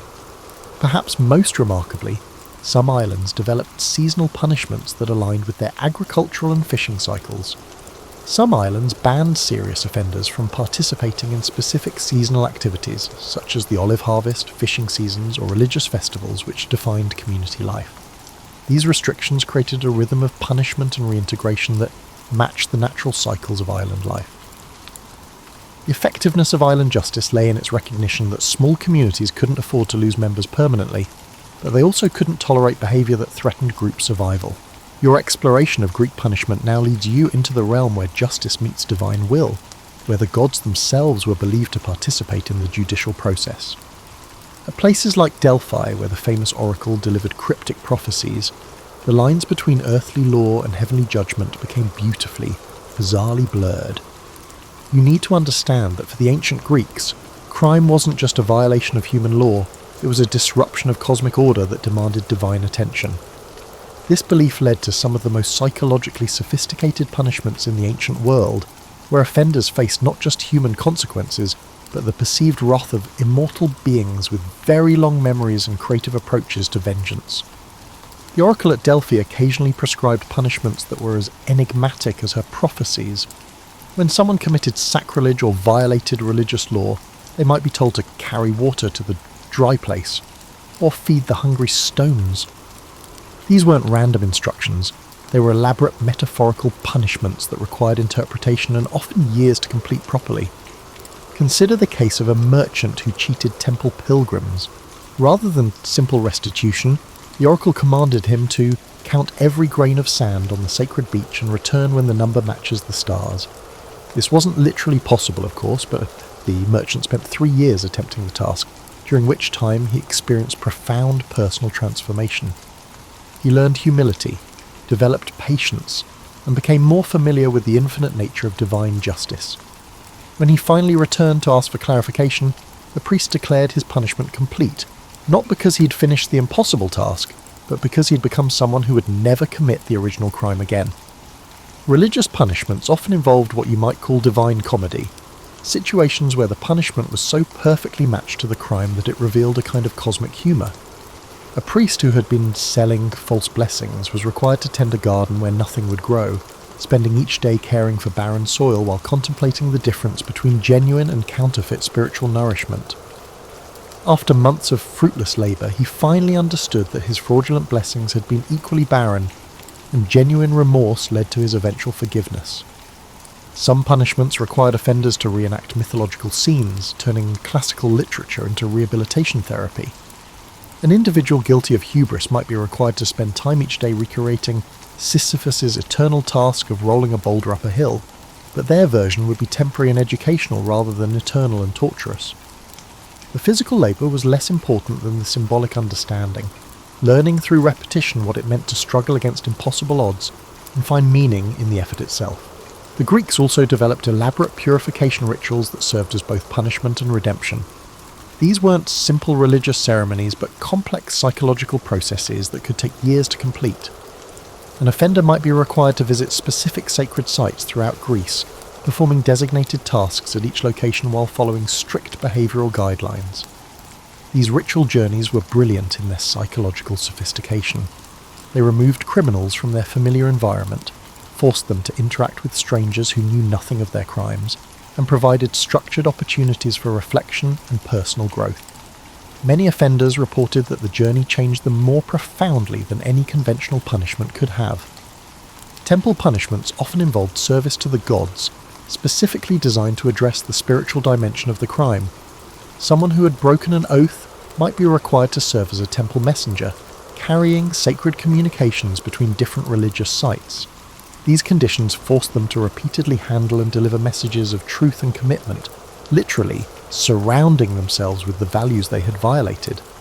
The genius of religious punishment lay in its recognition that many crimes stemmed from spiritual emptiness or disconnection from community values. Rather than simply inflicting suffering, these punishments provided opportunities for genuine transformation. Offenders were given the chance to rebuild their relationship with the divine, while also serving their human community. Most remarkably, the design of some religious punishments made them impossible to complete without divine intervention. Such an approach wasn't cruelty.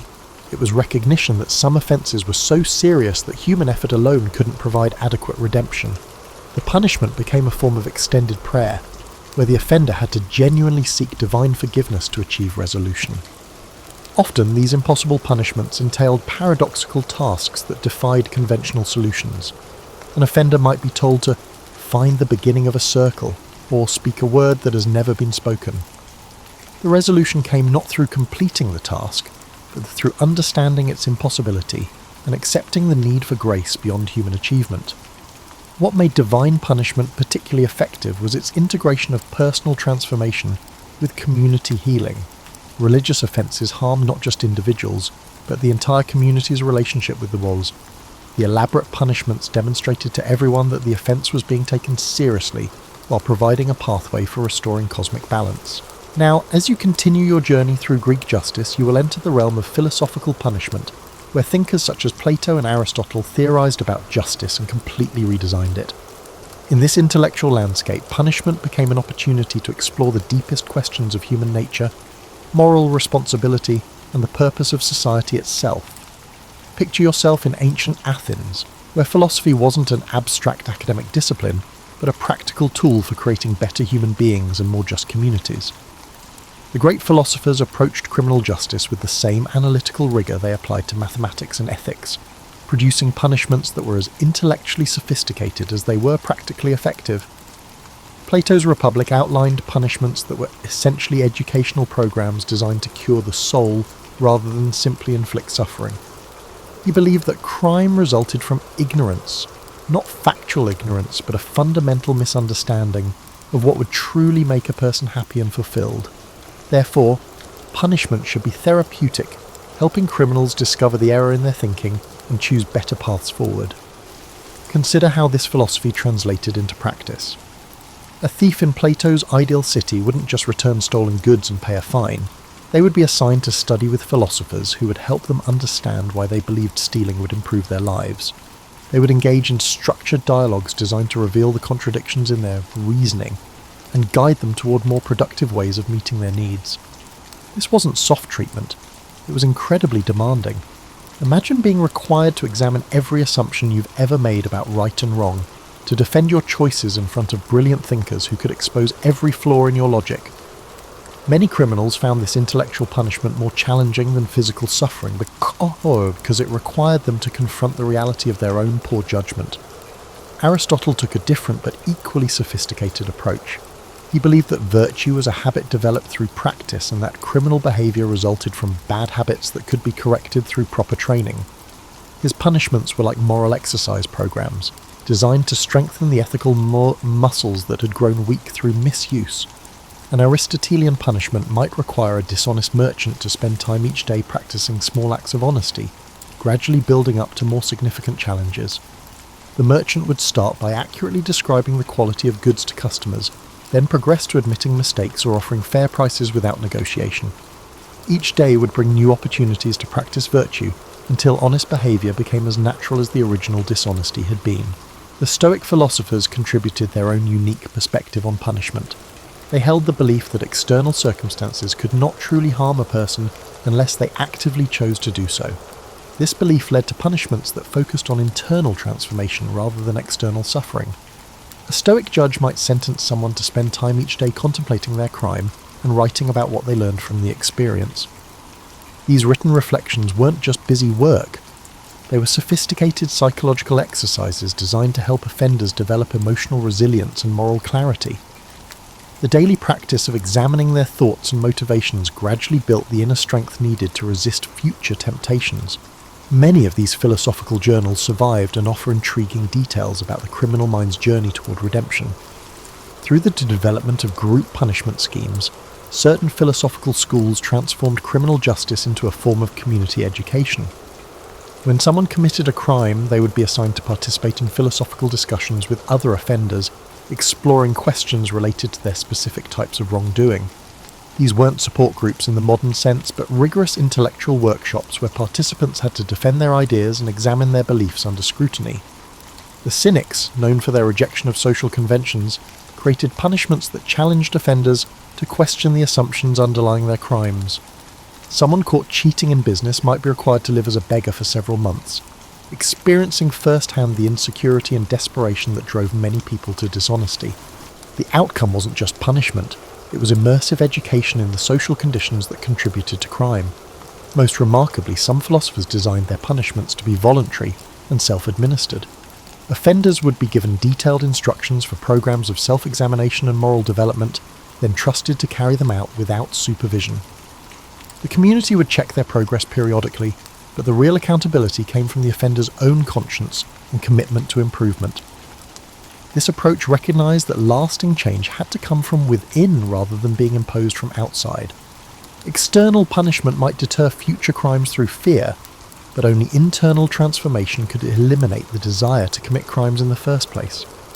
The philosophers understood that true justice required changing hearts and minds, not just behaviour. The effectiveness of philosophical punishment lay in its recognition that crime was often a symptom of deeper problems, confusion about values, poor reasoning skills, or lack of purpose and direction. By addressing these root causes, philosophical punishments offered genuine solutions rather than temporary deterrents. Modern cognitive behavioural therapy owes much to these ancient Greek innovations in using intellectual exercises to change destructive patterns of thinking and behaviour. As your journey through the bizarre punishments of ancient Greece draws to a close, you find yourself standing once again in the shadow of the Parthenon, but now with a deeper appreciation for the complex civilization that created both architectural marvels and judicial innovations that continue to influence our understanding of justice today. The ancient Greeks bequeathed us something far more valuable than simply colourful stories of unusual punishments. They demonstrated that justice could be creative, therapeutic and transformative rather than merely retributive. Their approach to criminal justice was fundamentally optimistic. They believed people could change, communities could heal, and society could improve through thoughtful application of consequences that served multiple purposes simultaneously. You've seen how different Greek communities adapted their approach to punishment based on their unique circumstances and values. Athens emphasized social reintegration through controlled shame. Sparta focused on strengthening both individual character and collective defense. Island communities developed solutions appropriate to their geographic isolation. Religious authorities integrated divine will with human judgment, and philosophers treated crime as an educational opportunity. This diversity wasn't accidental. It reflected the Greek understanding that justice must be tailored to specific contexts rather than applied uniformly regardless of circumstances. They recognized that what worked in a military society, like Sparta, might be counterproductive in a commercial democracy like Athens.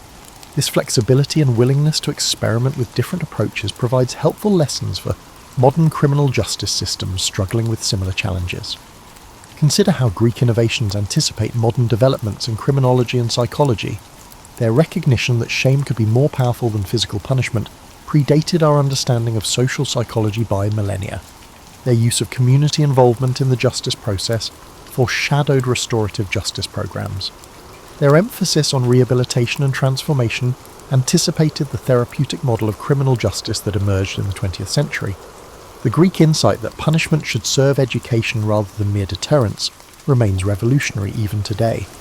Most modern criminal justice systems still struggle to balance punishment with rehabilitation, often emphasizing one at the expense of the other. The Greeks demonstrated that this was a false choice.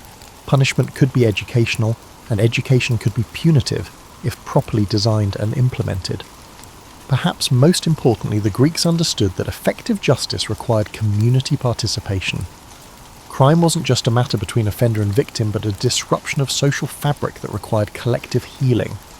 Their punishments were designed to engage the entire community in the process of restoration, ensuring that everyone learned from each instance of wrongdoing.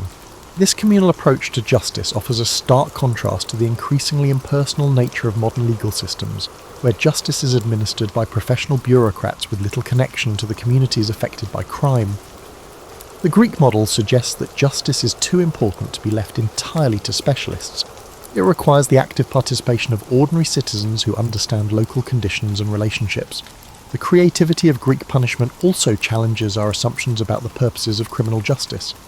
Rather than focusing primarily on deterrence or retribution, they emphasize transformation and education. They ask not just how can we prevent this crime from happening again, but also, how can we use this opportunity to create better people and stronger communities? Their willingness to experiment with different approaches, from the theatrical humiliation of Athens to the military discipline of Sparta to the philosophical dialogue of the academies, demonstrates the value of treating justice as an ongoing experiment rather than a fixed system. They were constantly learning from their experiences and adapting their methods based on what worked and what didn't.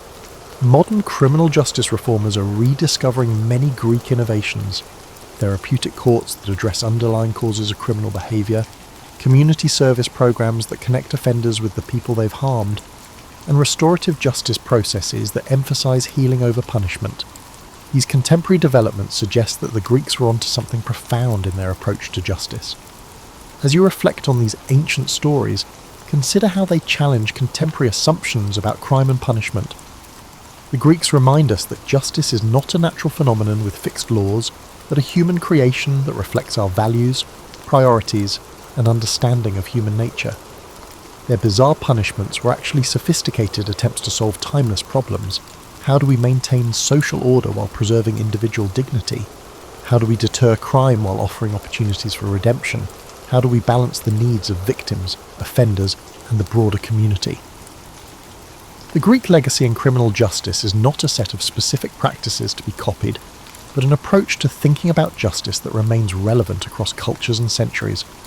They taught us that punishment can be art, justice can be creative, and even serious crimes can be learning opportunities. Their most important lesson may be that justice, like democracy and philosophy, requires active participation from thoughtful citizens willing to experiment with new approaches and learn from both successes and failures. The bizarre punishments of ancient Greece were not the products of primitive brutality, but sophisticated attempts by civilized people to create a more just society, an aspiration that remains as relevant today as it was 25 centuries ago.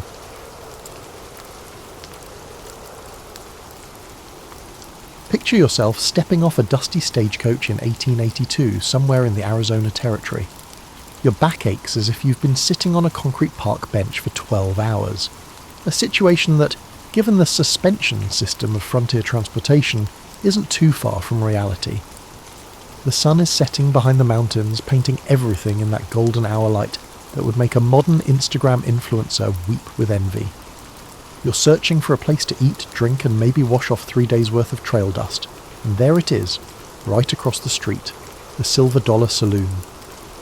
Its painted sign creaks in the evening breeze, and those iconic batwing doors, the ones that swing both ways and come up to about chest height, are practically calling your name. Now, before you push through those doors, let's pause for a moment. You're about to enter what was essentially the social media platform of its day. Imagine a Wild West saloon as a fusion of Facebook, Twitter, and your local Starbucks, all housed within a single wooden structure that exudes a scent of tobacco, whiskey, and surreal dreams. The batwing doors weren't just for show, by the way. They were brilliantly practical, like cargo shorts, but actually useful. They kept out dust and tumbleweeds while letting in fresh air and allowing people to see who was coming and going. In a place where your reputation literally determined whether you lived or died, knowing who just walked in was rather important information. As you approach the entrance, you notice the doors are worn smooth by thousands of hands pushing through them. The wood has that patina that only comes from decades of use, like the handle of a well-loved baseball bat or your grandmother's rolling pin. Inside, you can hear the sounds of laughter, glasses clinking, a slightly off-tuned piano, and the occasional thud of boots on wooden floors. You take a deep breath, catching scents of wood smoke, roasted meat, and something that might be coffee but could just as easily be paint thinner. Your stomach rumbles, reminding you that hardtack and jerky don't constitute fine dining, no matter how you look at it. Here's where your modern sensibilities start to kick in. You're accustomed to perusing online restaurant reviews and perhaps observing the health department's rating prominently displayed in the window. But this isn't that world. The only review system here is whether people are still alive after eating the food, and even that's not always a reliable indicator given the general life expectancy of the frontier. You adjust your hat, because everyone wore caps then, it wasn't optional like wearing pants to Walmart, and push through those swinging doors. They spring back behind you with a satisfying whoosh, and suddenly you're inside, and oh my, it's quite a scene. The first thing that hits you isn't the sight, it's the sound. It's loud. It's not as loud as a rock concert, but rather as loud as a busy restaurant on a Friday night. Conversations overlap like competing radio stations, punctuated by the occasional burst of laughter, the scrape of chairs on wooden floors, and the rhythmic thunk-thunk of someone dealing cards at a table near the back. The second thing that hits you is the smell. It's a complex bouquet that no modern nose is quite prepared for. There's the obvious whiskey and tobacco, but underneath that is the earthy scent of wool and leather, the metallic tang of gun oil, and something that might charitably be called frontier cologne, but more accurately described as 3 weeks without a proper bath. The lighting is dim. Not romantic restaurant dim, but we only have oil lamps and candles dim. Your eyes take a moment to adjust, like when you walk into a movie theatre. Except the movie theatre doesn't have armed patrons and questionable hygiene standards, and there you stand, just inside those famous swinging doors, taking in your first real Wild West saloon. The adventure is about to begin, and honestly, you're not entirely sure whether to be excited or concerned. Maybe both. Probably both. You can now see the faces around you, as your eyes have adjusted to the oil lamp's amber glow. And what faces they are. It's as if you've stepped into a dynamic daguerreotype, only with everyone in motion and some armed. The first rule of saloon etiquette, which nobody bothered to mention in your guidebook, is this. Don't just stand there gawking like a tourist at Times Square. You need to move with purpose, even if that purpose is simply find a place to sit without getting shot. The bartender catches your eye and nods, a universal gesture that transcends time and roughly translates to buy something or get out. He's a large man with sleeves rolled up past his elbows, sporting the kind of moustache that required serious daily maintenance. Think Tom Selleck, but with more experience breaking up fights and less experience solving crimes in Hawaii. You scan the room for seating options. There's the bar itself, naturally, with a few empty stools that look about as comfortable as sitting on a fence post. The bar is actually quite impressive, a long stretch of polished wood that's seen more drama than a soap opera. Behind the bar, bottles line the shelves like glass soldiers. However, several of them have handwritten labels that raise questions about quality control standards. Then there are the tables scattered around the room. This is where the study of social anthropology becomes fascinating. Each table seems to have its ecosystem, its own unspoken rules, and its potential for sudden violence. A table of real cowboys, not the Hollywood version, sits near the front window. They're dusty, sun-weathered, and look like they haven't seen a barber in months. Their hats are sweat-stained and practical, their boots are scuffed from actual work, and their clothes have that lived-in quality that comes from spending weeks on the trail. They're nursing beers and discussing something that involves a lot of gesturing toward the door. You decide to file these observations under information to remember and keep looking. In the corner there's a poker game happening at a round table. The players are a mixed bunch, a man in a slightly too fancy vest who might be a travelling salesman, a grizzled prospector whose beard could hide a small animal, and two other gentlemen whose occupations are harder to determine, but whose serious expressions suggest the stakes are real. The fourth rule of saloon survival, which follows the first three rules of don't stare, don't touch anyone's hat, and don't ask about anyone's past, is this. Never sit at a poker table unless you're invited and prepared to lose your shirt. Literally. There's a piano in one corner, an upright that's seen better decades, where a woman in a blue dress is playing something that might be "Oh Susanna" if you squint your ears just right. She's what they called a saloon girl, and her job description included entertainment, conversation, and selling drinks. Despite what Hollywood might have suggested, most saloon girls were essentially the tavern's customer service representatives, not anything more scandalous. The characters continue to unfold before you, like the pages in a very dusty book. The gentleman at the bar, dressed immaculately in a black suit, a clean hat and shining boots, is a sight to behold. He could be a banker, a preacher, or someone you really don't want to accidentally bump into. His coat hangs just so, and you can't tell if that's because he's very particular about his appearance, or because he's carrying something under there that requires easy access. At a small table near the back, a couple of older men are engaged in what appears to be either a heated philosophical debate or an argument about whose turn it is to buy the next round. Their voices rise and fall like a verbal tide, and occasionally one of them pounds the table for emphasis, making the glasses jump. You realise you're still standing there like a decoration, so you make your move toward the bar. The bartender watches your approach with the expression of someone who's seen everything at least twice and isn't easily impressed. As you climb onto one of those fence post stools, you notice the bar's surface tells its stories. Ring stains from countless glasses, small nicks from knives, and what might be initials carved by patrons with too much time and whiskey. The stool creaks ominously under your weight, not because you're heavy, but because it's held together with hope, nails, and possibly some very determined termites. You settle in, trying to look like you belong, while fighting the urge to ask if they have a wine list. The bartender approaches, wiping his hands on a towel that has witnessed better days. "What'll it be?" he asks, and you realise you're about to make your first real decision in the Wild West. Choose wisely. Your stomach and your reputation may depend on it. "What'll it be?" the bartender asks again, and you realise that this isn't like browsing through a 20-page menu at the Cheesecake Factory. Your options are limited, and some of them might be questionable for your long-term health prospects. Let's start with the drinks, shall we? The house specialty is whiskey, and by specialty I mean it's basically the only option that won't require you to lie down afterward. However, it's important to note that the master distiller did not age frontier whiskey in charming oak barrels for 12 years. Oh no, this whiskey was aged for about as long as it took to make it, which was roughly the same amount of time it takes to microwave a burrito. The bartender holds up a bottle with a handwritten label that simply says whiskey, in letters that suggest the writer's hand wasn't entirely steady at the time. The liquid inside has an amber colour that could generously be called rustic, or more accurately described as concerning. But you know what? When you've been eating trail dust for 3 days, your standards become remarkably flexible. Whiskey sounds perfect, you say, because when in Rome, or in this case, when in a place where Rome seems like a distant fever dream, you do as the locals do. The bartender pours you a shot in a glass that's clean enough, assuming you don't look too closely at the rim. The whiskey boasts a colour reminiscent of weak tea and an aroma reminiscent of what could once have been corn. You take a sip and, wow, it's like liquid campfire with hints of regret and a finish that suggests you should probably eat something soon.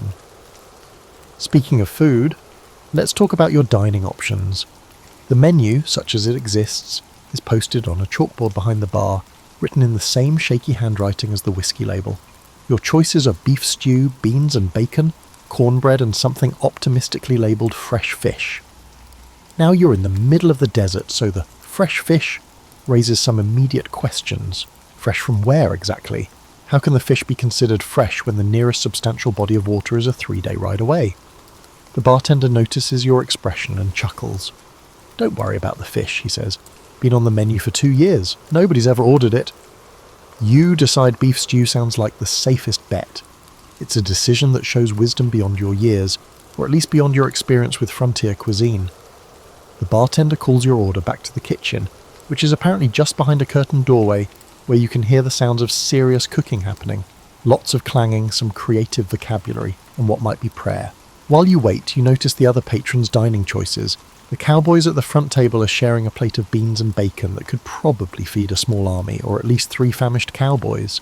They're eating with the efficiency of people who view food as fuel rather than an experience, which is probably the right attitude when your dining options are limited to brown stuff and other brown stuff. The poker players have ordered rounds of everything, apparently, because their table looks like a frontier buffet. There are plates of cornbread, bowls of stew, strip of bacon, and enough whiskey to fill a small boat. Of course, they're playing for money, so they might be trying to fortify themselves for a long night of cards and potentially life-changing losses. The well-dressed gentleman at the bar is nursing a single glass of whiskey and a plate of cornbread, eating with the careful precision of someone who's either very refined or very suspicious of the food quality. He cuts his cornbread into perfect squares and chews thoughtfully, like he's conducting a scientific analysis of its ingredients. Your stew arrives, carried by a woman who emerges from behind the kitchen curtain like she's stepping onto a stage. She's the cook, clearly, and she sets the bowl down with the pride of someone who knows her craft.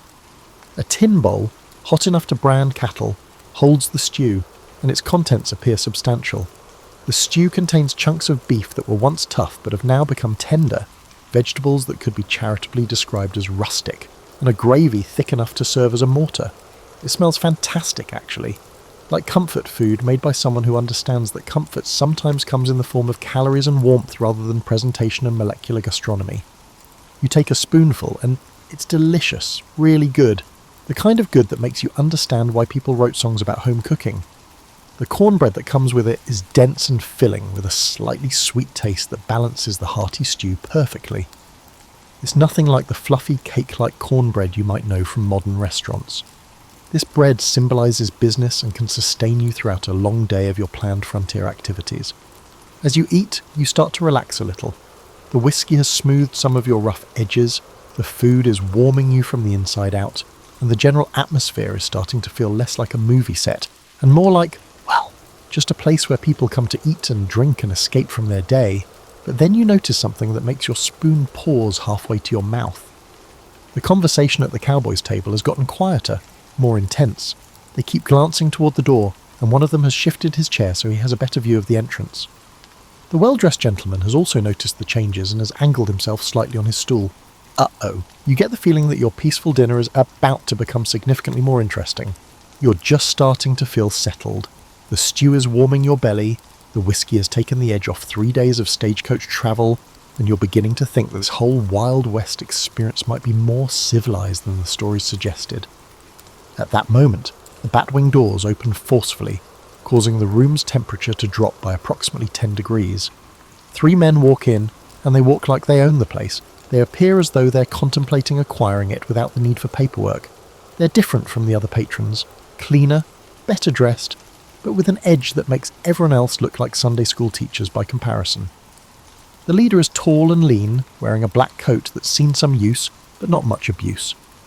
His hat is perfectly positioned, and his boots exude a shine that suggests he either meticulously maintains his belongings or hasn't been traversing the desert dust for days. His eyes scan the room with the methodical precision of someone conducting an inventory. His companions flank him like bookends, one shorter and stockier, built like a man who settles disagreements with his fists, and another who's trying a little too difficult to look casual, while obviously being anything but. They move to the bar, but not before the tall one makes eye contact with several patrons, including you. Now, you've never been in a situation quite like this, but some instincts are universal. It's akin to being in a restaurant when a group enters that exudes an unsettling presence, excessively loud, overly aggressive, and behaving as though they are seeking confrontation. Except in this case, the people who might find trouble are armed, and there's no manager to complain to. The bartender's demeanour changes subtly. He still approaches them and asks what they want, but now there's tension in his shoulders. The cowboys at the front table have gone completely quiet, which is probably the frontier equivalent of turning off your phone when you sense drama brewing. "Whiskey," says the tall stranger. "The good stuff, not what you've been serving in everyone else." This story is interesting. Apparently there's a 2-tier beverage system in operation here, and you've been drinking from the economy section. The bartender reaches under the bar and produces a different bottle, this one with an actual printed label and liquid that doesn't look like it could strip paint. As the strangers get their drinks, you notice the poker game has paused. The players are still holding their cards, but nobody's looking at them anymore. The saloon girl has stopped playing piano mid-song, which creates an awkward silence that everyone pretends not to notice.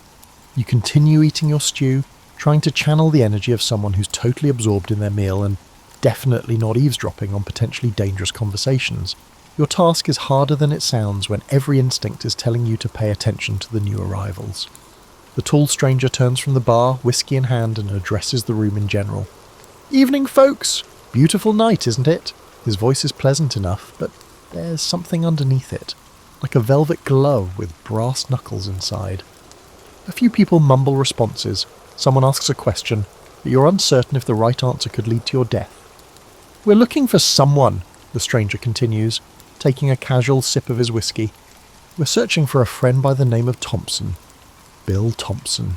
Heard he might be in these parts." Now, you don't know anyone named Bill Thompson, but you can feel the collective tension in the room ratchet up another notch. It's like when someone asks, "Who broke this?" And even though you're innocent, you still feel guilty. One of the cowboys clears his throat. "Lot of Thompsons in these parts," he says carefully. "Might help if you could be more specific." The stranger smiles, and it's not entirely a pleasant expression. "Oh, you'd know this Thompson if you saw him. About 40, brown hair, scar on his left cheek from a disagreement about cattle ownership, tends to be memorable." The description hangs in the air like smoke from a bad cigar. You notice the well-dressed gentleman at the bar has become very interested in the bottom of his whiskey glass, and the poker players have the frozen look of people trying to become invisible through sheer force of will. "Can't say the name rings a bell," the cowboy says, which is probably true, but also probably not the whole truth. The stranger nods like he expected this answer. "Well, that's disappointing, but understandable. Sometimes people's memories need a little encouragement." And that's when you realise your peaceful evening has officially taken a turn toward the kind of excitement you read about in dime novels but never actually wanted to experience firsthand. The stew suddenly tastes like cardboard, and the whiskey isn't warming your stomach so much as churning it. You keep eating, trying to look like someone who's completely oblivious to the growing tension, while your mind races through your options. You could finish quickly and leave, but that might draw attention. You could stay and hope things settle down, but that could mean getting caught in whatever's about to happen. Or you could just keep eating stew and pretend you're anywhere else, which is your current strategy, but probably not a long-term solution. The stranger takes another sip of his whiskey and smiles that unsettling smile again. "Well, no hurry, we've got all night." "Oh, good, they're staying. This should be interesting." In a situation like this, it can be quite challenging to focus on your own affairs when everyone else's activities are taking place right next to you. It's like trying to ignore a fire alarm, technically possible, but probably not advisable for your continued well-being. You've developed a sudden intense fascination with your stew, examining each piece of beef like you're conducting a scientific study on frontier cooking techniques. Meanwhile, the three strangers have settled in at a table near the centre of the room, close enough to watch everyone, far enough from the door to make leaving quickly a challenge for anyone else. The tall one, seemingly representing the group, has initiated a conversation with a variety of patrons. It's the kind of conversation where one person asks questions and everyone else provides answers that are technically truthful but carefully incomplete. "Nice town you've got here," he says to the room in general. "Quiet, peaceful, the kind of place where a man could disappear if he wanted to." The cowboys nod politely, similar to how one might nod when someone makes a comment about the weather that could be interpreted as a threat. The poker players have resumed their game, but you notice they're betting much more conservatively than before.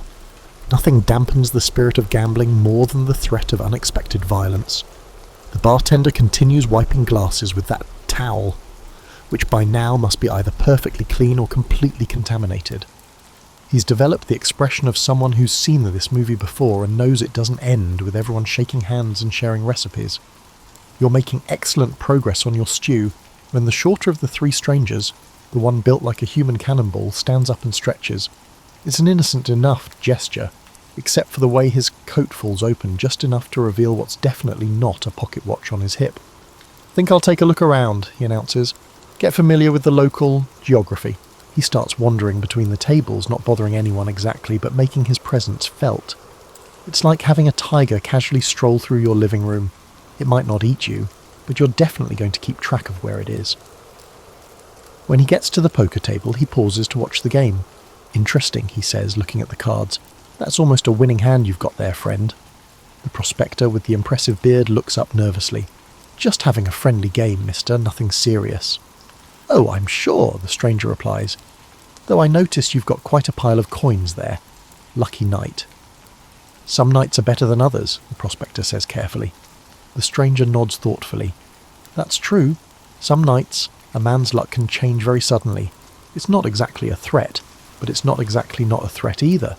It's that special kind of frontier communication that says everything while saying nothing, like a passive-aggressive email written with 6-shooters.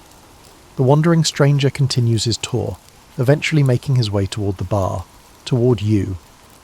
You become intensely interested in the last few spoonfuls of your stew, hoping to project the aura of someone completely absorbed in their dinner and definitely not worth talking to.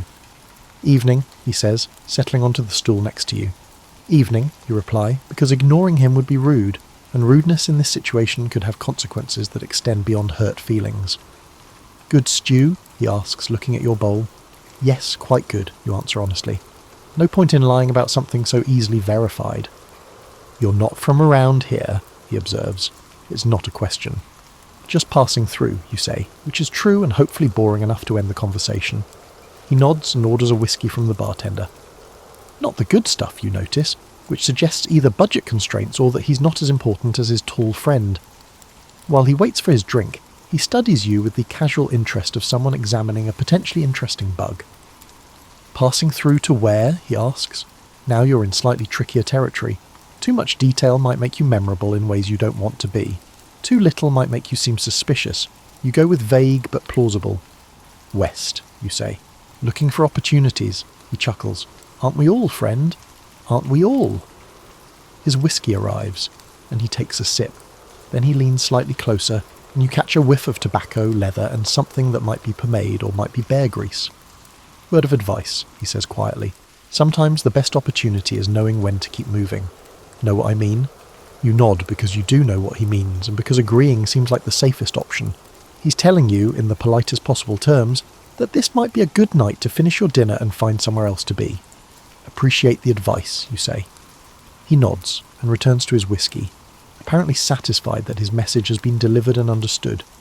You finish the last of your stew and cornbread, trying to eat at a pace that suggests you're not hurrying but not lingering either.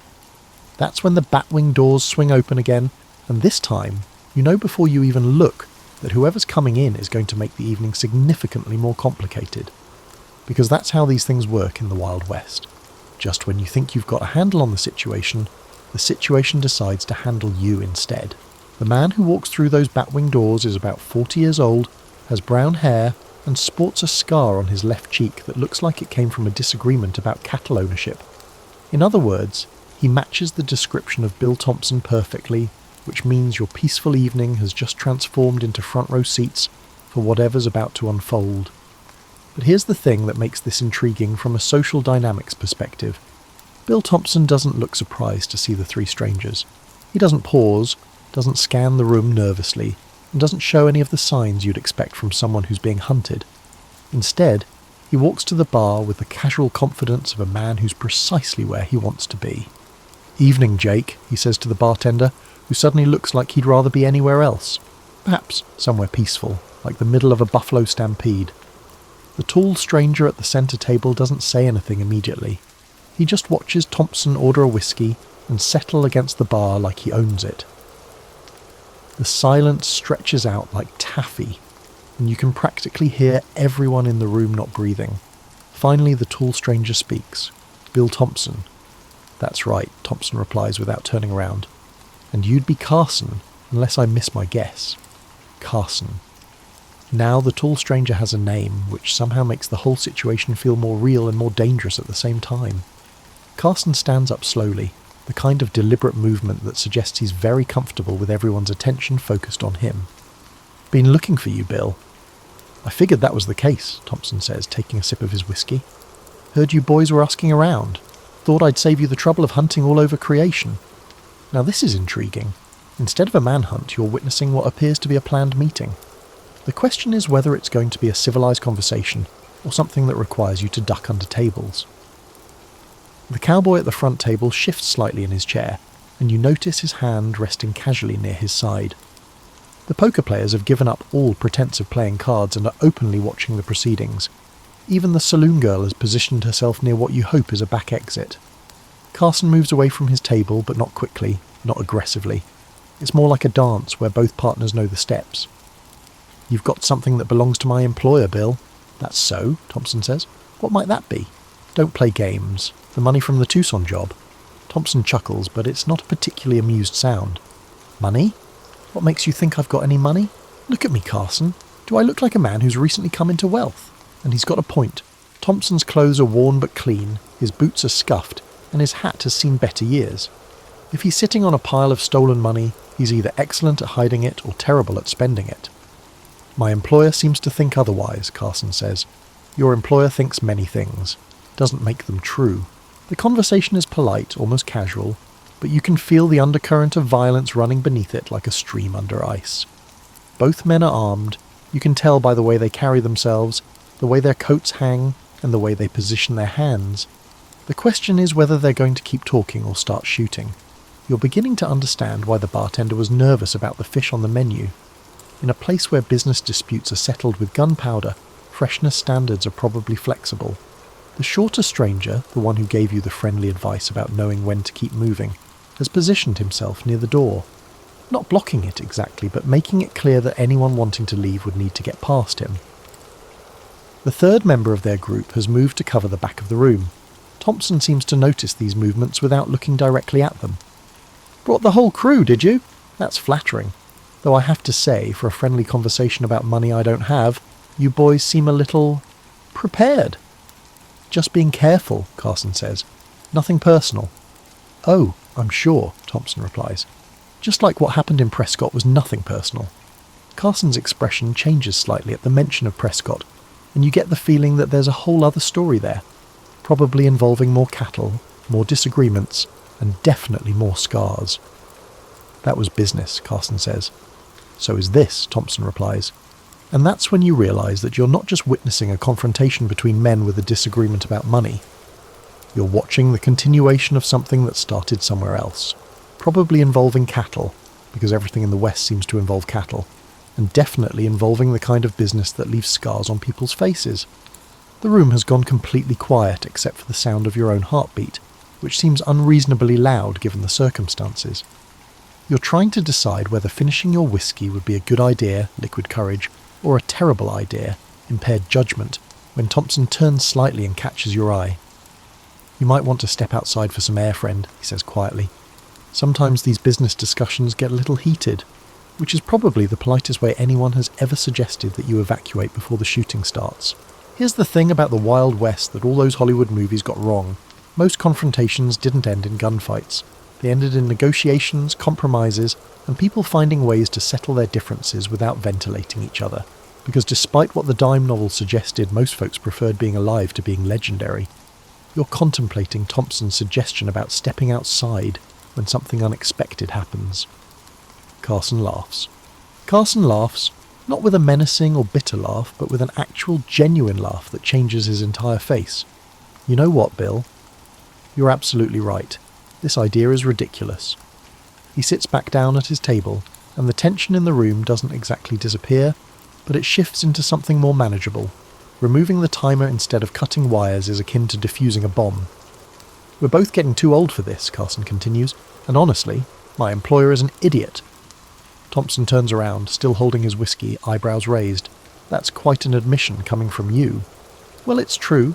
Sending me and the boys all the way out here to collect money that probably doesn't exist, from a job that went sideways 6 months ago, from a man who's been trying to go straight ever since." Carson shakes his head. "Some days I wonder why I don't just buy a farm and raise chickens." The shorter stranger looks confused by this turn of events. "Boss? We came all this way." "I know what we came here for, Mike," Carson says. "But occasionally you get somewhere and realise the trip wasn't worth taking." Thompson moves away from the bar, but toward Carson's table, not toward the door. He pulls out a chair and sits down, still cautious, but no longer looking like he's expecting to dodge bullets. "So what happens now?" Thompson asks. "Now? Now we finish our drinks, you tell me what really happened in Tucson, and maybe we figure out how to explain to my employer that his money disappeared into thin air without anyone getting shot over it. And just like that, the standoff becomes a conversation." The cowboys at the front table start breathing again. The poker players remember they have cards to play. The saloon girl begins playing the piano again, but this time she selects a more cheerful tune than the one she played previously. You decide to stay put and order another whiskey, because the scene is turning into exactly the kind of frontier drama you came west to experience, except without the mortal peril you hadn't really planned on. Thompson signals Jake for another drink and settles into his chair. Tucson was a disaster from the start, he begins. Your employer had us hitting a bank that turned out to be expecting us. Inside information? Had to be. We walked into that bank and found half the territorial militia waiting for us, lost 2 good men, barely got out alive, and came away with exactly nothing except a newfound appreciation for honest work. Carson nods thoughtfully. That explains some things. My employer has been mighty close-mouthed about the details. Probably because he set us up, Thompson says. My guess? He made a deal with the law, decided we were expendable, and figured he'd collect the reward money instead of paying us. The shorter stranger, Mike, looks between his boss and Thompson like he's watching a tennis match played with words instead of balls. So there never was any money to recover? Oh, there was money, Thompson says, just not where my employer thinks it ended up. He reaches into his coat and for a moment everyone tenses again, but what he pulls out is a folded piece of paper, not a weapon. Bank draft, he explains, showing it to Carson. It was intended for the Tucson orphanage. Figured if I was going to steal money, I might as well steal it for someone who needed it more than your employer did. Carson examines the paper and his expression shifts to one that could be interpreted as respect. You donated stolen money to an orphanage? Seemed like the right thing to do at the time, Thompson says with a shrug. Still does, actually. Mike looks completely baffled by this turn of events. Boss, what do we tell him back in Phoenix? Carson folds the bank draft and hands it back to Thompson. We tell him that Bill Thompson is dead. What? Mike's voice goes up an octave. Died in a gunfight. Tragic, really. We buried him outside of town and said some words. A very touching ceremony. Carson's deadpan delivery would make a professional poker player proud. Money was never recovered. He probably spent all the money on whiskey and loose women before he died. Thompson grins. I like it, though I prefer to think I spent it on whiskey and tight women. Details, Carson waves dismissively. Point is, as far as Phoenix is concerned, this case is closed, and that's when you realise you've just witnessed something remarkable. A problem solved not with violence, but with creativity, pragmatism, and a healthy dose of frontier justice. This solution ensures that everyone leaves with their lives and dignity intact. The saloon has returned to something approaching normal. The poker game has resumed with renewed enthusiasm. Apparently nothing makes cards more captivating than the possibility that you might not live to play another hand. The cowboys have ordered another round and are back to discussing whatever important cowboy business they were discussing before the excitement started. Carson stands up and extends his hand to Thompson. It's been a pleasure doing business with you, Bill. Or should I say, it's been a pleasure not doing business with you. Thompson shakes his hand. Likewise. Give my regards to Phoenix. Tell them I died bravely. Oh, I will. I will probably include some details about how you took 3 of us with you, just to make the story more interesting. Mike still looks confused, but the third member of Carson's group, who's been silent through most of this, finally speaks up. Does your statement mean we can go home now? I'm tired of sleeping on the ground. Yes, Eddie, we can go home, Carson says patiently, and we can stop at that hotel in Flagstaff on the way back. The one with the actual beds? The one with the actual beds? Eddie brightens considerably at this news. Apparently even in the Wild West a good night's sleep was worth more than a questionable gunfight. As Carson's group prepares to leave, the tall man pauses at your table. Thanks for the entertainment, he says. Not often do we get to watch a business meeting that ends with everyone still breathing. My pleasure, you reply, raising your glass in a small salute. Here's to creative problem solving. I'll drink to that, Carson says, and surprisingly, he does, finishing his whiskey in one smooth motion before tipping his hat and heading for the door. The saloon settles into a comfortable evening rhythm as the 3 strangers disappear through the batwing doors. Thompson moves to the bar, orders another whiskey, and strikes up a conversation with Jake about the weather and the price of cattle. You sit back in your chair, nursing your second whiskey and marvelling at what you've just experienced. In the span of 2 hours, you've witnessed a manhunt, a standoff, a negotiation, and a resolution that would have made Solomon proud. You've seen grown men solve their problems with words instead of weapons and creativity instead of violence. The saloon girl starts playing Red River Valley, and this time she gets all the notes right. The poker players are laughing at something the prospector said. The cowboys are planning their next cattle drive. and you're sitting in a Wild West tavern, drinking whiskey that tastes like liquid campfire, eating stew that could keep you going for a week, and thinking that maybe, just maybe, the real Wild West was more intriguing than any Hollywood movie ever suggested. Because the truth is, most people then, just like most people now, were just trying to get through their day without too much trouble. They wanted to eat a decent meal, have a drink with friends, maybe play some cards and go home to their families.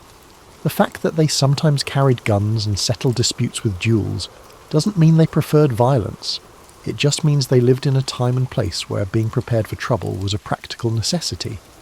As the evening winds down and you consider heading to whatever passes for lodging in this frontier town, you reflect on the lesson you've learned tonight. Sometimes the most dangerous situations are resolved not by the fastest gun or the strongest fighter, but by the person clever enough to find a solution that lets everyone walk away with their pride intact. Thompson glances at you from the bar, raising his glass in a small salute. "To orphanages," he says quietly. "To orphanages," you reply, and you both drink to the kind of justice that doesn't make headlines but makes the world a little bit better, one small act of decency at a time. Outside, the desert night is clear and cold, full of stars that seem close enough to touch. Inside the Silver Dollar Saloon, the oil lamps burn warm and steady, the piano plays soft melodies, and people who've never met before tomorrow will be strangers again, sharing stories and whiskey and the kind of companionship that travellers have always found in places like this. And that, more than any gunfight or cattle rustling or gold rush drama, is what the Wild West was really about. People finding ways to connect, to solve problems, and to help each other through the challenges of living in a hard place during a hard time. Your stew is long finished, your whiskey glass is empty, and your adventure in frontier dining is complete. Tomorrow you'll climb back on that stagecoach and continue west, carrying with you the memory of an evening when the Wild West revealed itself to be not quite as wild as advertised, but infinitely more fascinating than you'd expected. Sometimes the best stories aren't about the fastest guns or the biggest fights.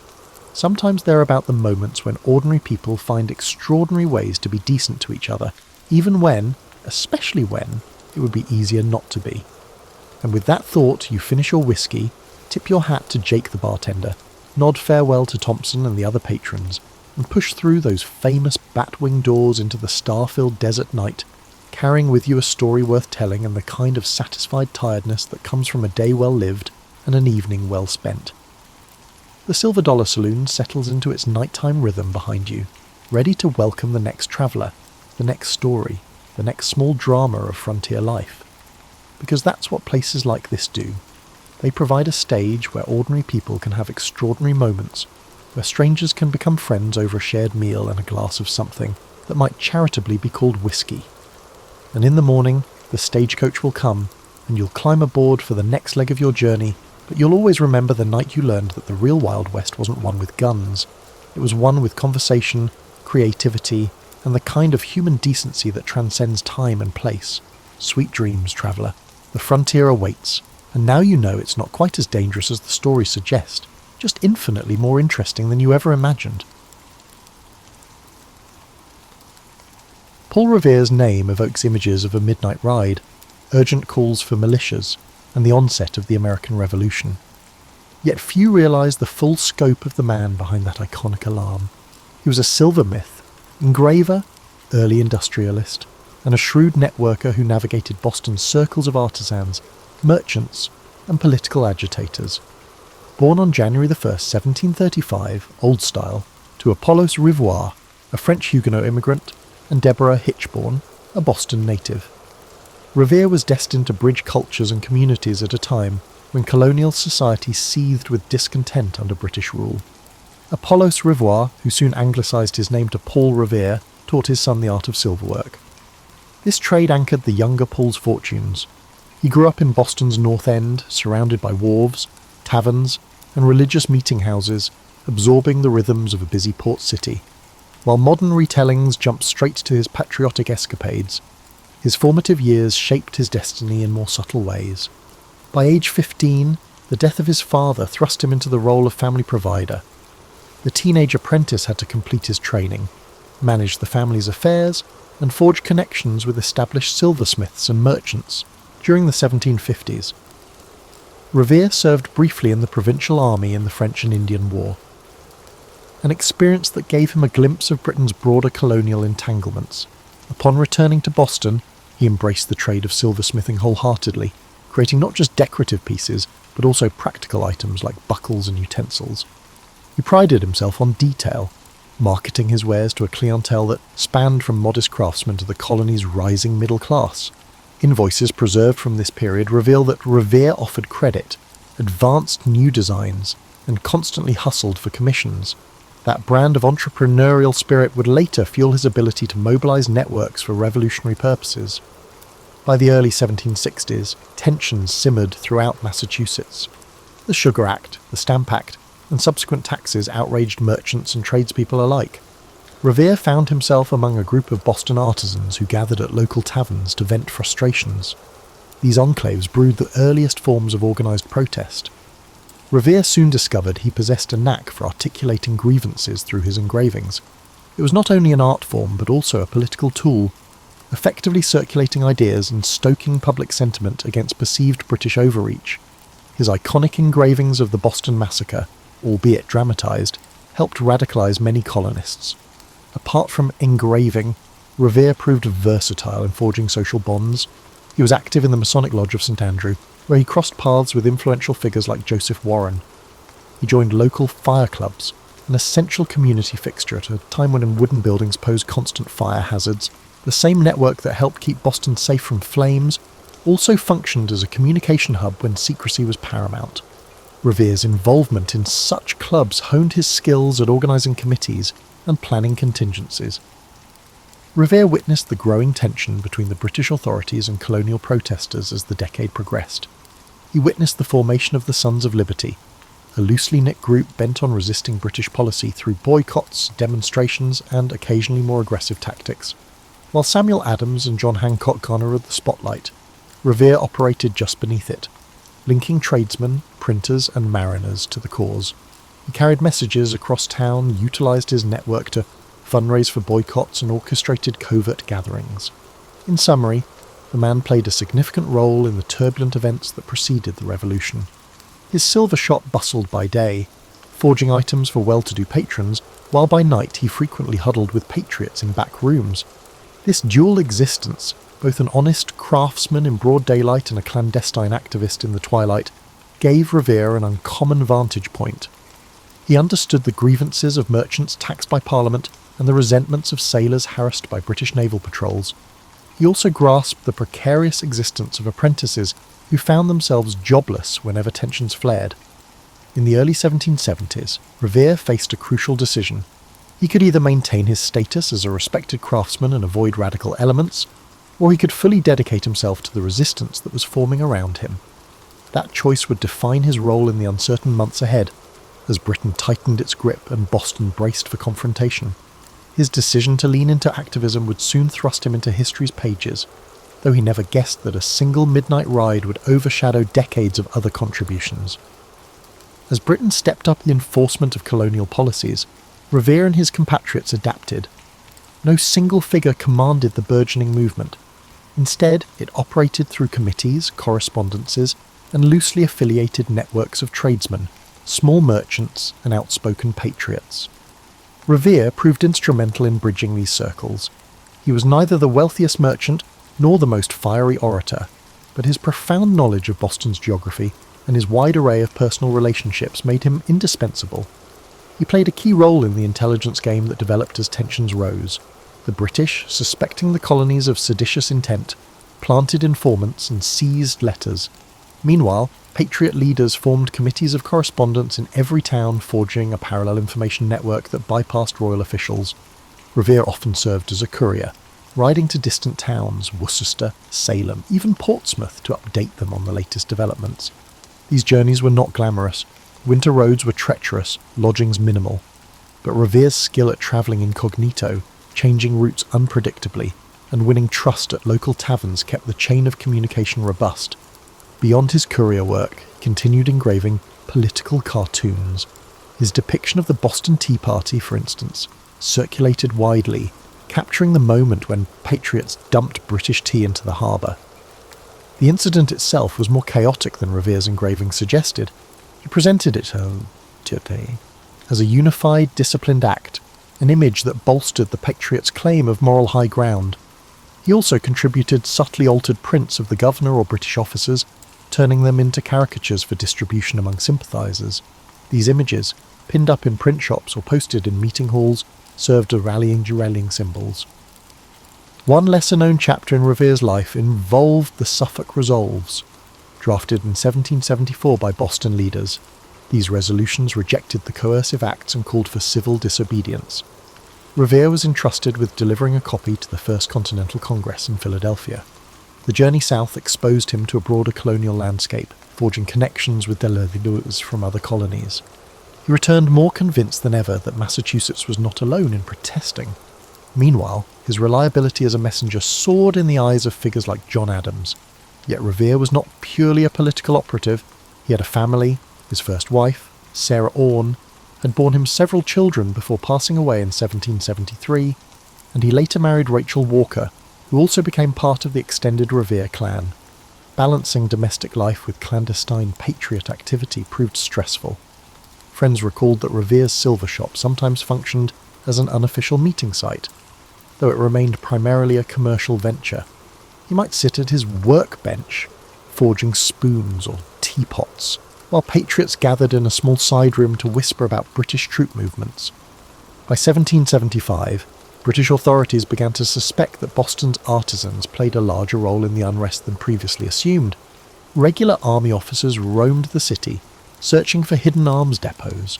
Rumours swirled of British plans to arrest key rebel leaders, particularly John Hancock and Samuel Adams, who had left Boston for the relative safety in Lexington and Concord.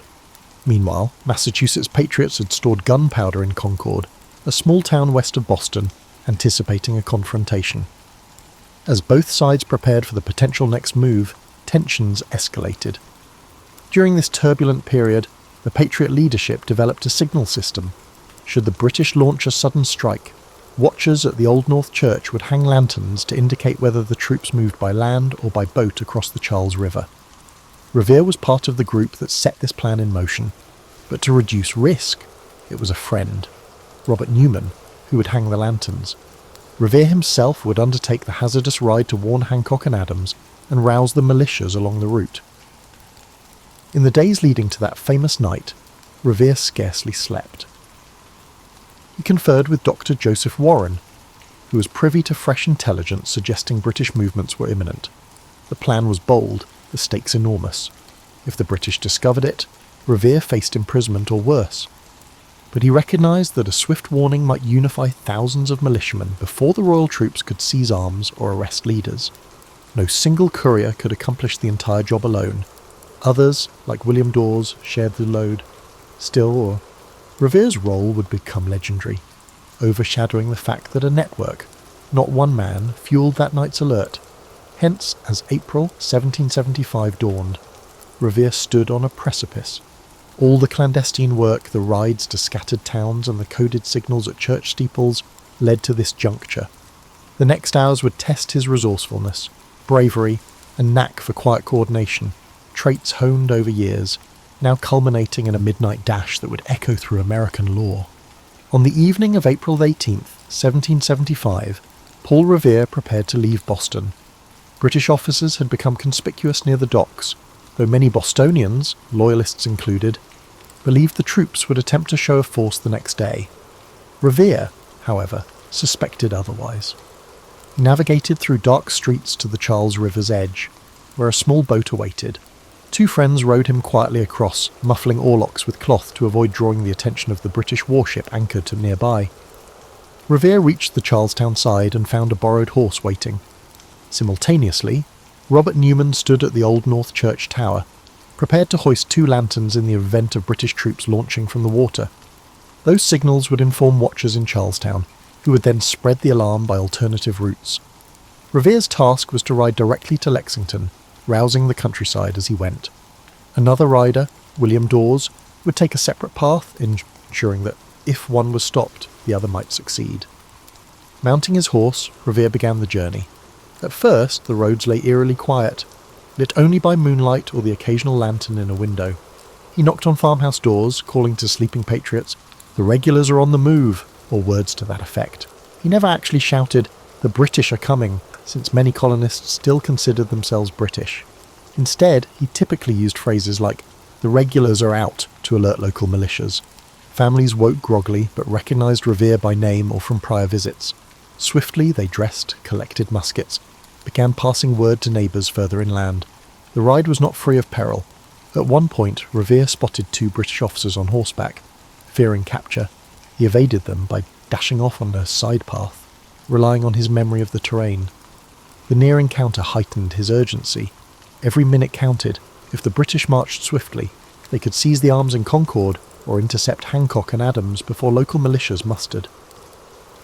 Arriving in Lexington around midnight, Revere found Hancock and Adams lodging at the home of Reverend Jonas Clark. He delivered his news. British forces would soon move to confiscate colonial weapons and possibly arrest Patriot leaders. The 2 men hesitated, uncertain whether the threat was immediate. Meanwhile, locals debated the best course.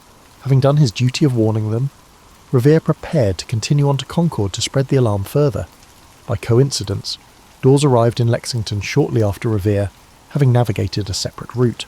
They connected with another rider, Dr. Samuel Prescott, who agreed to guide them to Concord, being intimately familiar with the area. The trio set off, determined to alert the entire region. Not far along, a British patrol lay in wait. The redcoats tried to block them on a narrow road. Dawes managed to slip away, though he lost his horse soon after. Prescott, an agile rider, vaulted a fence into the woods and escaped captivity, successfully reaching Concord. Revere, however, was detained. The officers interrogated Revere, suspecting he carried vital intelligence. He admitted British troops were heading to Concord, but did not conceal that the militias had been forewarned. Stunned by his candour, the officers tried to hustle him along to figure out the scope of the Patriot plan. They soon heard gunfire in the distance, the sound of militiamen already mobilising. Alarmed that their mission was compromised, the officers let Revere go. He found his way back to Lexington on foot, arriving just in time to witness the earliest skirmishes on Lexington Green at dawn. Thus ended Revere's ride, and thus began open conflict in the war that would shape a nation. The militias converged as intended. Though the British pressed on to Concord, they encountered a growing throng of armed colonists. The day ended in a chaotic retreat for the Redcoats, an event that echoed far beyond Massachusetts. News of this standoff would spark the colony's transformation from scattered protests into a full-blown revolution. Paul Revere's role on that pivotal night was merely one component of a larger chain. Others, Dawes, Prescott, local watchers, played equally critical roles. Yet over time, popular mythology spotlighted Revere as the lone hero, galloping through the countryside. Decades later, Henry Wadsworth Longfellow's poem, which condensed the story into a stirring call to arms, greatly contributed to Revere's fame. In reality, Revere's ride was but one expression of a complex strategy. However, it was sufficient to permanently inscribe him in America's collective consciousness as the individual who raised the alarm, thereby altering the course of history. Once the battles at Lexington and Concord ignited warfare, Paul Revere's story did not pause. He continued serving the revolutionary cause in myriad ways, some unsung, others overshadowed by the flash of his midnight ride. In the following months, Boston became a hotbed of tension. The British held the city, while colonial forces encircled it. Revere worked on intelligence and logistical tasks, using his expertise in messaging and in crowd coordination to keep patriots informed. One key project saw him turning from silver to metal of another kind. Massachusetts needed cannon, shot, and other munitions. As a skilled artisan, Revere adapted his workshop for manufacturing. Though not a large-scale operation, his foundry contributed metal fittings and small arms components. He tinkered with the ways to produce gunpowder, though that challenge required specialised mills. Meanwhile, Revere participated in local committees that governed the region in the absence of British authority, ensuring daily life continued amid chaos. Amid these labours, tragedy struck. Dr. Joseph Warren, Revere's friend and fellow patriot, was killed in June 1775 at the Battle of Bunker Hill. Warren's death hit Revere hard. The two had collaborated closely in mobilising the earliest resistance, and Warren's medical skill had saved countless lives in prior skirmishes. The heartbreak sharpened Revere's resolve. The cost of independence was high, yet men like Warren believed in it passionately. Revere channeled that sorrow into further commitments, travelling frequently between revolutionary committees in Cambridge and outlying towns. The British finally evacuated Boston in March 1776, a turning point that caused jubilation among the patriots. Revere moved back into the city, reclaiming his silver shop, but found it in disarray after months of occupation. Repairs were needed before normal business could resume. However, normal business had become a distant memory by that point. The war had shifted to other colonies, and Revere's skill set remained valuable. He volunteered for militia service and was appointed a lieutenant colonel of artillery in the Massachusetts militia. This role combined administrative oversight, ensuring troops had supplies and equipment, with strategic input, drawing on his knowledge of local fortifications.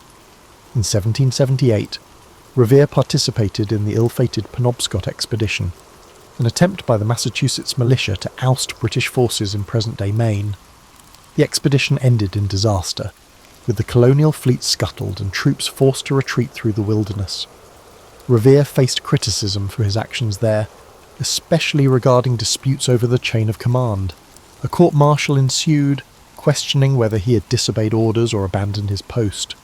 While eventually exonerated, the incident left a sour note in his military career, contrasting sharply with the heroic aura of his earlier ride. Undeterred, he continued assisting in local defences, forging new connections with revolutionary leaders. In the final years of the war, Revere balanced militia duties with attempts to stabilise his personal livelihood. The prolonged conflict had disrupted normal commerce, and craftsmen across the colonies struggled. Revere's adaptability shone once more. He introduced new techniques, such as rolling copper sheets for naval use, precursor to his later achievements in metalworking that would flourish post-war. Throughout these years, Revere also engaged in the social fabric of the budding republic. He joined societies discussing ways to structure the new nation's governance. He was active in the movement that eventually produced the Massachusetts Constitution. Among his lesser-known efforts was involvement with the local intelligence apparatus to verify rumours of British espionage or infiltration. He was not a central spy master, but he knew the city intimately and could trace suspicious activity. The same street smarts that fueled his 1775 ride aided him once again.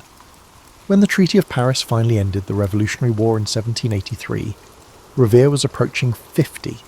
He had served as craftsman, courier, militia officer, and community organiser, roles overshadowed by that single night's gallop into legend.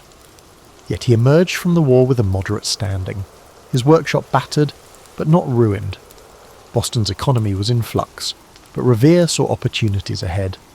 He recognised that the new United States, short on domestic manufacturing, would need local industries to replace imports once supplied by Britain. Thus, as the guns fell silent, Revere pivoted from the chaos of war to the prospect of peace. He had learned about large-scale metalwork from wartime demands. Now he sought to parlay that knowledge into a business advantage. He opened new ventures, such as a hardware store and a foundry capable of casting bells and cannons. This transformation signalled his next chapter, a shift from revolutionary operative to pioneering industrialist. Despite everything, he held on to the memory of Bunker Hill, lost friends, and that ride on a moonlit night, which shaped him into a man determined to help forge a stable, prosperous future for the Republic he helped birth. In the post-war era, Paul Revere harnessed his entrepreneurial spirit to elevate Boston's manufacturing capabilities. While many Americans clung to small-scale artisanal methods, he envisioned something grander, an industrial growth that could rival Europe's established foundries. His experiences rolling copper for naval uses and casting small cannons during the war primed him for expansions. Through determined trial and error, Revere built a thriving copper works enterprise. It began with smaller tasks, producing copper bolts, spikes, and fittings for local shipyards. Boston, a bustling maritime hub, offered a ready market. Over time, Revere realised the potential for roofing large buildings with copper sheets, a technique popular in European cathedrals but rare in the young United States. He also recognised the possibility of sheathing the hulls of wooden ships with copper to prevent wood-boring pests and reduce marine growth. If widely adopted, copper sheathing could dramatically enhance a vessel's speed and lifespan, improving profitability for shipping companies. Yet capital was scarce. Revere searched for partners or backers, but often found scepticism. Most believed large-scale metalwork too risky, unfazed, Revere used his personal savings, accumulated from decades of silver work, taking on loans at high interest. He arranged shipments of raw copper from mines in Connecticut or further afield. By the late 1780s, he operated a modest rolling mill, though it struggled to match the consistency of British imports. Undeterred, he laboured to refine techniques, tinkering with furnace temperatures and rolling machinery designs. Alongside forging a copper empire, Revere remained active in civic life. He joined the Massachusetts Charitable Mechanic Association, which championed tradesmen's rights and advanced mechanical innovations. In addition, he oversaw community initiatives aimed at improving infrastructure, Boston's roads, bridges, and fire services. This synergy of public service and private enterprise mirrored the developing ethos of the New Republic, where personal success and collective well-being intertwined. His family also expanded, father to a large brood. Revere expected his children to learn a trade or assist in the family businesses. Sons began helping in the foundry, learning practical skills from their father. Daughters were often educated enough to maintain household finances and even dabble in commercial tasks. The Revere clan became a microcosm of the emergent middle class, part tradition-bound, part forward-looking. At times, dinner discussions likely encompassed everything from forging techniques to local politics. During this period, the new federal government sought to strengthen America's naval capacity. Threats loomed off the Barbary coast, where pirates seized merchant ships. The US Navy needed warships, and Revere saw his chance. He pitched his copper sheathing to the government, arguing that adopting homegrown manufacturing would reduce dependence on foreign supplies. Despite initial reservations, officials recognized the strategic advantage. By the mid-1790s, Revere's copper found its way onto the USS Constitution, nicknamed Old Ironsides, a famed frigate built in Boston. This success was huge. It demonstrated that domestic production could match or exceed British quality. With pride, Revere marched his workers to the Charlestown Navy Yard to see the Constitution outfitted. The event symbolized the synergy of industrial progress and national defense. In an era when many still saw the US as an agrarian confederation, Revere's pursuits hinted at a more industrial future. He began receiving more orders for bell casting too. Churches across New England wanted bells that combined pleasing acoustics with durability. Revere's foundry delivered. Some of these bells still ring today. Even as Revere's renown grew in manufacturing circles, he remained surprisingly modest about the famed midnight ride. He occasionally recounted it for new acquaintances, especially if they recognized his name from rumours. But he never wrote a grand memoir or boasted publicly. He seemed more captivated by forging new wares and improving his foundry's output. The ride that would define him for posterity was just one chapter in his own eyes. By the early 1800s, Paul Revere was recognized as a leading industrial innovator in Massachusetts. The aging patriot was no longer the lean courier bounding off into the night. Instead, he was a solid figure with greying hair, strolling through a noisy foundry, checking the quality of molten copper, and guiding younger craftsmen. He remained engaged in local politics, advocating for a balanced approach to commerce. Occasionally, he accepted invitations to speak at associations of mechanics or veterans groups, though these gatherings rarely matched the grandeur of modern rallies. He kept the focus on practical improvements and communal responsibilities, values forged in a life that bridged revolution and the forging of a new economic order. Thus, Paul Revere advanced from revolutionary messenger to full-fledged industrial pioneer. Where once he had hammered silver teapots, he now shaped the nation's naval might. The drive for independence, which once motivated him to ride overnight, now fueled an economic vision for a stable, self-reliant America, an ambition that amply demonstrated the synergy between enterprise and patriotism. Paul Revere's final decades saw him celebrated in local circles as an accomplished businessman and stalwart voice in civic affairs. Yet, ironically, his renown as a revolutionary hero was comparatively subdued during his lifetime. Public commemorations of the war typically highlighted generals like Washington or statesmen like Franklin. The intricacies of Revere's midnight ride were known among certain Bostonians, but no single poem or widely circulated account yet enshrined his role. As the 19th century dawned, Revere watched Boston transform. The city's population swelled, new commercial opportunities arose along the waterfront. He kept pace with these changes, updating his foundry's techniques and occasionally patenting innovations. He also mentored younger artisans, passing along the same ethos of diligence and community-mindedness that guided him. In quiet moments, he reflected on friends lost or scattered by war, on how an unassuming silversmith like him once walked a perilous line between colonial law and rebellion. His personal life remained anchored in family. By now, multiple children assisted in the foundry. Grandchildren scampered through the workshop yard, occasionally mesmerised by glowing furnaces. Revere, though stern about safety, allowed them glimpses of the molten copper, hoping to spark curiosity rather than fear. Letters from this period reveal a man juggling paternal pride, financial concerns, and deep gratitude for living to see an independent republic flourish. He occasionally travelled to observe new industrial sites. One visit to Philadelphia's ironworks fascinated him. He swapped notes with other entrepreneurs about scale, costs, and workforce management. Everywhere he went, people recognised him as that Boston craftsman who had helped found an American manufacturing base. At dinners or tavern gatherings, he sometimes heard recollections of the Revolution, with others praising famous generals while Revere politely listened. If asked directly about April 18th, 1775, he'd share details, but mostly he avoided embellishment. He never sought to overshadow the memory of the many patriots who fought and fell after that fateful night. In 1811, Revere decided to retire officially from daily management, handing control of the foundry to his sons and other trusted associates. By that point, his name carried weight in commercial contracts. The Revere brand, as it were, gave assurance of quality. Freed from the grind of business, he spent more time reflecting on the young nation's political evolution.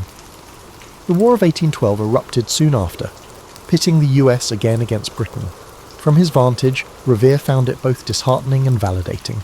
Disheartening that conflict re-emerged, yet validating because it underscored the importance of domestic industry in times of strife. Despite his advanced age, Revere occasionally wrote letters of encouragement to militia officers, reminding them of the vital role local defence played during the earlier revolution. He also supported volunteer committees raising funds for fortifications. Not being active on the front lines, he remembered the lessons of 1775. Local preparedness could significantly influence the outcome. Some historians note that behind the scenes, Revere's foundry contributed cannon parts for the war effort, though on a smaller scale than before. Paul Revere died on May 10th, 1818, at the age of 83. Obituaries in Boston newspapers praised him as a master silversmith, an industrious founder, and a patriot of the Revolution, but they offered only cursory mention of his midnight ride. Instead of mourning a legendary figure, the city mourned a respected community pillar. Indeed, Revere's funeral was a modest affair attended by family, friends, and fellow artisans. To them, he was old Mr. Revere, wise in counsel, unwavering in principles. Over the ensuing decades, memories of the Revolution consolidated into a national myth. Monumental events overshadowed the gritty day-to-day contributions of ordinary patriots. Then, in 1860, Henry Wadsworth Longfellow published Paul Revere's Ride, immortalising Revere as the lone hero who raised the alarm. The poem, while stirring, took liberties, omitting the network of compatriots and crediting Revere with feats shared among multiple riders. Its dramatic lines, though historically imprecise, resonated with Americans on the brink of civil war, reminding them of the unity once forged in crisis. Thus, ironically, Revere's posthumous fame soared to heights he never experienced while alive. Statues rose, textbooks proclaimed him the prime instigator of the Revolution's opening salvo. The complexities of his broader life, his industrial ventures, his engravings, his lesser-known military fiascos, often faded behind the single story of a midnight dash. Yet Revere's life exemplifies more than an iconic ride. It reflects the synergy of craft, commerce, activism, and civic responsibility in shaping a fledgling nation. That synergy, perhaps, is the greatest testament to the man who ended. As an unassuming, elderly industrialist, yet endures in collective memory astride a galloping horse. Long after Paul Revere's passing, historians pieced together a fuller portrait of his life, transcending the narrow lens of that famous ride. Documents emerged, shop ledgers, personal letters, court-martial records from the Penobscot expedition, showcasing a man constantly evolving with the times. Such evidence clarified that Revere's significance lay not in one heroic night, but in a sustained commitment to building community ties, forging new industries, and championing a cause he believed just. In modern Boston, tourists throng the Freedom Trail, winding past sites like the Old North Church, where docents recount the signal lanterns. Revere's house, painstakingly preserved, stands as an example of 17th century architecture adapted by an 18th century craftsman. Visitors marvel at the cramped rooms where children must have crowded together, and at the workshop space out back where Revere chased creative ideas that shaped silver into everything from teapots to intricate buckles. In the yard, one can almost imagine him conferring with secret committees, or stepping out at dusk for a quiet conversation with a fellow Sons of Liberty member. Revere's industrial legacy also lingers. The copper-clad US's Constitution still floats in the Charlestown Navy Yard, a testament to his metallurgical foresight. Bells cast in his foundry continue to ring in churches across New England. These artefacts speak to a principle Revere championed, that self-sufficiency and local craftsmanship buttress freedom. In a young republic uncertain of its future, he demonstrated that Made in America was not a pipe dream, but a workable reality, given enough ingenuity and perseverance. Academic discourse has also refined Revere's place in revolutionary history. While Longfellow's poem romanticised a lone rider, scholarship highlights a broader network known as the Intelligence and Alarm System. Dozens of riders, watchers and committee members made that April 1775 night a success. Revere's role was crucial but not singular. Even so, the poem's popularity stuck, capturing the hearts of generations who found inspiration in the notion that one person, fueled by conviction, might rouse a people to defend liberty. Some argue that the legend's simplicity overshadowed the truth of collective action, while others contend it provided a rallying symbol more powerful than any purely factual account. Contemporary portrayals, whether in children's books or historical dramas, balance the factual Paul Revere with the mythic figure. They mention his silver shop, his involvement in the Boston Tea Party, and his lesser-known feats beyond the famed ride. They note how he bridged multiple roles: artisan, father, activist, soldier, and entrepreneur. Teachers use his story to illustrate how revolutions depend on everyday citizens stepping forward, not just charismatic generals. In this sense, Revere embodies the idea that significant change is fueled by many hands, each contributing specialised talents. Revere's transformation into a national icon carries lessons about how history and memory intersect. He left behind no bombastic diaries. Rather, his records were pragmatic: receipts for silver items, letters about shipments of copper, brief notes on local militia tasks. The shift from modest business documents to mythic status suggests that once a narrative resonates with national sentiment, it acquires a life of its own. Paul Revere thus stands as both a historical figure, verifiable, multifaceted, and a cultural emblem shaped by poetry, public monuments, and retellings that emphasise drama over nuance. For people reflecting on the Revere's life today, he offers a model of adaptability. He was not locked into a single path. Facing challenges, whether paternal loss in adolescence, British crackdowns, or post-war economic chaos, he recalibrated. That adaptability underscores a universal truth. The capacity to pivot in crises fosters resilience, whether in the forging of a new nation or in personal life transitions. Ultimately, the Paul Revere story is more than an evening dash. It's a tapestry of craftsmanship, activism, community building and industrial ambition. Each thread adds depth to the revolutionary narrative. And while the phrase "one if by land, two if by sea" rings through the ages, the real Revere thrived on forging alliances and relentlessly solving problems. His memory endures in hammered silver, in the echoes of church bells, and in the forging of a collective identity that transcends any single heroic moment. In that sense, Revere's life exemplifies how a determined citizen can indeed shape history, quietly weaving purpose into every role he fills, leaving behind an imprint that resonates well beyond the midnight calls of war.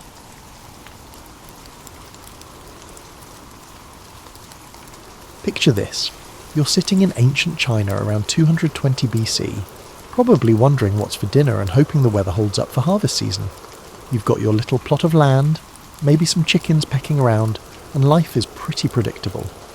Then Emperor Qin Shi Huang shows up with what might be history's most ambitious home improvement project. "We're going to build a wall," he announces. Not just any wall, mind you, a wall that stretches across mountains, deserts and valleys for thousands of miles. Your neighbours probably thought he'd been sampling too much rice wine, but this emperor was dead serious. He had already conquered 6 other kingdoms to unite China, so building an impossibly long wall seemed like a simple task. Tuesday afternoon's project. The thing is, walls already existed. Various kingdoms had been building defensive barriers for centuries, like having a really impressive fence to keep the neighbours' goats out of your garden. But Qin Shi Huang looked at these scattered walls the way you might look at mismatched furniture in your living room. Functional, but lacking a unified vision. His plan was brilliant in its audacity. Connect the existing walls, extend them, and create one continuous barrier along China's northern border. Imagine this as the world's first massive renovation project, where instead of demolishing walls, they were constructing the ultimate wall to end all walls. The emperor's motivation wasn't just showing off, though that was certainly part of it. The Mongols and other nomadic tribes from the north were habituated to dropping by uninvited, usually with swords and an attitude problem. These weren't friendly social calls. They were more like aggressive house parties, where the guests take everything and leave the place in shambles. So you can understand the emperor's thinking.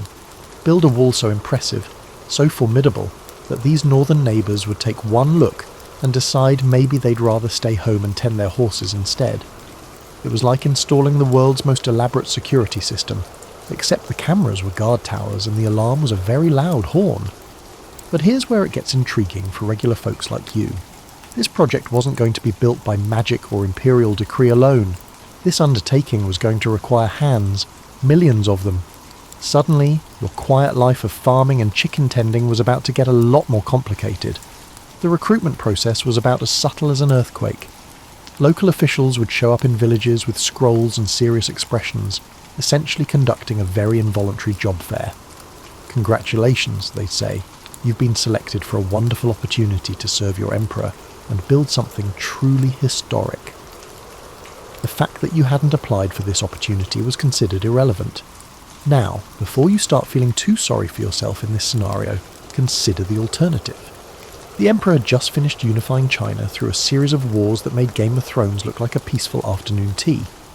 Building a wall, even an impossibly long one, was actually the peaceful option.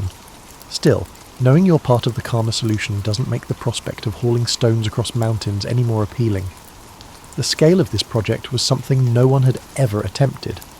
Imagine trying to coordinate a construction project that spans the distance from New York to Denver, except there are no trucks, no power tools, and no Home Depot.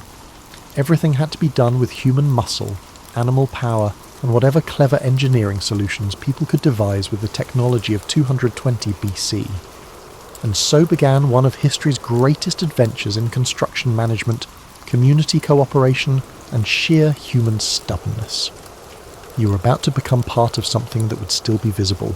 So here you are, standing with your hastily packed belongings and wondering how your life took such an unexpected turn. The recruitment officer has assured you that the job is a temporary assignment, just a few months, maybe a year at most. You'll be back home before you know it, he says, with the confidence of someone who's never actually built a wall. Your first glimpse of the construction site is like nothing you've ever seen. Imagine an anthill the size of a city, except the ants are people and they're all carrying rocks.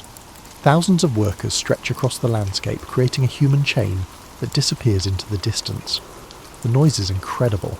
Hammering, shouting, the scrape of stone against stone, and the occasional creative curse word that probably shouldn't be repeated in polite company. You're assigned to a work crew that becomes your new family, whether you like it or not. There's old Chen, who claims he helped build the Emperor's palace and has strong opinions about proper mortar mixing. Young Liu bounces around with the enthusiasm of someone who thinks this whole wall business might actually be fun. Wang the Quiet barely speaks but can carry stones that would make a donkey jealous. And there's you, trying to figure out which end of a hammer to hold. The living arrangements are, shall we say, cosy. Your new home is a tent shared with 5 other men, which sounds awful until you realise some crews are sleeping 12 to a shelter. Privacy becomes a fond memory, like a favourite dish from home that you can almost taste if you concentrate hard enough. The good news is that everyone snores, so at least the noise is evenly distributed. Your daily routine starts before dawn, because apparently whoever designed this schedule believed that sunlight was a luxury rather than a necessity. You stumble out of your shared tent, grab some rice and maybe a pickled vegetable if you're lucky, and report to your section chief. This is a man who has elevated shouting into an art form and seems to believe that volume is directly proportional to work efficiency. The work itself is simpler in concept than execution. You're building a wall, which sounds straightforward until you realise this wall needs to be tall enough to stop mounted warriors, strong enough to withstand siege engines, and long enough to protect an entire frontier. It's like being asked to build a fence around your property, except your property is the size of several states and the fence needs to stop an army. The foundation work is backbreaking in the most literal sense. You spend days moving earth, laying stones, and creating the base that everything else will rest on. Each stone needs to be placed just so, because a wobbly foundation today means a collapsed wall tomorrow, and nobody wants to explain to the Emperor why his wall has developed a lean. But here's the thing about shared misery. It has a way of bringing people together. By the end of your first week, you and your tent mates have developed an effortless camaraderie born of mutual exhaustion. Old Chen shares techniques he learned from previous construction projects. Young Liu invents games to make the repetitive work more bearable. One the quiet turns out to be an excellent cook who can make rice taste almost intriguing. The engineers overseeing the project are a fascinating bunch. They've had to solve problems no one has ever faced before, like how to build a uniform wall across terrain that varies from desert sand to mountain granite. Watching them work is like seeing puzzle masters tackle a jigsaw with a million pieces, none of which seem to fit together properly. Supply lines stretch back towards civilization like the world's longest grocery delivery route. Wagons arrive with fresh stone, timber, rice, and replacement tools. Occasionally they bring news from home, which everyone gathers around to hear like it's the evening entertainment. Occasionally they bring new workers to replace those who've completed their service, or, more grimly, those who won't be going home at all. Despite the hardships, there's something oddly satisfying about the work. Each day you can see progress. The wall grows taller, stronger, and more impressive. You begin to take pride in your section, competing informally with other crews to see who can lay the straightest line or build the most solid foundation. It's like the world's most exhausting team sport.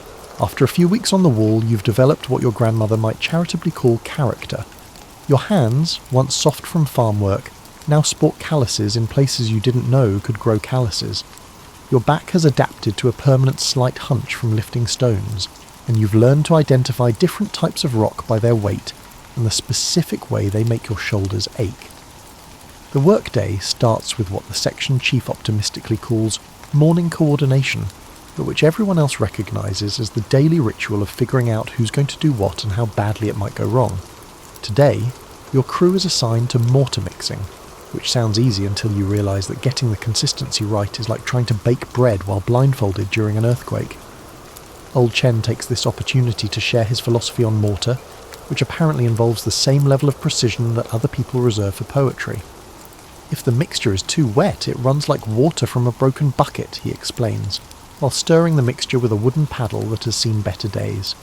Too dry, and it crumbles like a promise from a politician. You're beginning to suspect that Old Chen has strong opinions about everything, which makes him either very wise or very annoying, depending on how early in the morning it is.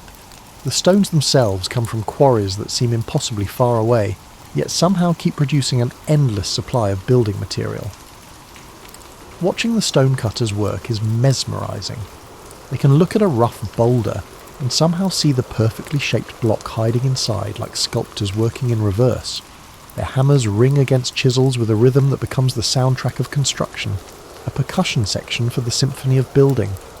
Transportation of materials has evolved into a complex dance of human efficiency. Teams of workers form chains from the supply wagons to the construction site, passing stones hand to hand in a process that looks chaotic but actually moves materials faster than you'd think possible. It's like watching a very patient version of the world's heaviest relay race. Young Liu has invented a game where you try to predict which stone will be the most awkward to carry based on its shape. He's surprisingly talented at this, having developed an eye for stones that look innocent but turn out to be engineered by nature specifically to be impossible to grip properly. His uncanny ability to spot these troublemakers has saved the crew numerous bruised toes and creative vocabulary lessons. The wall itself is taking shape with surprising speed, considering it's being built entirely by hand. Each section has its own personality, reflecting the crew that built it. Some sections are precisely uniform, built by teams that measure twice and cut once. Others show more character, with small variations that somehow make them look more human and less like something assembled by very patient machines. Weather adds its complications to the work. Rain turns the construction site into a muddy obstacle course, where every step requires careful consideration of physics and balance. Hot days make the stones too hot to handle comfortably, and cold mornings mean waiting for fingers to thaw enough to grip tools properly. You begin to develop a farmer's intuition for weather, reading the sky like a daily newspaper that specialises in inconvenient surprises. The guard towers, spaced at regular intervals along the wall, present their engineering challenges. These aren't just tall platforms. They're sophisticated observation and communication posts that need to be sturdy enough to withstand attacks, while remaining tall enough to provide commanding views of the surrounding territory.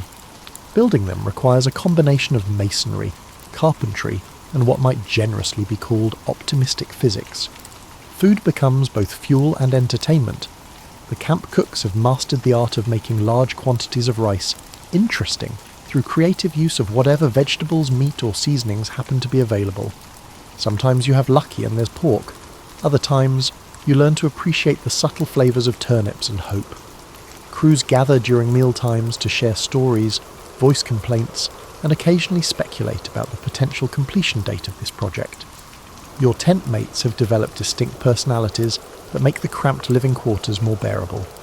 Old Chen tells stories from his construction days that may or may not be entirely true, but are always entertaining. Young Liu practices writing characters in the dirt, determined to return home more educated than when he left. Wang the Quiet has revealed a talent for repairing tools and equipment, making him the most popular person in a 100-yard radius. By now you've realised that building the Great Wall isn't just construction, it's engineering on a scale that makes regular building projects look like children's blocks. Every day brings new problems that require solutions no one has ever had to figure out before, and you're starting to appreciate the complexity of what seemed like a simple concept. Take, for instance, the challenge of building a wall across a mountain ridge. You can't just pile stones in a straight line and hope for the best. The wall needs to follow the natural contours of the land while maintaining its defensive capabilities, which means constantly adjusting height, thickness, and angle. It's like trying to draw a straight line on a crumpled piece of paper while wearing mittens. The foundation work varies dramatically depending on terrain. In rocky areas, you're essentially building on nature's concrete, which sounds great until you realise that rocky often means uneven, unpredictable, and determined to make your life difficult.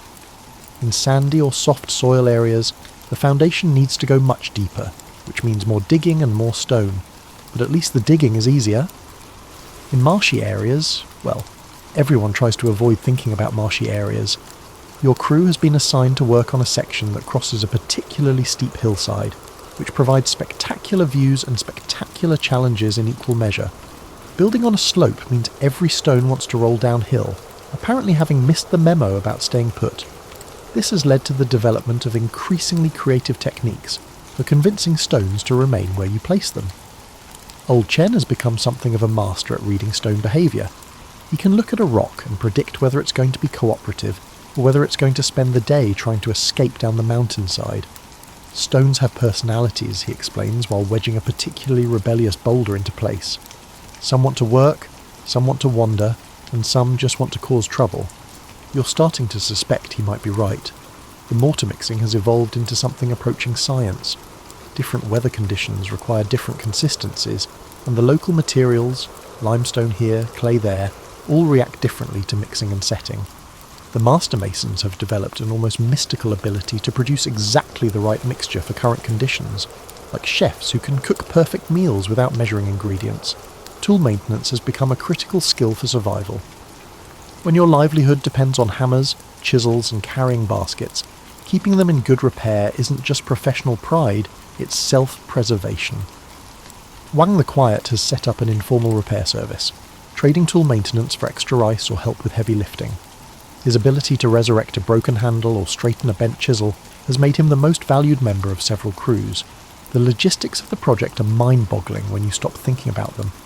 Someone, somewhere, is coordinating the delivery of materials, food and equipment to dozens of construction sites spread across hundreds of miles.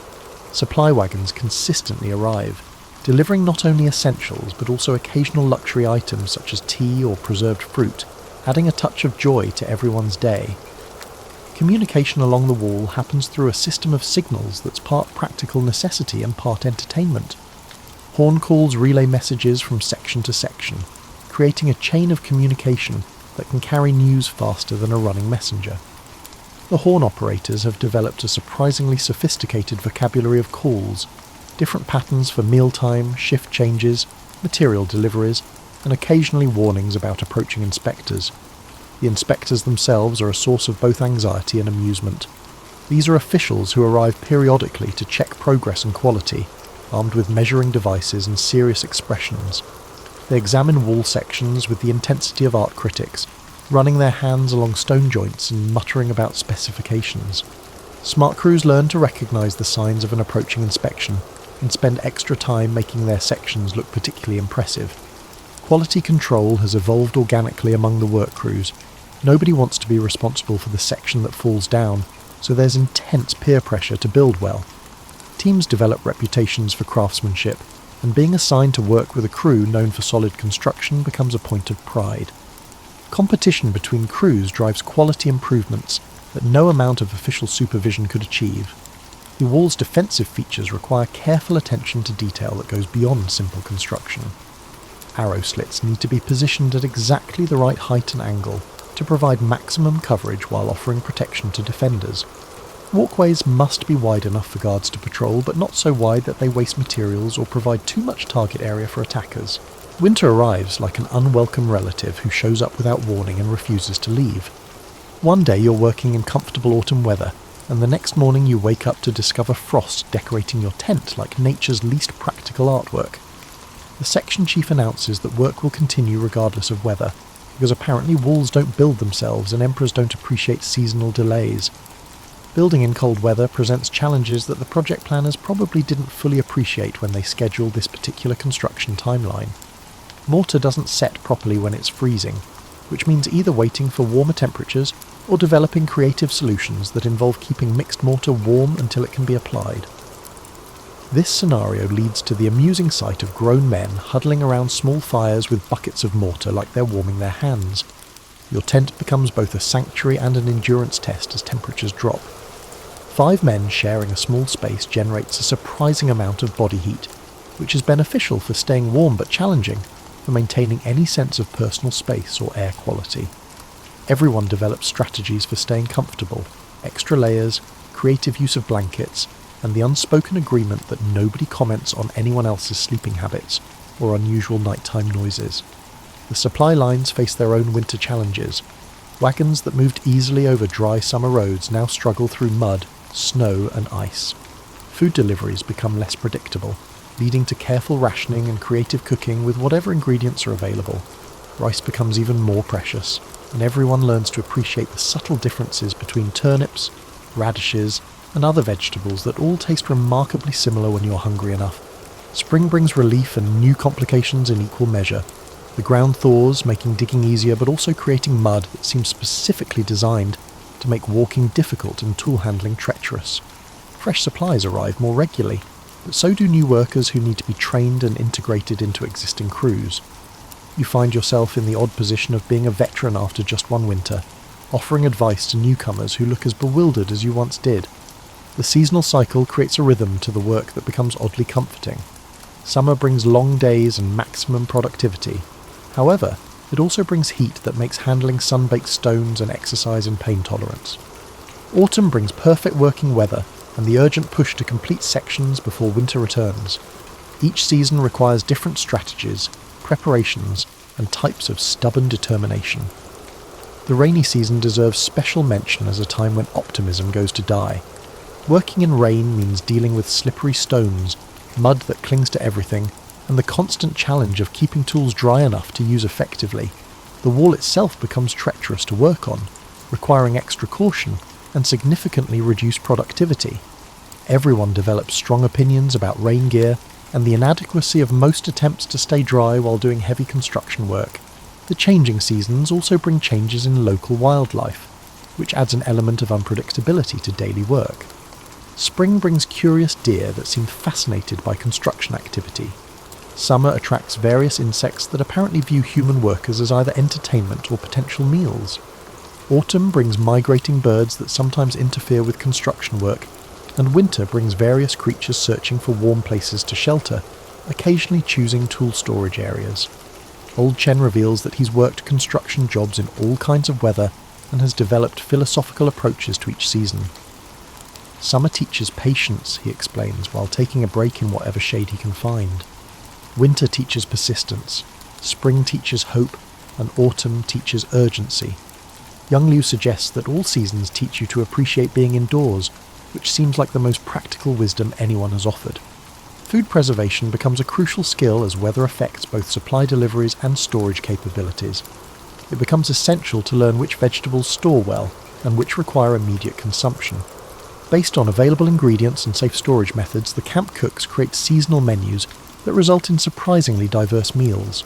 Tool performance varies significantly with weather conditions. Wooden handles shrink and expand, metal parts rust or become brittle, and carrying baskets develop holes or weak spots that seem to appear overnight. Maintenance becomes an ongoing project rather than an occasional necessity, and everyone learns basic repair skills that weren't part of the original job description. Weather prediction becomes a valuable skill set that everyone develops to some degree. Cloud reading, wind pattern recognition, and understanding seasonal patterns all contribute to better planning and preparation. The ability to predict weather changes helps crews plan work schedules, prepare for supply delays, and generally make life more manageable in an environment where comfort is largely dependent on being ready for whatever nature decides to provide. Living and working in close quarters with hundreds of other people creates a unique social environment that's part construction site, part small town, and part extended family reunion where nobody can leave early. The Wall Project has brought together people from different regions, social classes and backgrounds, creating a temporary community that develops its own customs, jokes and social structure. Your tent has evolved into something resembling a household, with everyone settling into informal roles that make shared living more manageable. Old Chen has become the unofficial leader, settling disputes and offering advice based on his extensive experience with group living situations. Young Liu serves as entertainment coordinator, inventing games and keeping spirits up during difficult days. Wang the Quiet handles practical matters like tool maintenance and small repairs that keep daily life functioning smoothly.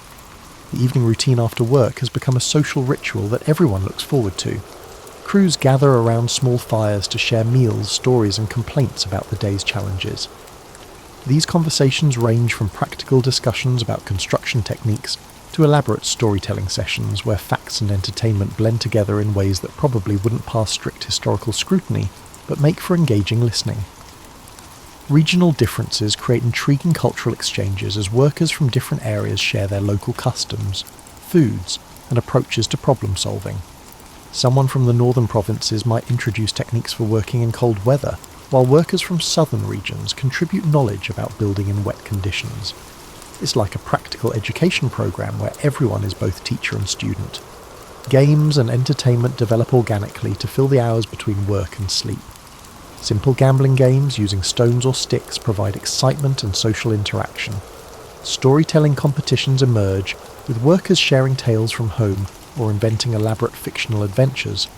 Physical competitions, who can carry the heaviest stone, who can work longest without rest, add elements of friendly rivalry that make work more engaging. The development of informal leadership structures within work crews demonstrates how people naturally organise themselves when faced with shared challenges. Some workers emerge as natural organisers, others as technical experts, and still others as mediators who help resolve conflicts before they become serious problems. These unofficial roles often prove more important than formal hierarchy in determining how well crews function. Trade and barter systems develop to supplement official supply distributions.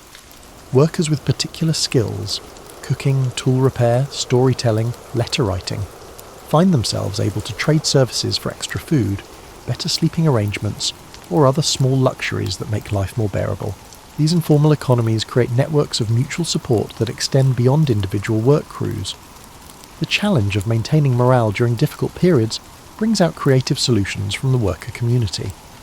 During particularly tough stretches, bad weather, equipment shortages, especially demanding work assignments, crews develop strategies for supporting each other emotionally as well as practically. Shared hardship creates bonds that probably wouldn't form under normal circumstances. Communication with families back home becomes a valued service that brings the community together. Workers who can write often compose letters for those who can't, creating connections between the wall project and the outside world. These letters serve multiple purposes, maintaining family relationships, sharing news from the construction site, and providing an emotional outlet for homesickness and anxiety about the future. Religious and cultural observances continue despite the challenging work environment, adapted to fit the constraints of construction life. Festival celebrations happen on a smaller scale, but with no less enthusiasm, creating opportunities for workers to maintain connections to their cultural traditions while building new shared experiences with their fellow workers. The gradual development of construction site traditions creates a sense of continuity and belonging that helps workers feel part of something larger than their individual daily struggles. These might include ceremonies for completing wall sections, rituals for welcoming new workers, or informal celebrations when supply wagons arrive with particularly welcome deliveries. Conflicts, when they arise, tend to be resolved through community pressure rather than formal authority, as everyone recognises that cooperation is essential for both work efficiency and personal survival. The shared experience of difficult working conditions creates strong incentives for people to work out their differences rather than let disputes escalate into serious problems that could affect entire crews. The knowledge that this assignment is temporary gives the community a unique character. Everyone knows they're here for a limited time, which creates both a sense of urgency about forming relationships and a practical focus on making the best of the current situation rather than building permanent social structures. Months have passed since you first arrived at the wall site, and the changes are remarkable, both in the wall itself and in yourself. What started as scattered construction sites has grown into a continuous barrier that stretches beyond what you can see from any single vantage point.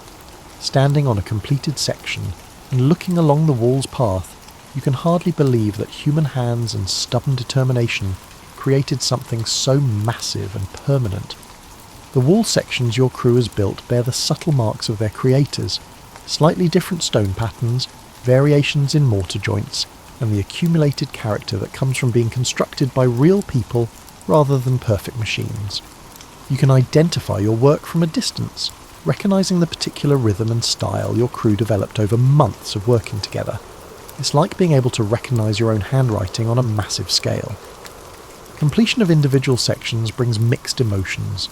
There's pride in the craftsmanship and satisfaction in seeing a job well done, but also awareness that completion means eventual departure from this temporary community that has become unexpectedly important. The relationships forged through shared hardship and common purpose don't necessarily translate easily back to normal life, creating a bittersweet quality to finishing the work. Old Chen, who has worked on various imperial projects throughout his career, offers perspective on the historical significance of what you've all accomplished. Most things people build get torn down eventually, he observes, while surveying a newly completed tower. But walls like this become part of the landscape. Your grandchildren's grandchildren will walk along sections you built with your hands. It's an oddly comforting thought that adds meaning to all those days of carrying stones and mixing mortar. The skills you've developed during wall construction turn out to be transferable to civilian life.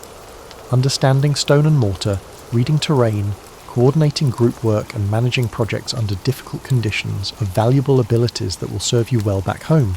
You've also developed physical strength and endurance that make farm work seem almost effortless by comparison. Young Liu has indeed become more literate during his time on the wall, practicing writing characters in spare moments and learning from other workers who shared their education. He plans to use these skills to improve his family's business dealings, demonstrating how the wall project has created unexpected opportunities for personal development, alongside its primary construction goals. Wang the Quiet has saved enough money from his tool repair business to make significant improvements to his family's farm when he returns home. His mechanical skills, sharpened by months of keeping construction equipment functioning, will make him valuable in any rural community where practical problem-solving abilities are always in demand. The completion ceremony for your section is simpler than you might expect, but deeply meaningful to everyone who participated in the construction. Local officials make speeches about imperial glory and defensive necessity. But the real significance is in the quiet satisfaction shared among the workers who know exactly how much effort went into every stone, every joint, and every decision that shaped the final result. News arrives that other sections of the wall are nearing completion, creating a sense of being part of a larger coordinated achievement that extends far beyond your direct experience. The project that seemed impossibly large when you first arrived has been broken down into manageable pieces by thousands of work crews like yours, demonstrating how even the most ambitious goals can be achieved through patient, persistent effort. Preparations for departure begin with mixed feelings. There's eagerness to return home to family, familiar surroundings, and the comfortable routines of normal life. But there's also reluctance to leave the friendships and sense of shared purpose that made the hardships bearable and gave meaning to the difficult work. The journey home provides time to reflect on the experience and process what you've learned about yourself, about cooperation, and about what people can accomplish when they work together toward common goals. The wall represents more than just a defensive barrier. It's proof that ordinary people can create extraordinary things when they combine their individual efforts with shared determination. Returning home means readjusting to civilian life after months of structured work routines and community living. Family and friends are curious about your experiences, but explaining the daily reality of wall construction proves challenging. How do you describe the satisfaction of building something permanent, the camaraderie of shared hardship, or the pride in craftsmanship that developed over months of patient work? The wall continues without you, as other crews take over maintenance and improvements, ensuring that your temporary contribution becomes part of a permanent legacy. Knowing that your work will endure lends a sense of permanence to what felt like just a temporary assignment, connecting your individual effort to something that will outlast your lifetime. Years later, you might travel past sections of the wall and feel a particular satisfaction in seeing your work still standing, still serving its purpose, still bearing the subtle marks of the craftsmanship you and your crew brought to an impossible project that somehow got finished anyway, one stone at a time.